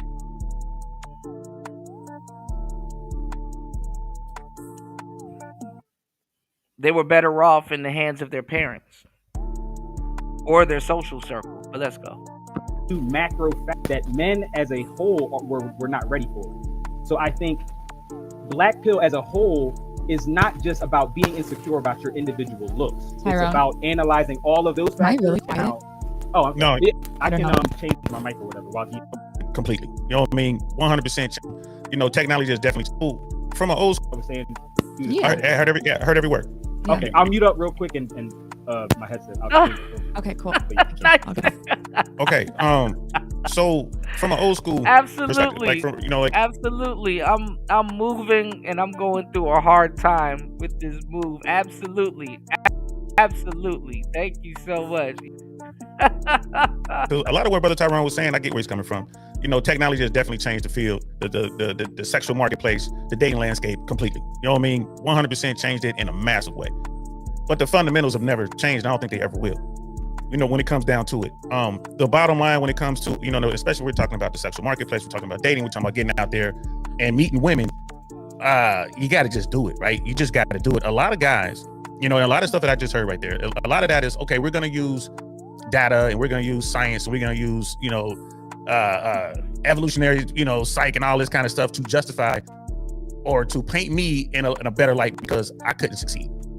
Right. So, and what am I trying to say is just like, hey, man, you know what I mean? You lost and you don't want to say you lost. And I put a lot of that on everyone gets a trophy. I put a lot of that on, you know, participation awards and all that kind of stuff, man. So just to give you guys an idea of the world that I'm coming from, I'm in my 50s, guys. You know what I mean? Let me give y'all the game too. You know, when guys alter their body, because most guys don't, it's just that more guys now are into the idea of it because you're seeing a lot of stuff on social media. Most guys will fuck up their bodies just as much as women are fucking up their bodies with the surgeries. Like now, one of the topics that I didn't get to today was Glorilla. You know, but I already talked about how she got nose surgery and it's supposed to take like almost a year and a half to heal. A lot of these guys will fuck their whole body up if they had the chance to fuck their whole body up. Let's go. Grew up, I was a young kid in the 70s, became a teenager in the 80s and through the 90s. You know, got out of high school, joined the military. I fought in Desert Storm. I was a paratrooper.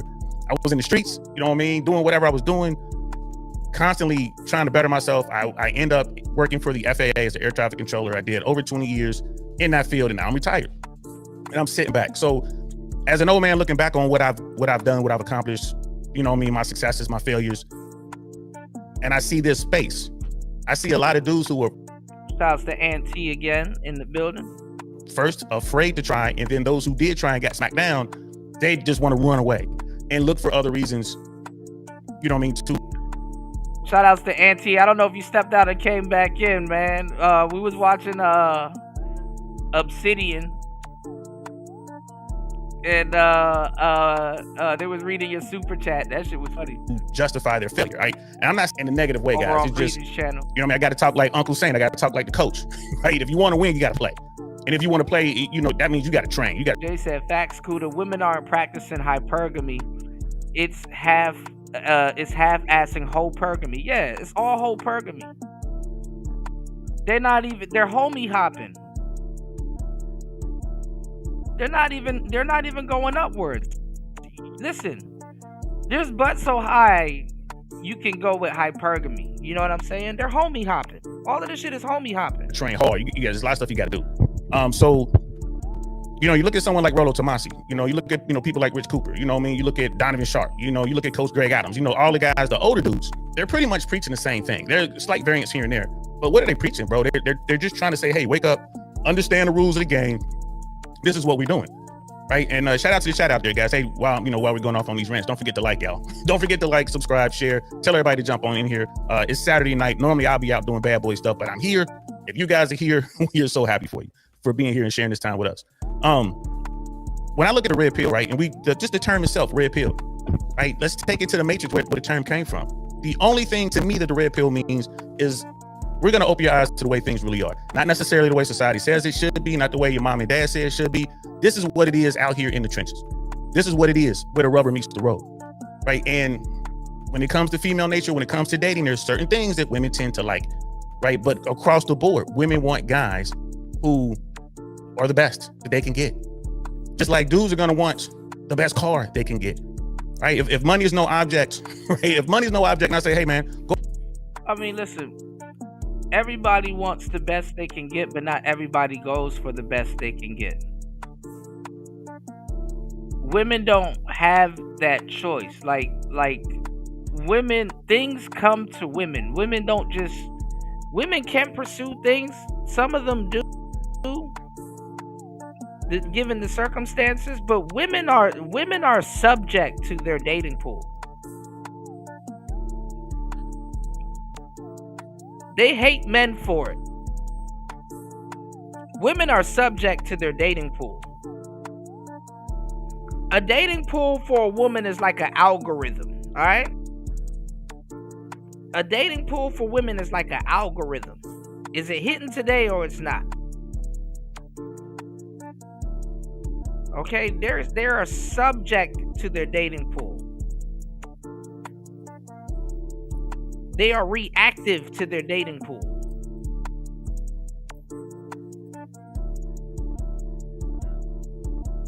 Let's go. Go out and get whatever car you want. Money's no object. Right. You're going to go out there and get the absolute best. I think both genders are hypergamous. Absolutely. All right, guys, please hit the like button and support the show. Both genders are not hypergamous. As a man, when you date, the women are supposed to get better, but they don't necessarily get better. They don't necessarily better. If you're not actively going after quality women, they don't necessarily get better. And both dating is different for both sexes. Men don't even practice hypergamy. That's the thing. And both sexes are waiting for a chance encounter, in truth. Women practice hypergamy. A lot of guys aren't consistent enough to practice hypergamy. It's a sprinkle of women here, it's a sprinkle of women there. If you're actively dating and you're going out and you're really out there like that, and it's starting to get better yeah, it gets better. But for a guy, and especially a woman, when it gets better, yeah, you're running into women, you're running into more better representatives. But the hypergamy I'm talking about, actually dating up, getting what you want, is actually in the relationship.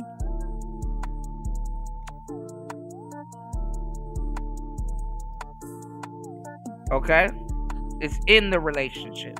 Right? Yeah. I think if everybody had the option, I think everybody goes for the best option, and not just on looks. I'm saying best overall option that's compatible with them. I think everybody typically goes for that. Now, you might have some rich dudes. And the thing is that the internet has killed that. Everybody's not going for their best option. They're just going for what's actually there at the moment. Most going for convenience. People are dating more out of convenience quality. Who will take a model who they know they're not compatible with, but that old dude, he's like, F it, I'm retired. I just want a play toy for the next 10 years or whatever. So he cool. Just like the racist owner that was fired from the Clippers or whatever a few years ago, and he let his model wife Donald Sterling mess with black dudes on the side, even though he was racist. He didn't care. He was a sugar daddy. No, he cared. That's why she got fired. What's her name? V. Stiviano. Donald Sterling, and the woman's name was V. Stiviano. I can't believe I remembered this shit. Just like Indian PE. Those dudes, whatever. She got mad because she was hanging around a bunch of niggas during practice. Have your fun. But yeah, I agree with what you just said, though. I think dude, most men, it's the narrative that only women are hypergamous because they can frame themselves as innocent. Like, oh, I'm the loyal guy. I never did anything wrong. I've never wanted to cheat on any girl. I've never had wandering eyes. Like, it's easy for them to paint that picture so to the outside world they can curry favor, they can get public opinion, they can these guys, we feel sorry for these good men, these upstanding men dating. You said men don't go on 20 dates in a month. Men don't go on dates for new experiences and adventures. Yeah, women their date volume is up. Like men, you really got to make a big splash to get that type of action. Trust me, and you really got a big splash in your dating pool to get that type of, or like before you can like air quote say it's getting better, you know. So in these hypergamous thoughts that are leaving them at the drop of a dime for a guy that makes more money. But that's really cool. Right. And that's cool. But partially, cool. It's partially cool. I'm not gonna say there's truth. There's some, it's a half truth. But yeah, I'm sorry. Yeah, that's fine, brother. And like I said, I'm an older cat. I'm assuming you're younger. How old, brother? You don't mind sharing? I'm 35. So I'm in the middle. I'm a millennial, a younger millennial, but I'm in the middle. And a lot of my friends are younger. They're like late 20s, early 30s. So we're kind of in the middle of everybody. Because that late 20s up to mid 30s kind of range, millennials was the real zillennials class. Zillennials with millennials was the real zennials. Okay, there's a class between Gen Xers. There's like a class between Gen X and millennials called Zennials, spelled with the X. Millennials end up being the real Zennials, including the Zennials. There was a second micro generation within it too. I think Zennials would be the first quote unquote micro generation. A lot of us. Yeah, they definitely still do. 30s, us, we were in college before Tinder really popped off. So we're old enough to kind of remember the mid 2000s and how it was before the black pill kind of emerged in the later 2010s with Tinder and social media. 35 is an mid to older millennial. But we're enough to kind of relate to the guys in their earlier 20s. So when I agree with some of the statements you made as far as doomers, but I think black pillars like me or guys that are black pill aware, I should say, they may not call themselves black pill, but they lean. But I literally had a girlfriend living with me, and I would call in Tony King, I would call into the Pineapple Show, and there were some points where I couldn't date a chick on the Pineapple Show because I literally had Melly Monaco, like 21 maybe or something, and I'm like, bro, everything that the audience agreed with Wheat Waffles that they said, I agree with you, but the was calling on my phone, worst case scenario. And this is the thing about these black pill cats, like in these spaces. This is how warped these spaces are. It'll be a nigga that'll tell you, yo, I'm having a horrible time with bitches. I do horrible with women. Tell you how women are. It's like, whoa, hold on. Wait, bro. Wait. You just admitted that you don't get no hoes. You're having them with them. They don't fuck with you. And then in the same sentence, you're an expert now. You can't make it up. In many ways, but to say that I'm black pill, I don't know about that. So just tell me exactly what. Is better now or no? Yeah, it's better now. I'll let you. The Wheat Waffles and Face and LMS and all them cats, man. Come on now.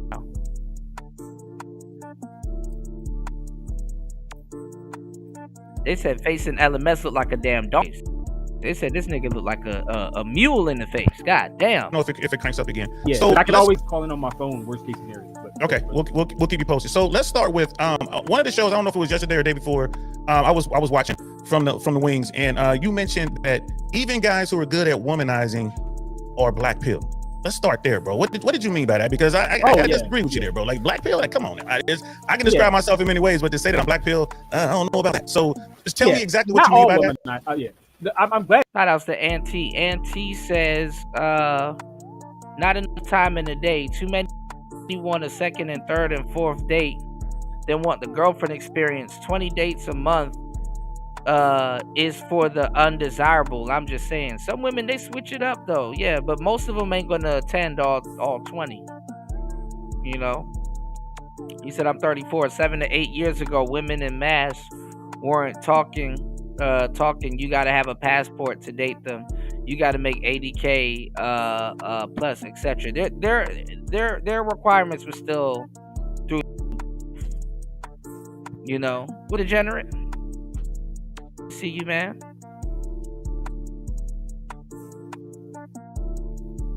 You brought this up. This is this is a good topic. A lot of womanizers I've met, not just through YouTube, just currently, just years ago when I was in my 20s and all that. A lot of them are either red pill without knowing it, or somewhat. Women are womanizers though nowadays. Red pill, or a lot of them are black pill without it. So meaning. All right, now here's the thing that a lot of y'all don't understand. Women, for the most part, they're naturally red pill. And if they're not naturally red pill, they go through it during their puberty. Women are red pill for the most part, which is why a lot of guys have to turn red pill to really understand them to a certain degree. Does that make sense? Okay? Women, to a certain degree, are naturally red pill, but they're not fully red pill. They're red pill on one side.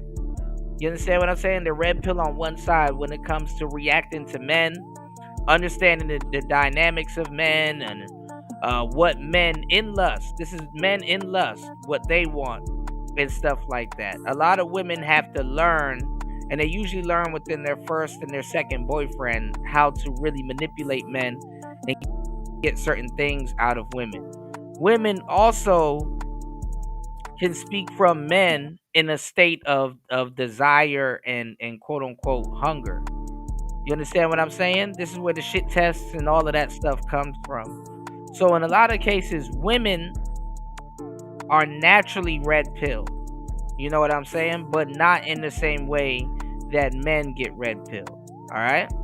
Let's keep it going. When I was younger, a lot of our friends, because I had a lot of friends that were like popular than me, more extroverted, taller, etc., etc. So I was usually the most introverted person in the group whenever I went out. So most of my feedback or most of my anecdotes, they're coming from situations where I was the most introverted person. So I wasn't just hanging around with nerds. I'm not theorizing from an ivory tower like we walked with before.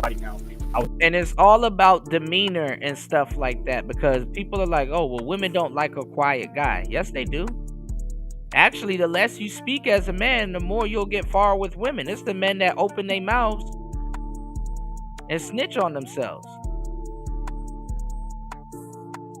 But they got another term for it.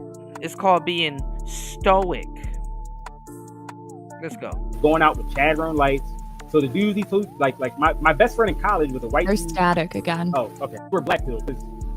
So what he's saying right now is that there's red pill, black pill, blue pill. Black pill is essentially red pill. The only difference is that they're acknowledging that looks matter more than game. They think that's not black pill.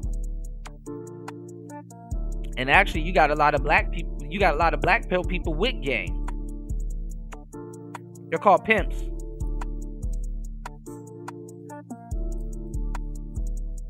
Man, y'all not ready for this conversation, man. Y'all not ready for this conversation, man. You have Max and you have pimps. Those are black pill. The black pill has nothing to do with looks. You got black people saying, well, if I don't look like this, yeah, I'm not going to get any play. But that's not black pill. That's just you saying, hey, I don't think wants me to look. I'm not going to get... You think it just takes looks to pull a woman? You out your damn mind. These people done BBL they legs, BBL they face, and then realize they still got to come out their mouthpiece. They still got to talk to women. That BBL shit doesn't help you with your nervousness. Then they end up having to redo their conversation, undo a lot of the stupid shit they done did to their body.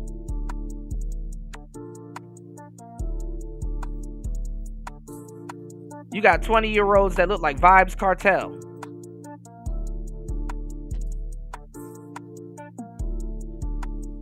That's why I'm glad sometimes it's good that motherfuckers be broke and don't really have money like that and shit like that. Because if you had enough money, you'd fuck yourself up so bad beyond recognition.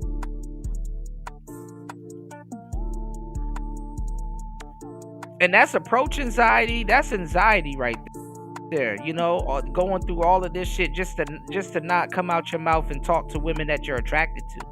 That's like a commitment to make for some broads that don't even like you, or when you get to your fucking, when you come to your damn senses, you not even gonna like half them hoes anyway. Niggas don't even prepare for that. Like, nigga, when you actually really get around some bitches, like some bitches, you ain't gonna like half them hoes anyway. Nigga ain't on his journey. Let's go. I think that Red Pill is selling a faulty dream and trying to make money off of men's insecurities, when really, because looks are the main factor, there's no way that you can pay these guys to learn game. There's no way you can do a course and actually pick up women. He's saying that there is, but it's something that you got to learn on your own. It's repetition. Is really you're asking for too much from other fucking men. Is something your daddy never told you. Nobody ever told you or bring the concepts to a lot of you guys that you have to learn how to be yourself. Yes. You have to learn how to be your own damn self. So when women say, oh, just be yourself, they're not lying to you. But what they're not telling you is that you have to learn how to be your own damn self. Giving away too much game for free. Y'all support the show. Cash App is scrolling at the bottom of the screen. Hit the super. I don't even have a super chat. That's how much game I give off. They done took my super chat. Y'all please support the show. Happy Thanksgiving. Make sure you guys support the show. Giving y'all some holiday game. Show your appreciation as player black. talk. A lot of guys that bang a lot of women are technically black pill, but people. That's not true. What? Good God Almighty! Who let this woman in here? Somebody order pizza. That's not true. Guys that bang a lot of women are black pills. No, they're not. No, they're not. You got a lot of naturals that bang a lot of women. You got a lot of regular dude that ain't got shit to do with the damn thing that's banging a lot of women. What are you talking about? The black pill is being incel, doomer, that sort of a thing. There's face raiders, which he doesn't like and I don't like. They like measure your chins and shit. There's doomers who are the not black pill. Those are obsessed geeks that are overly obsessed with looks. That's not black pill. Those are doomers. Dude, it's all over, dude. I can never get a bitch, dude. I don't like my face, dude. It's all over, bro. I don't look like Matthew McConaughey, dude. Oh my god, I don't look like Brad Pitt, dude. It's over for me.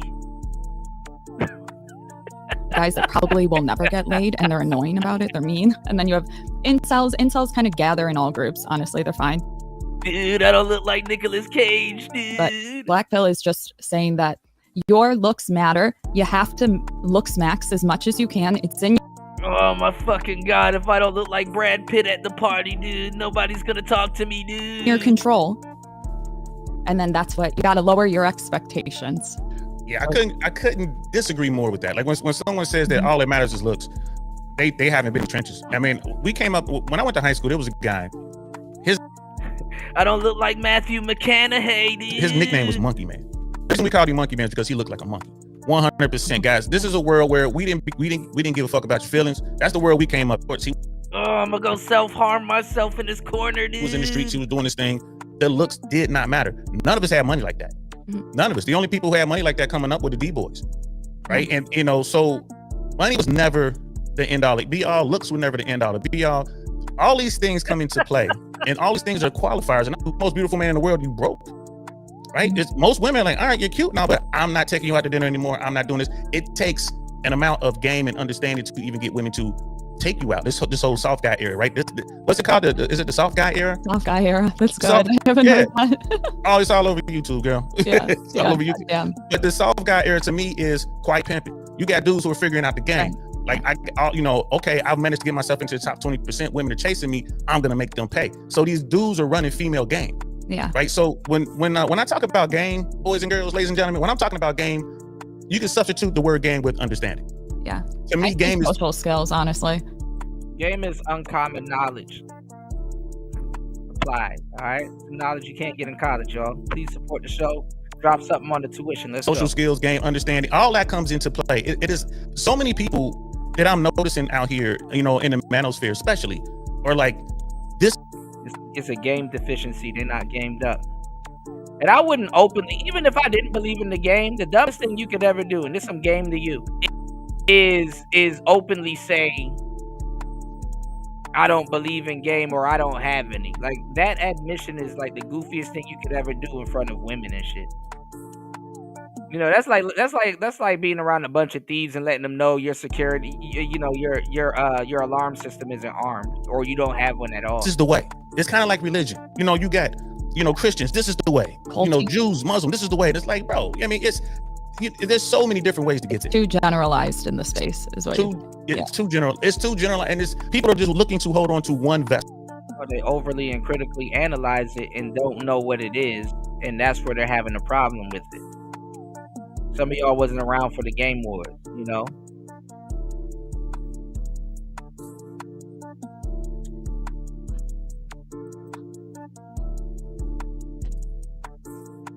And you think people have to run game. You don't have to run game. If you have game, you don't have to run game. That's another nugget with a fool. It's like, nah, bro, you got to build your vessel with all of the good stuff and all of the knowledge you've acquired on your travels and your friends' travels, watching something like this, watching this conversation. Okay, yeah, watching this debate. All right, what is it that Tyrone and Portia are saying versus, what's Uncle Saint saying? But damn, that does make sense. Let me go ahead and try that. Let me go work on it. And to me, when I hear black pill are the guys who refuse to do the work. You know what I mean? So that's a misconception. And that's good that you say that. No, a lot of them dudes are lazy as fuck. That is not a misconception. That is an accurate conception. Because I think that's what he was getting on. Black pill, there's the doomers, and that's what we're talking about, the people that give up. But the black pill technically is guys who have done all the work, and they're saying no, they haven't. They have not done all the work. No, they have not. Based on my experience, looks matter more. They didn't genetic max. They didn't. No, they've done all the. Listen, if they've done all the work, if they maxed out and they've done all the work, they wouldn't be black pilled. See how that works? Because they never were black pilled. Just because you don't just because you don't inherently have genetics when you first start, you can develop genetics. See how that works? Just because when you first start you don't have a mouthpiece, guess what? You can develop a mouthpiece. That's bullshit. That when you're in your early 20s, it's stupid to work on game because you need to work on your looks. Your early 20s is the best time to work on game. Who you gonna be, an old man talking about what's your favorite color? That's my favorite color too. Let's go. Fitness. How you got a lot of people that's having problems with women telling you what to do? Dude, she don't want to fuck me. I don't look like Matthew McConaughey. But let me tell you how to get women, dude. And let me jump in real quick. In the chat, Doug is saying this is simply not true. I've known good-looking dudes who were bums and always had women. Yep. Okay, brother Doug, did they have women because they were pretty dudes, or did they have women because they were pretty dudes with game? And how long could they keep those women? That's the key. A woman will keep you around because, you know what I mean, for a hot second. But I've asked so many women this question. I'm like, all right, especially today, women are out there making hundreds of thousands of dollars. They're graduating from colleges, from university, and higher number of men. This is the first time this has happened. They are out earning their male counterparts right now, and that the numbers are continue to grow. First time that's ever happened. Yet these women still won't take care of a dude. If you got a woman who's making $300,000 a year, and she's dealing with a guy who's making $100,000 a year, there's a really good chance she's going to leave that guy. The first chance. Let's talk about let's. Yeah, because I think women. Oh, I'm sorry. Saying the part I left out. Not to cut you off.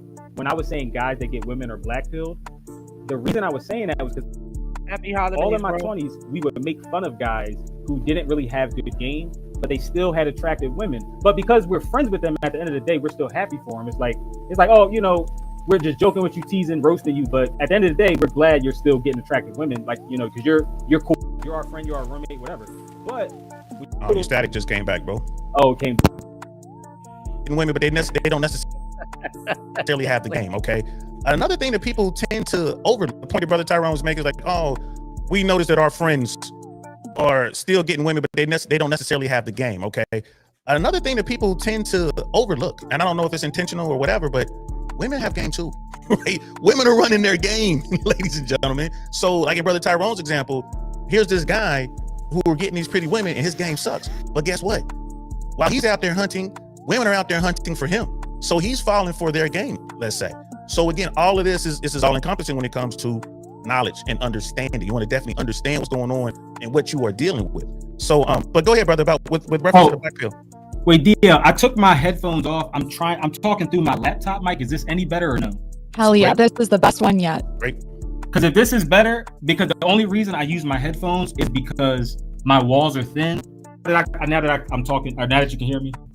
Yeah, now that we're squared away, it was your example of, okay, you know, you hanging out with your dudes, they know what they're doing, they're out there womanizing, doing their thing, and they have a friend who's getting on, but he doesn't have game, but he still manages to get women. And I'm assuming it's because he's a handsome fellow or whatever. But my point was, you know, a lot of people in this space, they forget or they don't realize that women are running game too. So in your situation, let me clarify. I don't mean game as far as like the guys I'm talking about. These guys are already married. They're in black pill terms. They're Chads, they're Tyrones. They've been married since their 20s. They already pumped and dumped for 10 years. There's no point in stroking their ego another 10 years. It's like they were kind of ready to settle down and have kids and all that. But a lot of those guys, they may have had game the way Lucario defines game, as far as because semantically speaking, I'm only talking about game in the sense of when you first meet a woman and you're managing the attraction and the logistics of that specific situation. That's it. I'm not talking about like long term, or because what Lucario talks about with guys knowing game and game being about your identity as opposed to being about women. I agree with all that stuff philosophically, but I'm specifically talking about quote unquote game. When you're meeting a woman, what effect does that have on her going you over somebody else when you first meet her? I have a follow-up question to that might clarify. But real before you go, sis, I see my brother Vikings in the building. I'm sorry, I gotta use my sound effects. I gotta use my sound effects. I see all my people in the building. I see you, brother Viking. I see you, Colonel Sanders. I'm sorry. Go ahead, sis. No, you're good. I was like, damn it, I wish I had the horns, and you read my mind. That's funny. No, we're not red. We're not real red pill Viking. The red pill, you can keep it. You can keep the red pill. I'm fine being. I don't even need a pill to be honest. Follow-up question that I want you both to answer. If we had a man who couldn't speak but was really hot compared to a guy that was like average but could talk, who would win in terms of picking up women? The guy that can't talk but he's hot, or the guy that is mediocre but he can talk? Game. Oh boy. All right, the guy that doesn't know how to speak and stuff like that, and honestly, even the guy that does know how to speak, he should talk the same way to a certain degree. All you really got to do is make statements. And when you're talking to a woman, all you really got to be is you got to make open-ended statements, you know, to get them to talk. Women will do most of the talking. If you don't have a mouthpiece, all you got to do is learn how to communicate her to keep talking. Women will talk. Like I said, men say about 10,000 words a day. Women always get up to about 30,000 words a day. Okay? And a woman's favorite topic is herself or what she got going on. So all you got to do is really appeal to that. So if he learns how to just, make statements to certain things like that, open-ended statements to get her in the game, we call it value, to get her to give up more value, she's not even gonna notice that he doesn't know how to talk. She's not even gonna notice that he doesn't really know how to speak. She's just gonna think he's being stoic, and this is why a lot of those guys pull a lot of women, and a lot of those women just be like, oh no, he's just shy, or he's just, you know, this, and they will make excuses for you. Women that really like you will make excuses for you. Versus the guy that talks, but he doesn't know what he's talking about, or he doesn't know how to get specific value, which is information, another word from information, out of that woman to get her to do. Like, women teach you how to catch them. You know, if you're engaging in a conversation and you're listening to them and you're actively engaging with them, there's a natural flow that comes with the conversation. Okay? So it don't even matter if you're talking to them. If you don't understand, picked up on no type of natural flow when it comes to certain conversation, you're not going to get nowhere with them. They will sit there and small talk with you all day until they got to go. Let's go. We were talking the game, right? When you say he can't talk to somebody, a guy who's handsome with no game at all. What's going on, Larry Legend? Oh, versus a guy who. Happy holiday, man. No, wait. I'm talking. He can't even speak. What's the point of that argument? That's an easy. The guy, the average looking guy. Hold on. If you see that looks trump game first. Remember, I'm not a typical black pillar. The black pill for me, it's not about looks. It's about overall attraction. It's never about one specific factor. So let me have a run at that. Real quick, Torsha. Because again, the black pill, genetic determinism doesn't just affect your looks. The fact some of these guys that are average looking, the reason they're incels or whatever in the first place, it's not because of their looks. It's because of the other factors that are partially genetic, partially environment. Well, the thing is that most guys, they downplay their looks. Like a guy that's like a guy. Pause. A guy that's like a 6 or 7, he will call himself a 5. And the thing is that guys don't want like this super beautiful hot chick. I mean, a lot of guys do want that, but a lot of guys will be better off. A lot of guys will be better off with yeah, I thought you were in the chat. I said I was gonna go over yours before but a lot of guys, if they're like a 5 or a 6, they don't mind if their girl is a 6 or a 7 also. Whatever. Partially female autonomy, partially their standards rising because of social media and all that good stuff.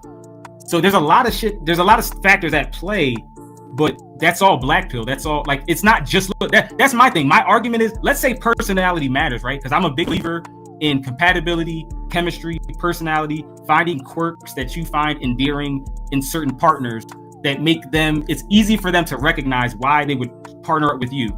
A lot of that is black pill. Even the pheromones, when women, some of my ex-girlfriends, even when we didn't get out of the shower and we like, I went over her dorm, she had practice early or whatever. And I'm like, okay, do you want to take a shower before sex or whatever? They don't even care. They're like, oh, I love your body odor so much. We don't even got to take a shower. They like a man's body odor. They like a man, not necessarily body odor, but it's called musk. They like a man's musk.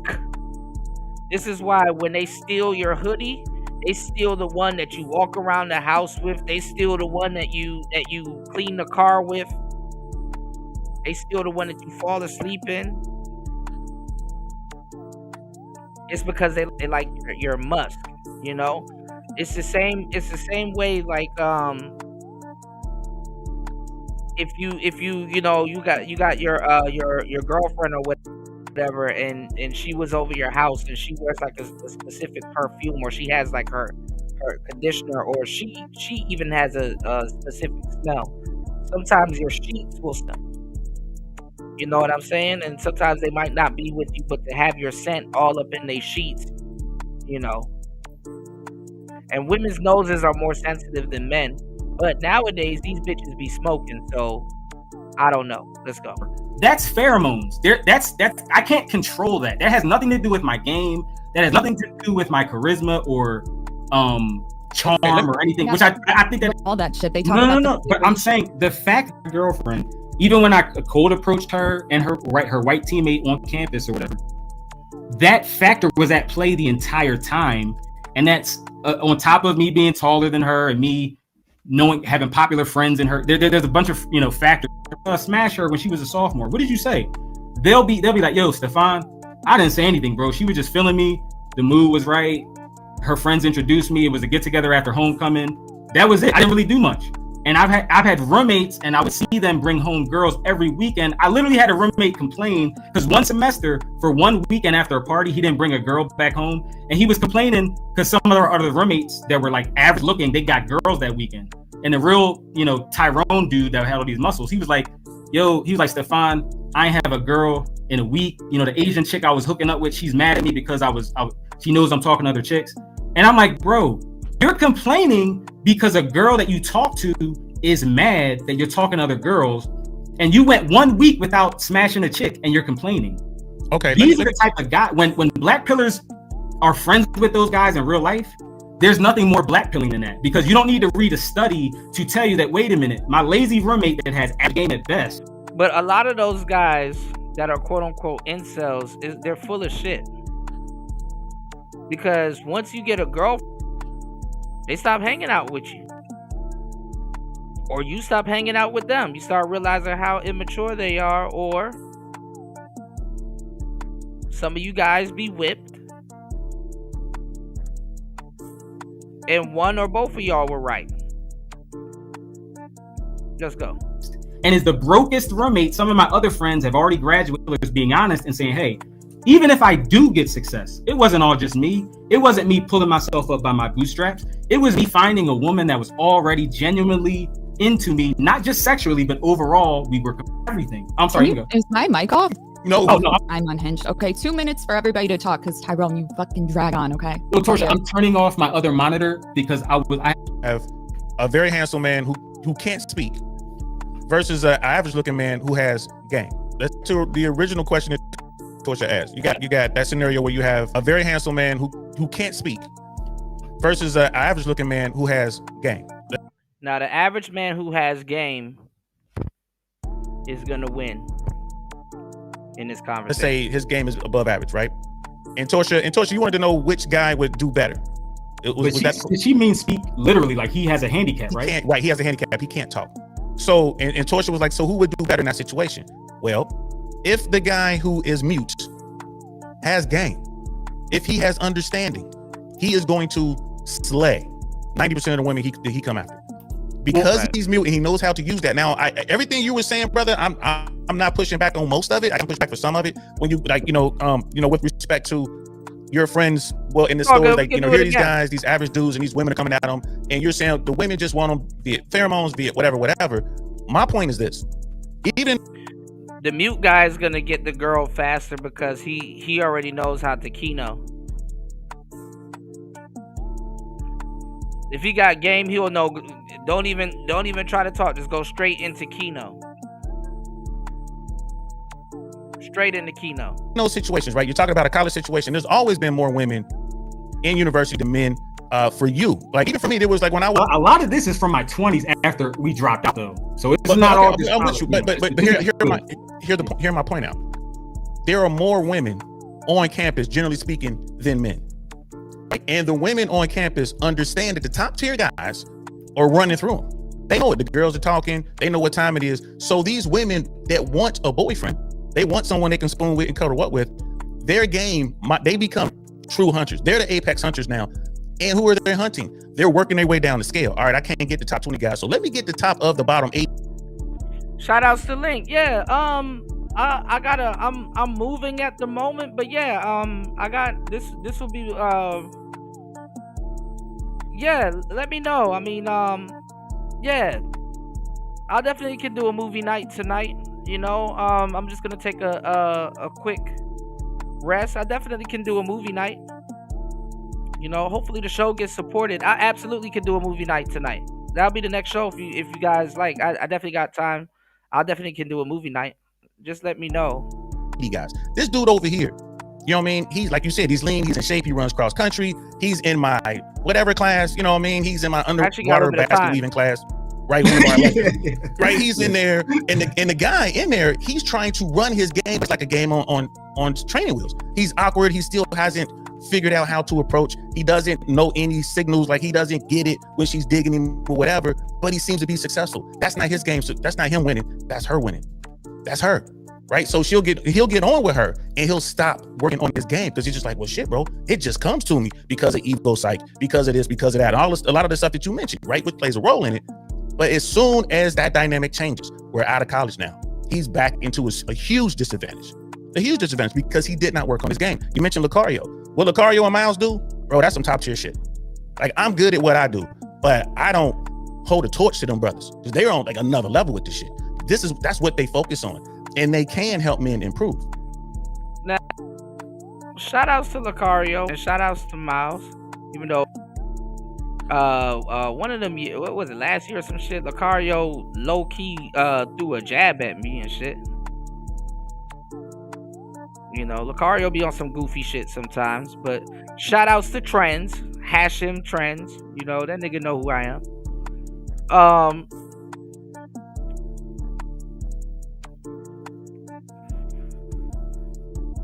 They're not even, I mean, respectfully, they're not teaching you. They're kind of giving y'all some kindergarten shit. I give y'all some real game. And it's not to hate on them or nothing like that, because y'all, a lot of guys do need the kindergarten shit. Y'all can't handle the, like the real, like, it's just not even a reality for most men, and I get it. It's not something that, you know, that I would even want dudes to run around here and say that they can, you know, but hold on, y'all.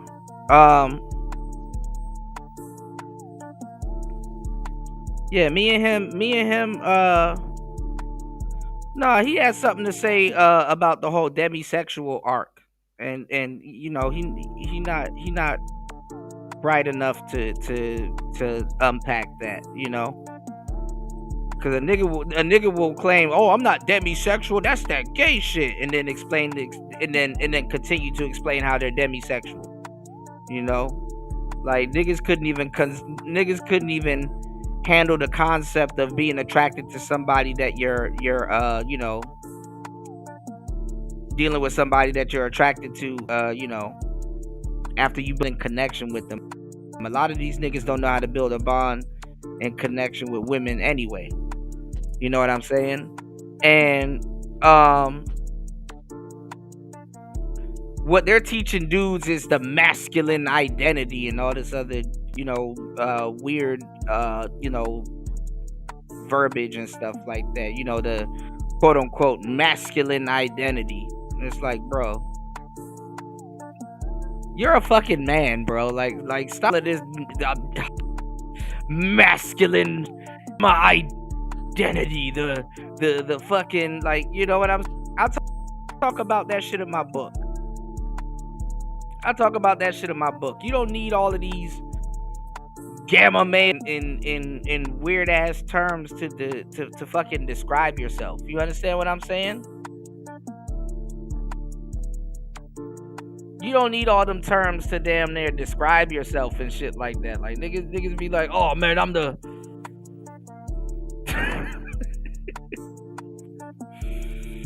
I'm the Guillermo male identity, like nigga, like no, bruh. If you don't go and talk to that goddamn woman, okay. If you're afraid, just say you're afraid. That's a part of it. Acknowledging that you're afraid to go talk to a woman that you're interested in is a part of it. But blanking out and going to go do it, you know, just do it. Get it done if you need to. You know, I mean, just, you know, like the fucking pickup artists of yesteryear, they didn't need all of this pep talk and all of this. You know, there's way too much resources nowadays. For the average man not to have, or at least somewhat get what he wants. You know what I'm saying? Technology is just showing people how lazy they are. You know, at this point, technology is exposing how lazy people are. You know what I'm saying? And want somebody else to do it. You know what I'm saying? These people, if these people want you to, no homo, These people want you to grab their dick and put it in the woman for them. Can you do it for me? Please? Can you grab my Johnson and put it in her? I don't know where her clitoris is. Can you show me? What do I do now? I got her in bed, but she's giving me last minute resistance. What do I do now? It's like, nigga, if I gotta do it for you, I'm just gonna take your girl. Straight up. If I gotta do this shit for you, I'm just gonna go take your bitch.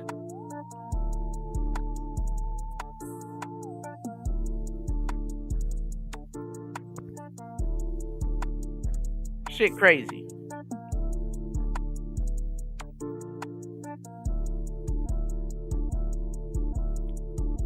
Some goofy shit. So a lot of these dudes are fucking lazy, man. You know.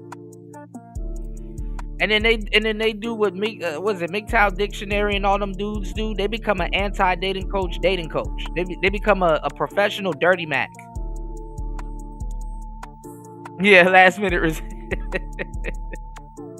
Y'all hit the like button, man. Hit the Cash App. Support the show, y'all. I got right, but you don't have to be at that level. It goes back to people choosing their vessels. So again, this all comes back to the looks. The looks are cool. The looks might get you in the door, but what keeps you there? What's going to help you smash? What's going to help you get your rotation? It's your game. And I'll say this, and then I'll turn it over to you. A lot of dudes who struggle out here, and the reason that they're struggling is because they never sat down and asked themselves what they want. You got guys over here coming to people like, hey, Uncle Saint, man, because we all do the coaching stuff. Everyone does different versions of it. I don't do, online stuff. I don't do phone calls. I don't do Zoom calls. You got to come see me. Like, bro, we got to go. What are you looking for? Do you just want to smash chicks? You want to? Yeah, Link, dig until she bust. Dig until she bust. Bro, man, I'm taking you into the trenches. You know what I mean? This is hands-on, right? Online stuff. I don't do phone calls. I don't do Zoom calls. You got to come see me. Like, bro, we got to go. He was up here talking about her sweet, watery guts. What are you talking about? What did MTR say? Her viscous innards? Like, nigga. God damn, dog. Some of these dudes, bro, you let them talk enough around women, bro, they're gonna turn her off. You gotta go out to the real world, man. I'm taking you into the trenches. You know what I mean? This is hands-on, right? The first thing I ask these guys is, man, what are you looking for? Do you just want to smash chicks and run a rotation, or are you looking for your wife? What are you looking for? Because the answer... No, that's really what it is. You do got to build comfort. Absolutely, you got to build comfort. You got to get her comfortable. I tell guys to build comfort all the time. Listen, I tell dudes, hey, look, she got to be comfortable with being naked. Absolutely. Building comfort is number one. That's how I speed seduce. Building comfort is literally objective number one. Get past the small other stuff. You got to build comfort. It determines how we train, and that's one of those things. Yeah, I got you educated, Tyrone. I remember. Yeah, you're not the typical black pillar. I got you, bro. I'm talking about like the LMS, the whole maths. There's a bunch of women out there running their game. They don't have to train. This nigga whole math, the type of nigga to bring that stupid notebook on the date and tell her what she's doing. See, this is what you're doing.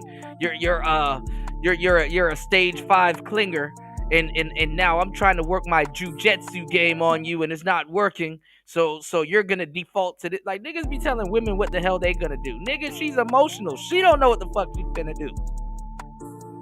Like, niggas using too much logic when it comes to women. That's the problem. It's all right. All they gotta do is be beautiful, fit, friendly. You know what I mean? Feminine. Of course, a lot of the game dudes bastardize it. I talk about it all the time. Absolutely. Shit, they gonna get on. You know what I mean? So this is another thing that dudes they're struggling with, because they're not being honest with themselves, or they haven't even thought about it.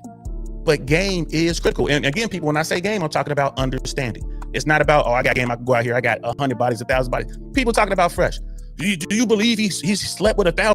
Like, you gotta have enough game to even go out and go have fun. Like, fuck a bitch. It ain't got shit to do with the bitches. Do you even have enough game to go outside and go have fun and go enjoy yourself? Weird ass niggas, man. Go put on your dancing. Go put on your dancing shoes. Girls, who gives a fuck? You know what I mean? Here's the thing. Who gives a fuck? I tell you this. I'll go to any See, club. that's the difference between me and Fresh. If I bought 1,000 chicks, I would be honest with it. I'll be like, I smashed 52 chicks without money. Now I'm rich. I'm about to turn 36. I don't want to. Let's Miami with Walter. I've been in Texas with the guy. The man has games verified. If he's buying them, I didn't see it, right? And there are dudes out there. And again, I don't care how many bodies he may or may not have. The fact remains his game. We agree on that. Right, his game is quality over quantity all day. His game is effective. He has game. Not the most handsome dude. You know what I mean? I met him before they had the major success with Fresh and Fit, right? But he's in a city where you don't need top tier game to get on with bad women. Miami got a bunch of beautiful women down there, especially if you're into. Man, all you gotta have in Miami is a bag of coke and a boombox. The bitch is about to. All you gotta do is have a bag of coke, a plate to snort it off, and a boombox, and they going. But there are Russians down there, there are Haitians down there, right there, Dominicans. The list goes on and on and on and on. Everything's down. And all you got to do is have the ability to hold a conversation, make a woman laugh, don't put your foot in your mouth, and you're gonna be successful. Especially if your strategy is to just have sex. If your strategy is to find a wife, you can still do good in South Florida. You can do good in Dade and Broward County, right? Just stay away from, Shout outs to everybody. Shout outs to my Floridians, man. I used to live in Florida, man. Shout outs to Broward County, 954, Pembroke Pines, Pompano. No, South Beach, Wynwood, Brickell. There are plenty of women down there. That's a very family-oriented area. But these guys get locked in. When Lucario said, I got to do this, or I read Mystery Method and I got to go neg women, or they're so lost because they don't know what problem they're actually solving for, right? And they don't have their emotions in check. So when it comes to looks, my position on looks is it's not that important, right? If you look like Idris Elba, great. You're in shape, you look good, amazing. Yeah. But if you broke and you're working at McDonald's dropping fries, you're not going to be as successful as if you were making, millions of dollars a year. That's because first of all, you got to be witty. You got to know how to leverage that. Yeah, you working at McDonald's now, but you gotta let her know, man, but don't worry about that. That's some little side money. I'm studying to do this. Like, if you're not in position to get the type of woman that you want, and let's say you are working at McDonald's, you better sell potential. You better sell potential. You got potential for sale. You better sell potential. And then you let her know too, like motherfuckers talk down about that McDonald's job until you bring it home a big ass scoop of fries every day. If you can bring that woman the fries or her favorite thing off the menu, but motherfuckers act like they don't eat McDonald's and shit. Like, I will bring you home a bag of fries every week.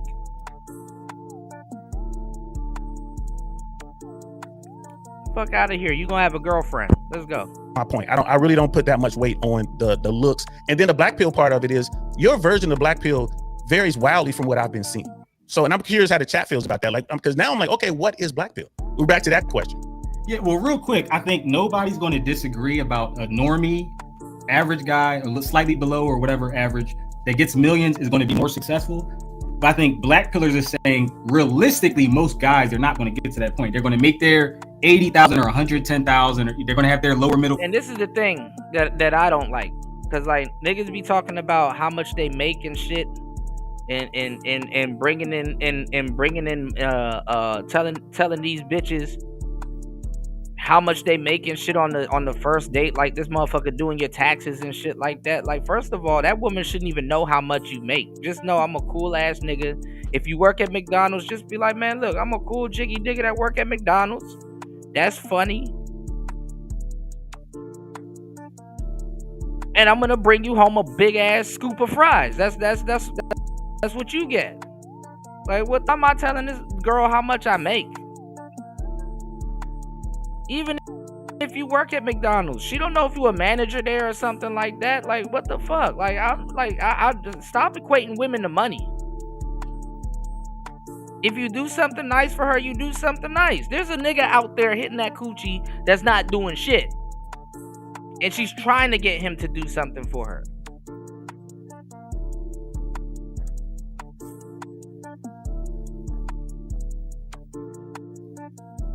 Like y'all be falling, bro.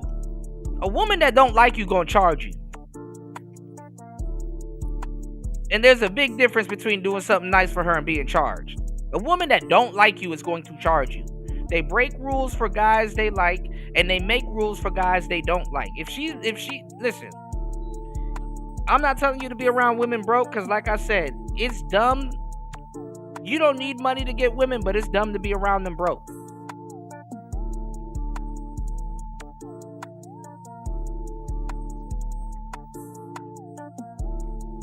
Let's go. Class life for their middle class for the most part. Let's drill down on that. So we were. I think in that realm, it doesn't make a difference, because I've even heard you and Lucario say that. I'm not saying y'all are millionaires, but I know you guys, or I mean, I like your channel. I think it's newer. I know Lucario's been on YouTube for college that got girls before and after the money. It didn't matter. They're gonna get girls. Some dudes, it don't really matter. They're gonna get girls regardless. But I think the black pillars are saying yes. I agree. If I get millions, of course, I'm going to get more success. But absent that, I don't think me being an average looking guy. Yeah, and I hate to say it like that, but like, yeah, go sell some weed then. You'll get a bunch of bitches. You sell weed. Bitches do not like to pay for drugs. I know that for a fact. Bitches do not like to pay for drugs.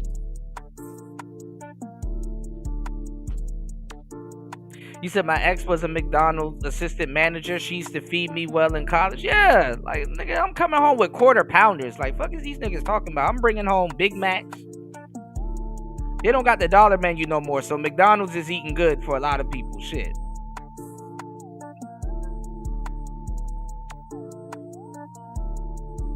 Motherfucker would sit up there and talk crazy about a man working at McDonald's, but she cheating on a nigga that got a wife.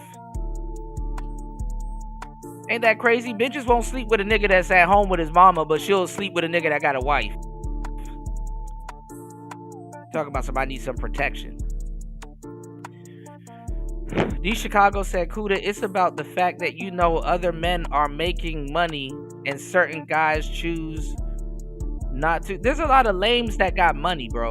The majority of dudes that got money are lames, bro. They can afford to be lame. So I give them that. I give them their props. They can afford to be lame, but don't complain if you're lame with no game and you a square from Delaware, and you get on here and talk about how you don't care, but you mad that these you out of your fucking money, bro. So real talk, I don't give a damn, money or no money, whatever, you know. And shit, most of the time, these girls that let me tell y'all something too. Let me tell y'all something that y'all niggas don't know. Let me tell y'all something y'all niggas don't know. These girls that y'all are dealing with, that you think that you have to have money. These girls that y'all are dealing with, that you think that you have to have money to get. When you get money, you're not even gonna want to deal with those girls. So I mean, I really don't understand what niggas are losing at this point. When you get some bread, the motherfucker that you calling or going, you thinking that you have to have all of this shit to deal with right now. When you get some paper, you don't even want to deal with her no more. You gonna start talking to her sideways. Let you get your hands on some paper. I'm talking about some real paper.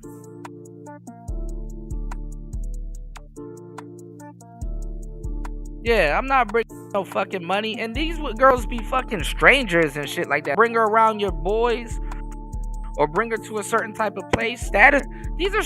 Listen. You guys are literally strangers dating each other. If you're dating in your social circle, yeah, status might matter. But like, come on now.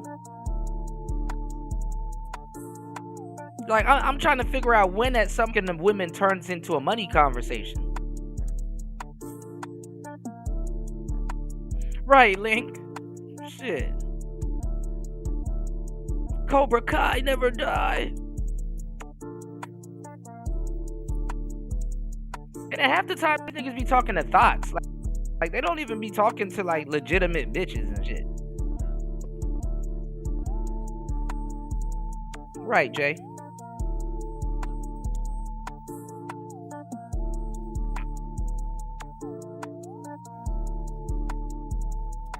Yes, copium.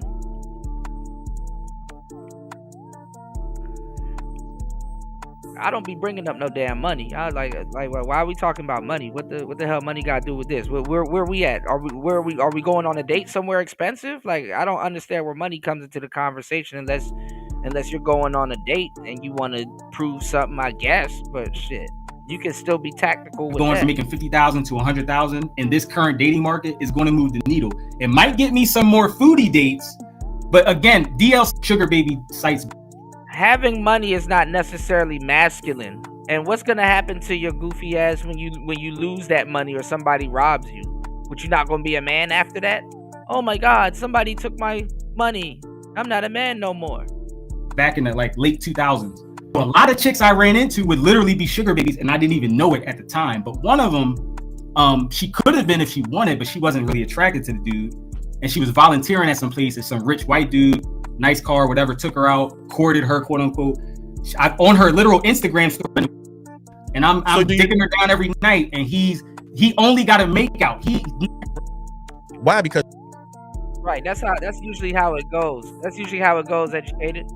You be the first time you end up smashing a chick, and you realize, damn, she a little escortish.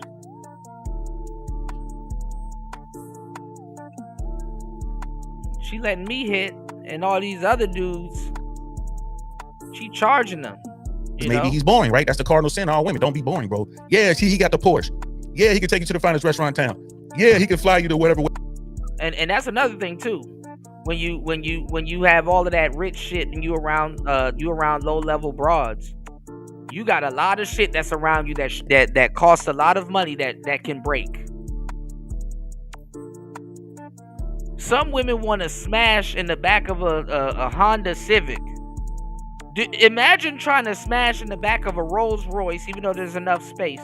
You got to have civilized sex in the back of a Rolls Royce. Imagine kicking a TV screen or knocking over a fucking champagne flute and all kinds of shit. Like nigga, the nigga with the Nissan Maxima.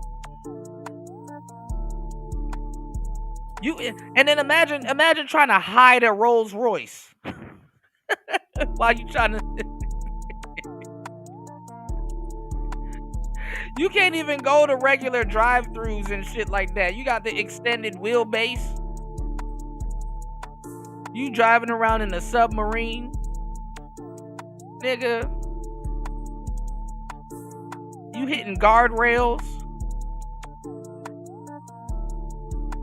Nigga, having money just make you a big ass fucking target. Imagine trying to hide a Bentley.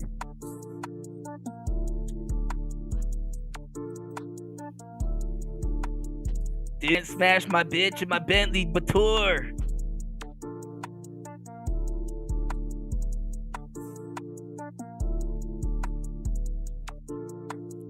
And then the women that y'all like the women that y'all like to sleep with, they don't even match the cars that y'all trying to drive and shit like that. Imagine this bitch spilling grape jelly in your Bentley.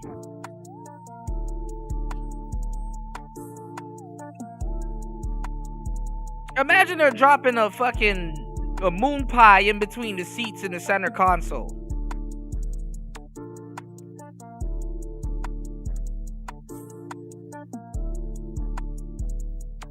Oh, I know you're gonna get into it with D Chicago. D Chicago know how to get under people's skin. Educated Pookie. That's his thing. Sometimes his wife got a hold of his phone, so yeah, just be careful. You know how to get under people's skin.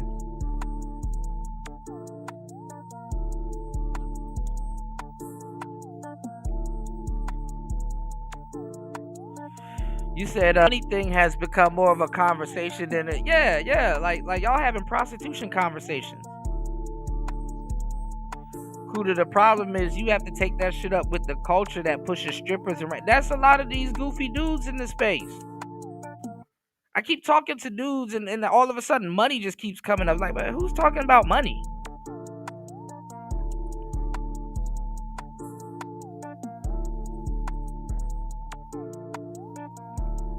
Let's go. Whatever, accompany him when he goes to a business meeting. And he's looking at her like, I want to marry her. He has no idea what she's doing in the streets. Why? Because he didn't put any time into the game, into the understanding of how it is today, or at that point, how it was in that time. The dating landscape is constantly changing. And if he was gamed up, he would have at a minimum smashed, right? What's the number one tenet for dudes with game or out here trying to, out here womanizing, right? The 3-day rule. At least that's my rule. I don't know if y'all still running that, but we've been running this since the 80s. Well, I think if he... we get SDLs now. SDLs are coming in a lot quicker. So the 3-day rule is kind of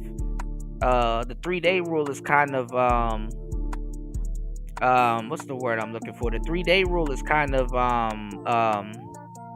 taboo. The 3-day rule, if you gonna turn a girl into if you want to turn her into a girlfriend, then the 3-day rule applies. You know what I'm saying? And honestly, as a player, you would control the 3-day rule. You know what I'm saying? So what I'm saying is that there'll be times that you'll be able to smash. You can get her hot and ready if you want to, and just be like, nah, look, tomorrow or next week or next time. And stuff like that. Sometimes you gotta checker that shit. You know what I'm saying? The one with the game is the one that can turn down the sex.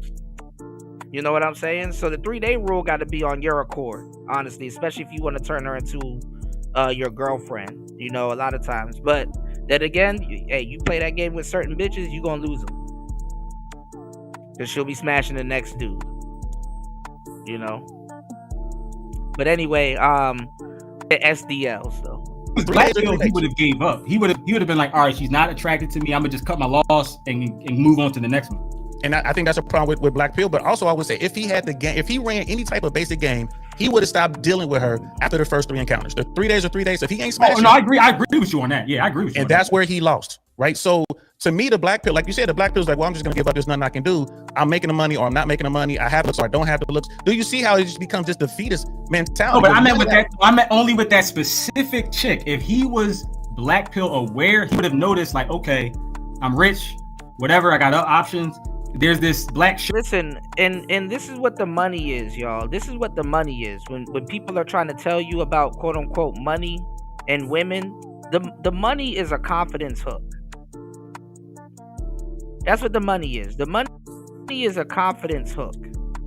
Because a lot of men draw they put their pride into an inanimate object, which is money. A lot of their confidence from money. Money makes anybody feels good, even women. So a lot of guys draw their confidence from money and stuff like that. Me, I don't want guys, if I'm giving you some game, and I talk about it in my book, I don't want guys to get comfortable drawing their confidence from money, because money goes up and down. And when money goes up and down, that doesn't mean that you should go up and down right along with it. And the whole point of getting beautiful women and stuff, like, confidence is intact, whether you have it or not. A lot of times money will put you in position where you'll lose it, but you know you're gonna get it right back.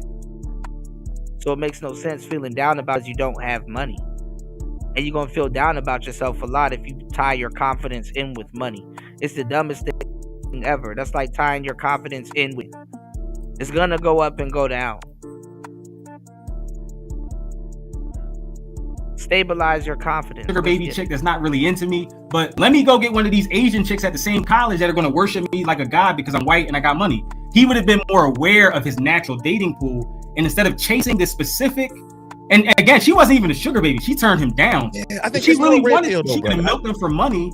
But she was like honest with him, but he'd still take her out as a friend and wine her and dine her as a friend. Okay, I think it's more. It's not. This is where I disagree with you. Completely. I only bring him up because she was genuinely not attracted to him. No, I get it. This is a great example. This is a great example, bro. I think game works if she's already mildly attracted to you. If you're a maybe, if you're not, and this goes for both genders. If a fat woman that's not, I don't like her phenotype, I don't like anything, her body type, her face, her bone structure, I don't like anything about her. I do not care what her personality is like. My options are not that low where I have to settle for someone where I cannot find any positive or endearing, or just because the women, they may smash me or they may smash my friends or my roommates or my acquaintances, I still see how those women treat other unattractive men, and it's not always based on their social skills. Sometimes These guys are more extroverted than me, more popular than me, have more female friends than me, are more articulate than me, more accomplished than me, and I can verify this because they're in my social circle. And yet, I smash hotter women in my 20s than I do now a lot of the time. Which black younger chick doesn't like across the world. Bro, you gotta let me talk. Hold on. Stop. You gotta. What I well, want. no, not all of it. I think doers are in the minority. I think the average normie dudes that start up these YouTube channels and they complain and they're looking at him like, wait a minute, you money getting to the success. She was getting and everything Red from Pill him. led him to his demise because Red Pill taught him that money could fit, money, status, and masculinity could fix what he didn't have through looks or charisma or natural. That's the thing though. Y'all got to be careful when y'all are listening to some of these videos. And like I said, I said actually go out there and try to get the wisdom in, but y'all gotta base some of this stuff on your actual wisdom or what you know or your instincts. Y'all got to learn improv. Y'all got to learn certain things. You know what I'm saying? Using your wits, betting on yourself, mixing it up. Be a little bit versatile. You know what I'm saying? Because like I told these guys, I'm like, man, what happens when you run out of game? What you gonna do then? What's the next move? A lot of guys that don't until they're in a situation like that, they don't really think about it. And that's the thing. It's like, yo, when you run out of something, you got to know what's the next move. You can't panic. It makes no sense for you to panic.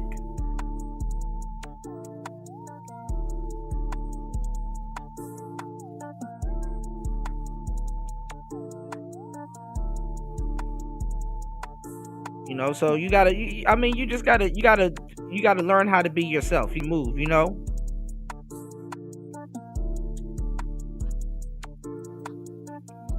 That's what it is. Let's go. Traction and chemistry. So I wouldn't put that on Red Pill.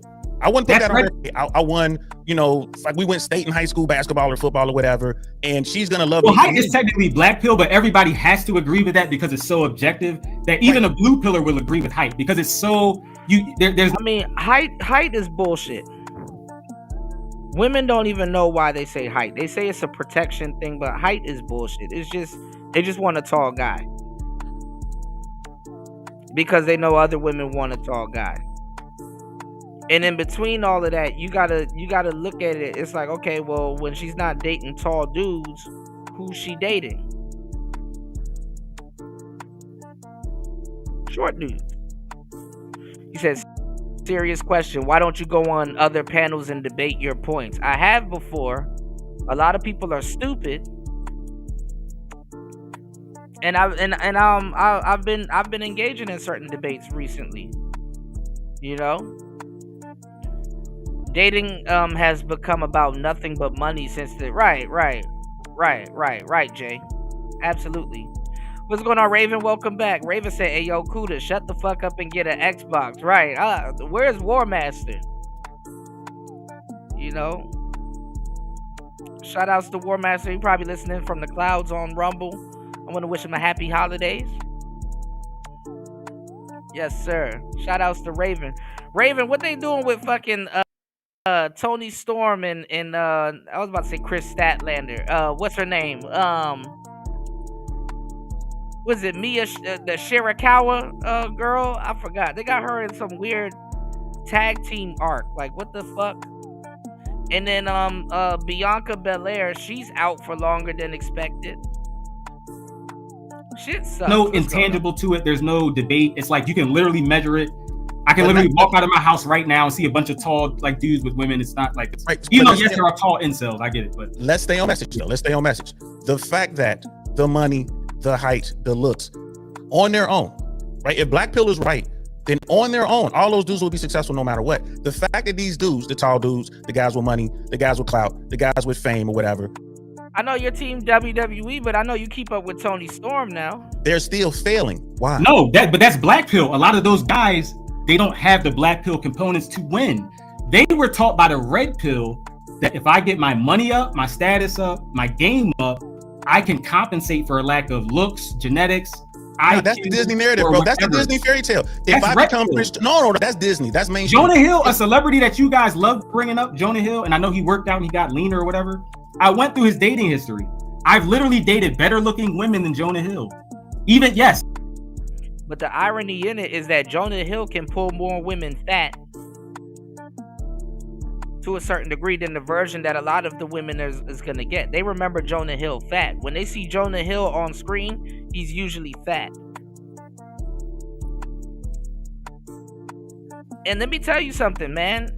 Fat boys get a lot of fucking women. Fat boys be getting the gym women. I know a lot of that like the fat boys. Let's go. Even if I only dated non-black women, I would still date better women than Jonah Hill. You're missing the point, though. You're missing the I've point. seen a lot of chicks he messed with. They're mid-tier. Becky's agree. the best. I I'm agree. just saying the red pill copes got to stop at some point. We got to be honest. Here's the thing. I would rather people be honest. I love a mid-tier Becky. A few more seconds. Myron and Fresh, Indian. Point is this: most men in America buy into the Disney fairy tale. Now, you know what? Fuck that. All men in America were programmed to buy into the Disney fairy tale. Every single last one of us. All of us want to be Prince Charming. We want to ride up on our horse in our shiny armor and save the princess. That's the way we would. It's not necessarily the Disney fairy tale, and I talk about this in my book. It's the hero arc. There's always a other side to the hero arc. Spider-Man, saves Mary Jane. Superman saves Batman saves. I ain't gonna lie, Batman had the hoes. Batman had Catwoman. Batman had Poison Ivy. There was another one called The Cat or some shit. Batman had the bitches,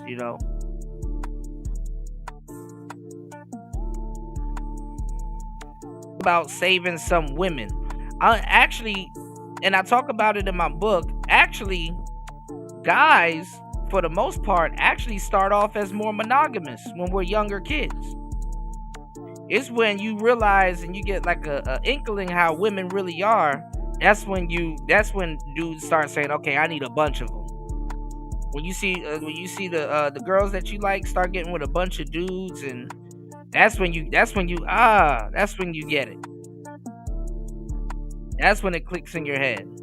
Because guys usually don't start off wanting a bunch of bitches. They just want that one girl that they could probably save or do something for. And that hero arc gets crushed. They turn into a villain real quick. They call it high school. I don't know if you know or not. They call it high school, y'all. Yeah, you see that girl that you light up in that car with that 30-year-old, and you like, man, what the fuck? Why is R. Kelly picking up my R. Kelly picking up me, bitch?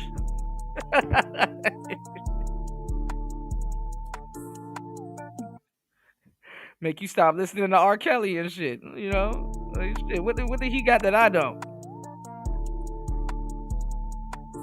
Fucking raised, right? I think we're just now getting to the first generations where the red pill ideology is starting to hit. It don't work that way, right? We don't learn until later in life that good guys finish last. By the time we hit high school, we start to figure it out. If you go to college, or once you start getting to, you don't learn later in life that good guys aren't really good guys.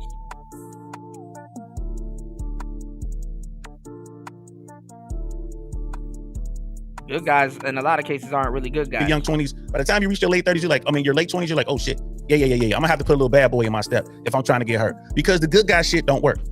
That's the red pill narrative. You're talking about Myron and Fresh. I don't want to turn this into, full disclosure. I am personal friends with Myron and Fresh. I know these guys. We kick it, we break bread. So I really don't. I like to shy away from the conversations, but I have to say this point. I have to make this point. Oh yeah, I can bring up other examples too. I can. Right, but I know you're cool with them, so I don't want to. Yeah, that That's not a bad. I mean, it's cool, but they understand. They get it. Trust me, they get it. I just like to give full disclosure because people will find the pictures and they're like, oh shit, ain't fuck with these dudes. But my point is this: before the mega success, these guys were running their game.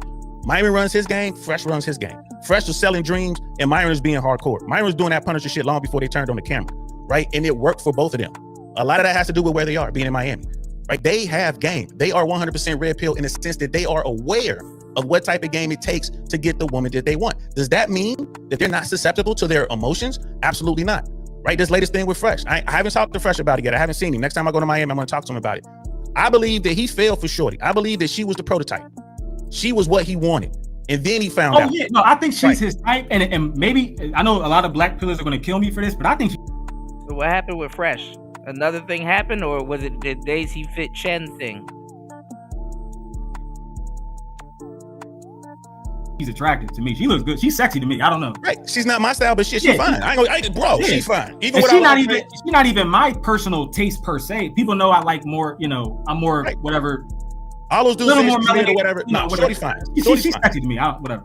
And she was running her game, right? That whole thing with Fresh and Daisy, she was running her game. He was running his game. That was a heavyweight bout. I was sitting back with my popcorn watching. I was like, yeah, Fresh getting her ass, right? He was beating shit out of her with the first, 8 rounds of a 10-round fight. But now she came back hard. She came back, dropped the fucking, she went full-blown kamikaze, did what she did. I'm pregnant. Oh, shit. I'm going to run you through the mud. Like, we Fresh and Fit, baby. We stay in the mud. She didn't understand that part. But that was just two people running their game. Folks didn't want to talk about her side of that. And I respect her game. That you got to look out for women like that. That's the red pill. And when women like that win, I'm not mad at them. I'm not mad. It's just like you. She's a Jedi too, goddammit. The Sith got they got masters just like the Jedi got masters. Sit your ass down at the table with the masters. She got damn Grand Master. She was running her shit. She got dudes sending her $80,000, bro. You know what I mean? Like she's getting money. But see, I seen right straight through her bluff. Because you want to know what's the most deleted child in the womb? A black one. She not ready to have, man, that is a pasty white Asian girl. I am around, I know how Asian girls work. Trust me, look where I'm at. I know exactly, especially Chinese girls. Hop, skip, and a jump away from where I'm at. I'm like, man, she ain't gonna have that man, baby. She probably not even pregnant. I'll call the bluff real quick. And number one, it ain't even about no damn money. Is if she gonna push out that black kid. And I'm gonna give y'all the game on top of that. It's not even about that. It's really let me see, how can I say this? If a white boy got her pregnant, it's over for him. Fresh didn't have shit to worry about. That's what I tell y'all, my Glacier players, if you in Asia and you knock up one of these girls, she's gonna have the kid. If you black, hey, good luck. She might not. But if white,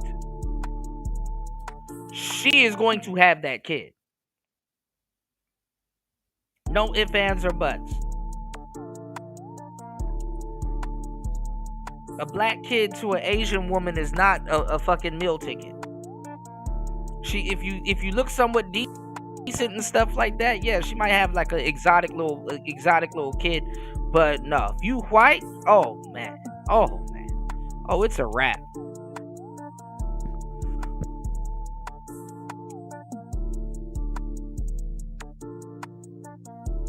One second.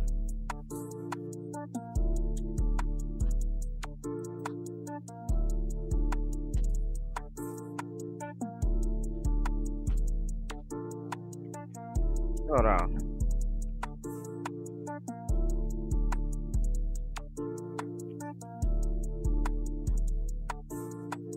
Go hit the like button, support the show. Am I not entertaining you guys, giving y'all some good game? Damn. Happy holidays. Shit. Let me tell y'all something. If you are white and you knock up one of them Asian girls, I'm going to give you the game. If you are white, put on my glasses right quick. If you are white and you knock up one of them Asian girls,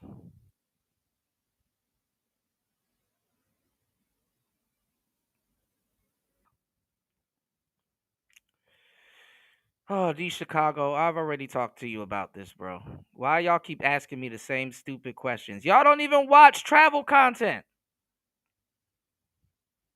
Y'all don't even watch travel content. I got endless travel content on this same channel that y'all are on right now. Y'all don't watch travel content. Y'all don't care about travel content. Travel content, niggas want y'all niggas want to see niggas in other countries with prostitutes and shit. Y'all don't watch travel content. I've been calling it out and I've been checking it for years. Y'all do not watch travel content. Damn about no damn travel content. All right. I got 360 videos and all kinds of shit on this exact same channel that y'all have yet to discover. I got endless travel content. I got a fuckload of travel content on this exact same channel. Listen, I can barely get support on this channel giving y'all hella game and hella content. Do you know how much time and energy it takes to launch another travel channel and put all of that shit together and edit and all that stuff? Y'all have no idea how much shit goes into YouTube, man. This shit is crazy. Y'all have no idea.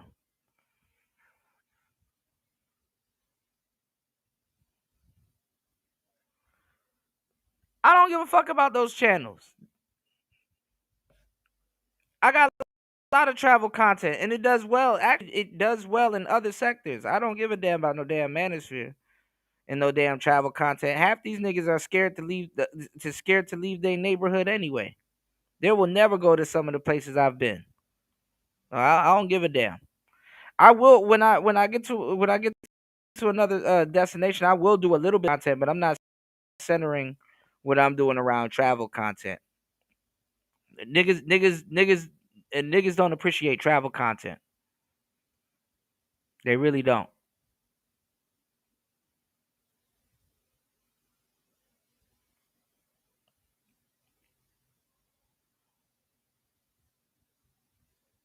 I gotta respect that game, but it is game nonetheless. And this is what I talk about all the time.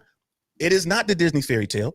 It is not the blue pill mainstream narrative, right? It certainly isn't the black pill. It certainly isn't the black pill narrative in my opinion. And it's certainly not the red pill narrative either. The reason I like the red pill, but understand, because like your version of the black pill is different than what the rest of them I think are, and my version of the red pill I think is a little bit different as well. My thing is awareness. You see the code, and that's all I'm saying with red pill. Red pillers go out here and get their face cracked all the time. I got my face cracked. Trust me, I'm gonna probably get my face cracked again. If you get out there, you're gonna get hurt, even with your knowledge. Someone like Lucario and Miles, it's gonna be harder for them to lose because they stand on their game 100. Lucario and Miles are at a level of game that's approaching being a fucking pimp. Like, and that's well, Lucario's he's not dating younger super. No, they're not. Lucario and Miles are not even. They're just. If they're experiencing that much success to your players. Like I said, there's 3 levels to the game. You got your player 1, you got your player 2, you got your player 3, and then after player 3, you got Mac, and then after Mac, you got Pimp. Okay? And right in between player 1 and player 2, you got naturals. You understand what I'm saying? But you don't got to be red pill to be a natural. Square people got naturals. Square people are naturals also. You know, so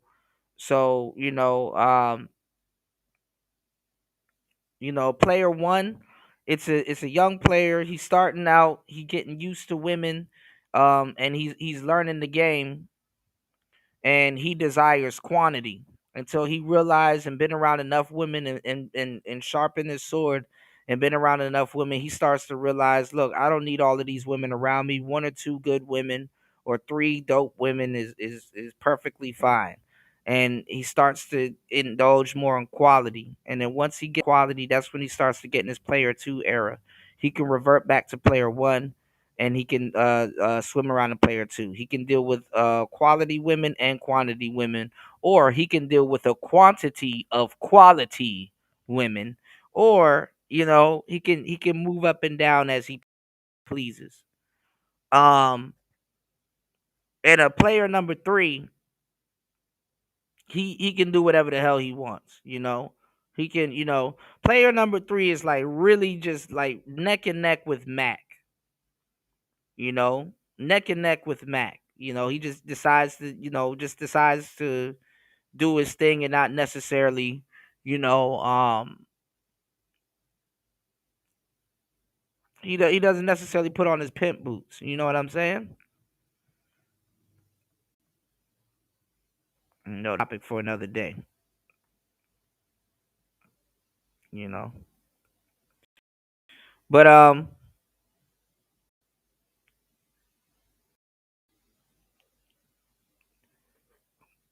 you got some naturals in there too. You know, a lot of naturals they're squares. You know, they're not necessarily gamed up.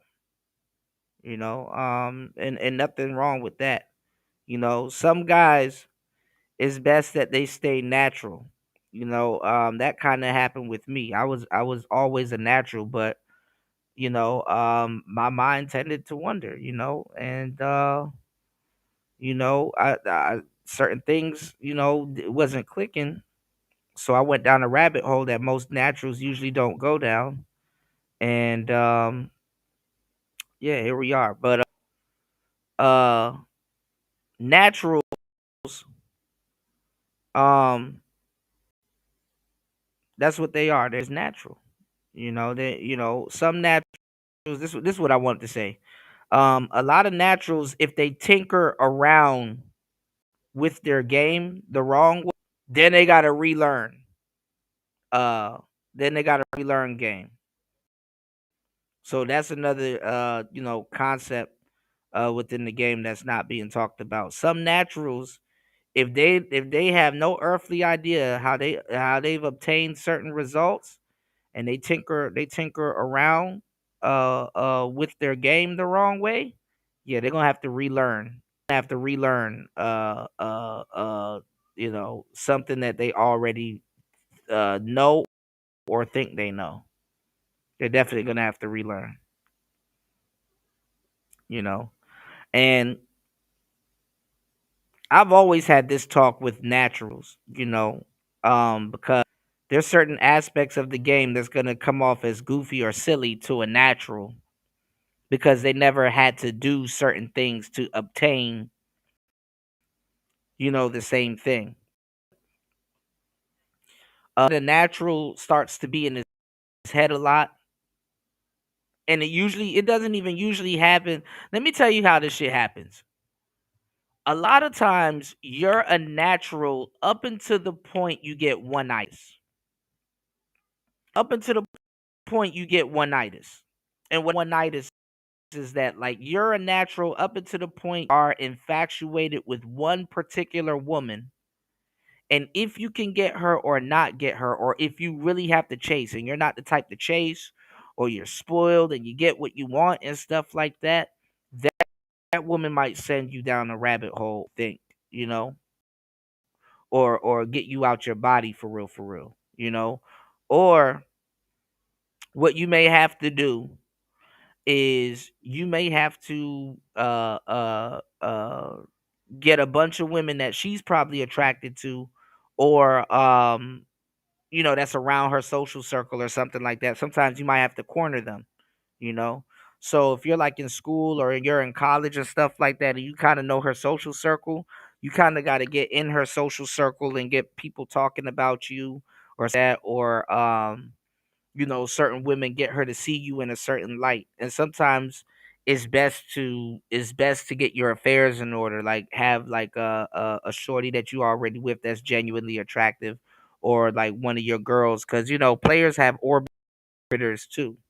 You know, women don't necessarily, they're not the only ones that have orbiters. You know, players have orbiters, and you know, what's the word I'm looking for? The players got female simps too that's around them. You know what I'm saying? So you can use those to attract more women to you, you know, if they fairly look good. Um or when you're talking to somebody or something, or you got a wing girl or something, or some type of, you know, attractive women around you with that. Yeah, go ahead and send her a friend request on Facebook or a DM or whatever, you know, or you know, And I'm not gonna tell y'all how to get some of these girls that you want, but there's methods and there's ways. Not on no stalker shit. But anyway, let's go. Attractive women, so it's like he's playing with house money anyway. But he can, and that's another thing. So like you can. No, I'm saying he can and he should. He should. He does. I mean, he travels. He does yeah. his thing. So, but Because my whole he doesn't- go ahead. I want to give him his credit because I've debated him in the past, but I have agreed with him in the past. I've called in on his show multiple times. My ex she's about to turn 28. She's 27 now, about to turn 28. So if I really wanted to, yeah, I could date some mid-30s chicks and late 30s chicks and single moms. I could really. It hit most men I know way earlier than it hit women. So you and guys that you know that I agree with you, only you could be 60. You could be 60 years old and really wanted to, yeah, I could date some mid-30s chicks and late 30s chicks and single moms. I could really have my way and be their best option. But I don't mind dating chicks that are younger, that are late 20s, mid-late 20s, whatever. But I'm still. All right, now that's always been the case for men. When you get older, your dating pool opens up for you. You get like a whole new prime. So when you're young, you're just jumping off the porch. But by the time you hit your stride, like by the time you hit your 40s and your 50s, you can date women that you normally wouldn't have the chance to date. You can go date a 20-year-old. Like by the time you hit your 40s, honestly, your prime really starts in your 30s. By the time you hit your 30s, you can date all the women in the 20s.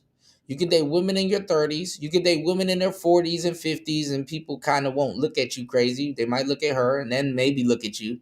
But you can date a bunch of different, a different volume of women once you get to a certain level. You did? There you go. What's going on, party? Good to see you, player. Yeah, happy holidays. Shout outs to you, bro. Good to see you, man. Welcome to the show. All right. 6 hours and 3 minutes into the madness. Let's go. Young enough to do that. So And I'm that's the still. red I pill. want I to mean, go out you could be until 60. every. You could be 60 years old and still be messing with some young chicks, depending on what you look like, bro. I mean, Well, no, that's so when the looks start to come into, play a little bit more, right? If you keep your shit together, you can still, if you want to mess with a young girl, I can't. Yeah, I agree with you. I agree with you, but I want to just preface that a man's prime is in his 40s and 50s. So this is why you need to take care of yourself now so you can take care of yourself later. I agree with you only if you're talking about guys that you're either guys like yourself or silver foxes or whatever exceptions to the rule. Because I'm 35 and my last 5-10 years work in the workforce at different jobs. Most dudes I know, they were below average before 30. Like the age pill, the wall, it hit most men I know way earlier than it hit women. So you and guys that you know of in your real life, or guys that kind of think like you and have their shit together across the board, I know those. Said, yeah, I'm whipping yams in this motherfucker. You about to put marshmallows into it, or that's too Caucasian, man. That's too glacier. Guys, like, my superiors at certain jobs, I would see like, okay, this dude 10 years older than me, he got a hot ass wife. I get it. But the other 20, 50 guys in their age bracket are in a dead bedroom marriage, or they're, a loser with no social circle, or they're watching Wheat Waffles videos, or they're watching some red pill video, hoping they can self-improve their way out of it. And then they're gaslighted gaslit. I'm sorry. I apologize. I'm low 2 women out of 6,000, and one of them they had to pay for. And they come back to a dating coach like, hey, I approached 6,000 women, and now I'm a doomer because I smashed 2 women, but I got rejected 5. And that shit is cap. They've never approached 6,000 women. That shit is cap. They've never approached 6,000 women. Their whole perspective would have been different if they did that, So those dudes be lying. 5,998 times. I just think at some point we got to admit the game, as much as you know about female nature and as much as you know your identity and your self-realized, there's always going to be a cap. Like even me in a lot. All right. Let's say your wife had a bunch of horse bucket friends. Do you want her?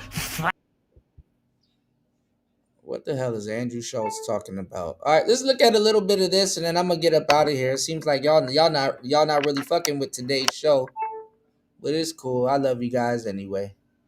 Give me 1 second. Now look at this. Look at this dude. He's supposed to be He's supposed to be the Clark Kent, the Giga Chad. Are you talking with Myron? So let's see what they talking about. You said Two Glacier. Uh-oh.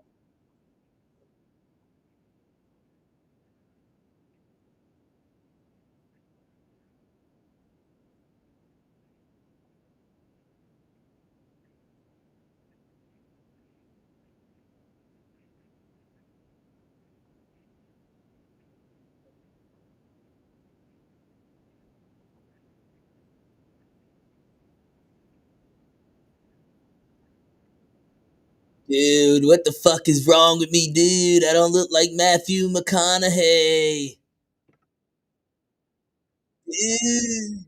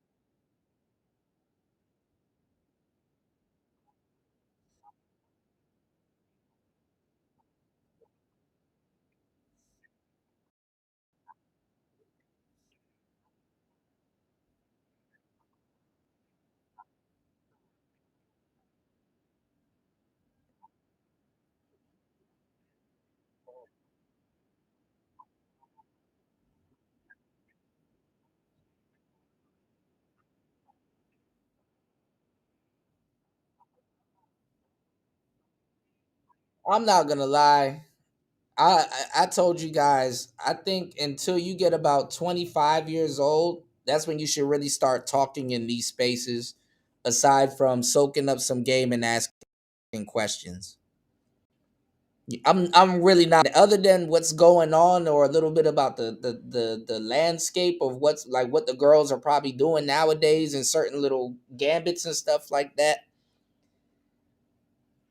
I really don't got nothing to talk about to no 19-year-old kid, bro. I really don't. I'd rather talk to a little, and I really don't have nothing to talk about with no 19-year-old girl. But I'd rather talk to them than the dudes if you know, and if I'm not, unless I'm giving them some game, you know. Little baby nuts can't teach me anything new. I hate to say it like that, bro. Like, you know, Similac, you know, he can only just get me hip to what we're doing these days, and I can give him a solution to it. You know, now if he got enough, you know, smarts to keep his little head together and pull some of the shit off, cool. But other than that, I mean, like what is there to debate a 19-year-old about? It's like, bro, go enjoy your life. You know, go broke a couple of times. Cause that's the beauty of it. Taking a girl out that you like so much and going broke sometimes. Not having a little bit of money in your pocket. Getting fleeced a little bit. You know? Learning. You know, it's a learning experience. I don't expect him to be a player. Just go make a little bit of mistakes. You know, go get some coochie in the back of your Prius. Cause you know, y'all are driving different cars now.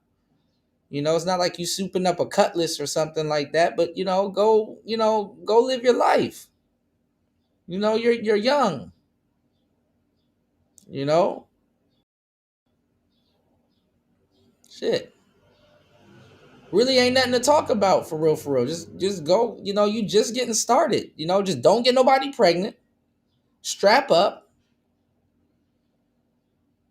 and go have fun with women. You know, you really, and honestly, you really don't start paying attention to women and what they're doing for real until about 25.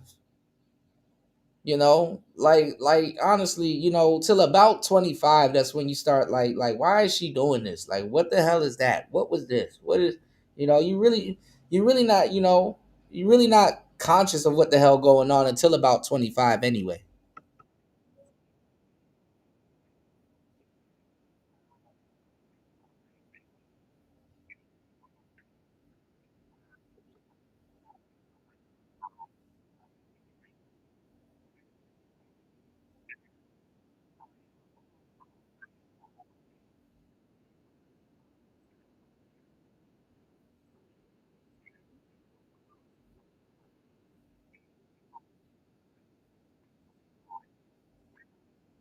Yeah, I mean, it's your first time seeing it. You're 19. You don't have nothing to compare it to. This is your rodeo. You don't have nothing to compare it to. Let's go.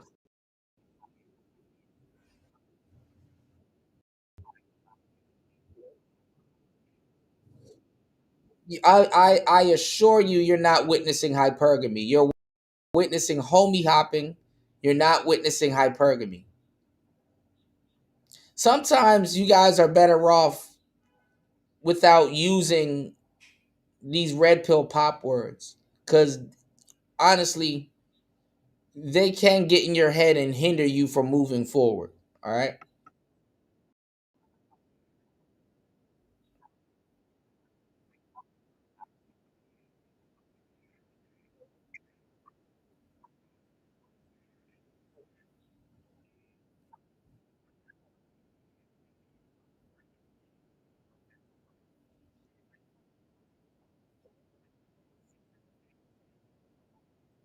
We're not hypergamous. We're not living in a society where women are running around and getting married.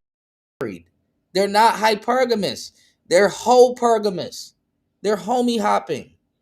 That's not hypergamy. A hypergamous woman, y'all, is a woman that's engaged, or a woman that's about to get married, or already married. She's already in a relationship. That's practicing hypergamy.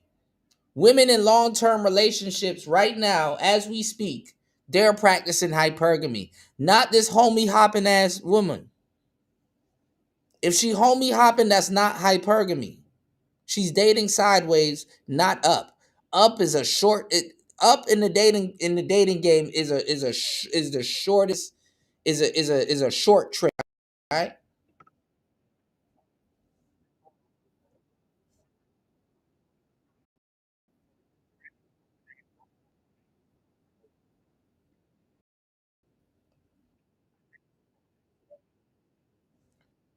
Bumping your head is not hypergamy.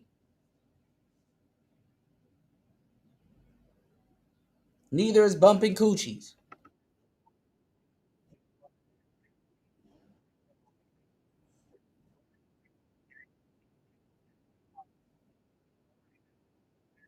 Same thing with women in TV.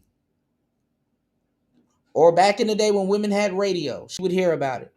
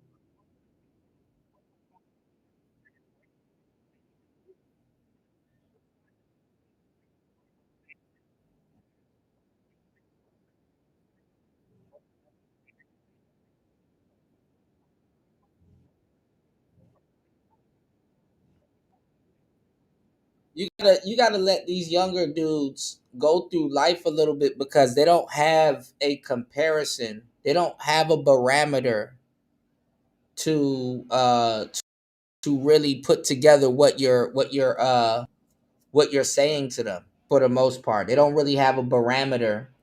Hell, even grown men don't really have a barometer to really measure up the type of game that you give them, for the most part. They literally got to either be going through it at the moment, or have gone through it, and it has to be something that perplexes them. You understand what I'm saying? Or right before they go through it, they halfway remember what you tell them. You know, and then when they're like, okay, the next time I go through it, I'm gonna ask, you know, Kuda about this, and then the next time I go through it, I'll be able to pass with flying colors. You know, so.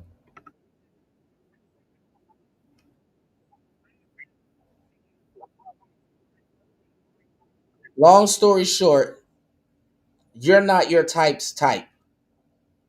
They're not their type's type. And women have like this weird confidence thing where they act or feel like they can fuck or have sex with anyone that they want to. But they're shy and they know damn well a lot of the guys that they want won't want them. You know, you can have a little girlfriend and she's like, oh my God, I like Duke Dennis. Duke Dennis. Oh my God. King 86. Duke Dennis. Duke Dennis. King 86.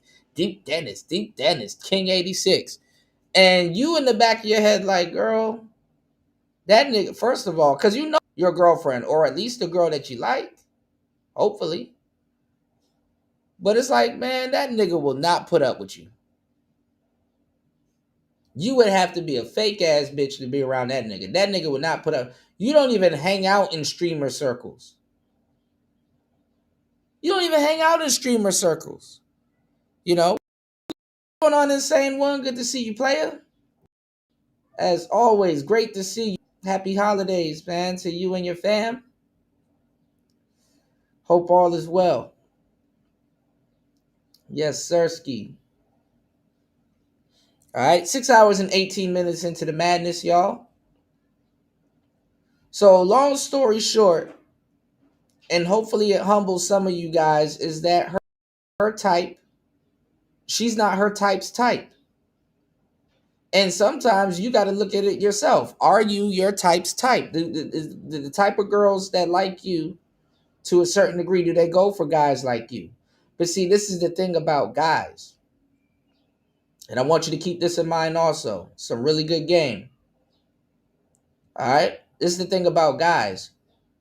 We don't care. You know? It don't matter if you're your type's type to a certain degree. If you shoot your shot and she going, then what's the whole point? Women care about that type of stuff. You know? You might not know you're not your type's type until you've dated your type. Sometimes, fellas, you're going to realize that you're not your type's type after you already done had relationships with them. And guess what? You're going to realize that they're not your type also. You know? And that's when you start to grow in the game. Most guys are not blessed enough to get their type. You know, fortunately, I was blessed enough to get my type over and over and over and over again. And it's kind of still my type, but it's really not. You know, because what happens is you start to you start to have an abundance of women, and especially if you end up getting an abundance of your type, that's not going to be your type no more. They'll call it traffic light dating. So you'll be like, oh, I go for the red light girls. I go for the red light girls. That's all I like. I like the red light girls. The red light girls are my type. And then you end up dating a bunch of red light girls, and then on your way to dating a bunch of red light girls or being around a bunch of red light girls, you're like, you know what? While I was dating a bunch of red light girls, I was meeting a lot of green light girls on the way up. Yeah, I was meeting a bunch of green light girls on the way up. You know, I actually like the green light girls. You know, I actually like the green light girls. Actually, these days I'm starting to get more green light girls, so you know, I kind of got a softer spot for the green light girls. You know, what up, Big J? You know, so hey, it is what it is. All right, let's go.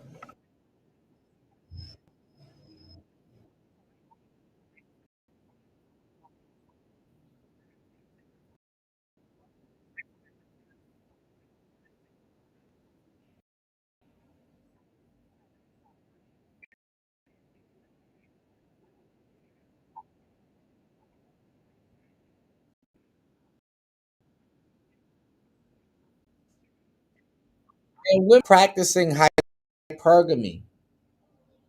You know, and I'm gonna tell you the truth, and I hate to say this, I like this, but to a certain degree in time, you'll figure out what I'm saying. I'm gonna just say it is. Women are on the internet for attention, obviously.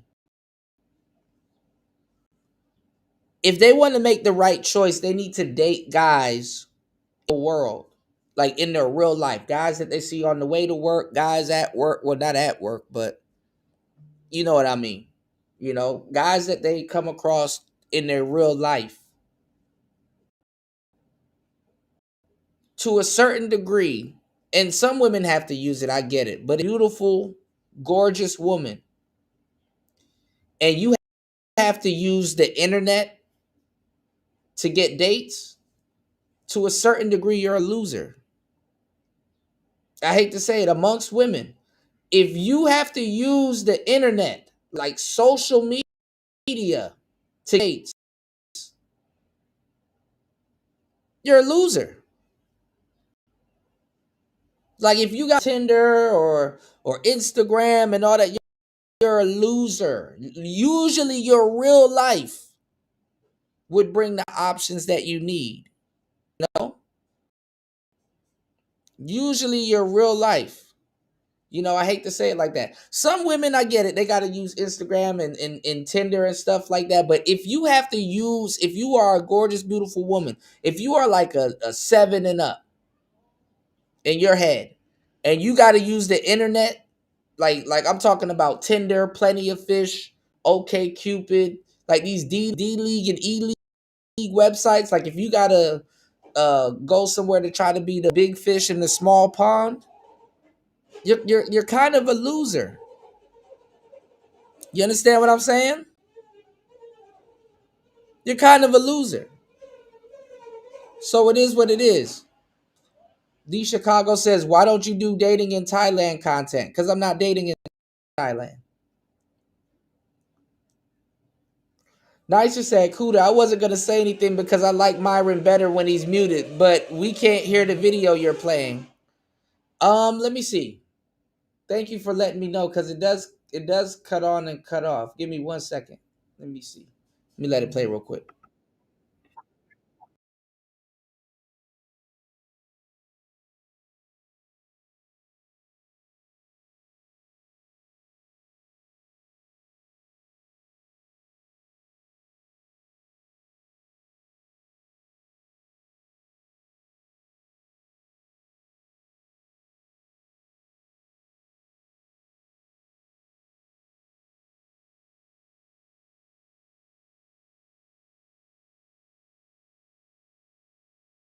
Okay, hold on, guys.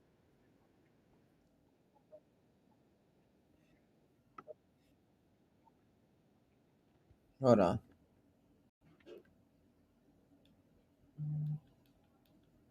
Let me go out and come back in. Hold on, guys.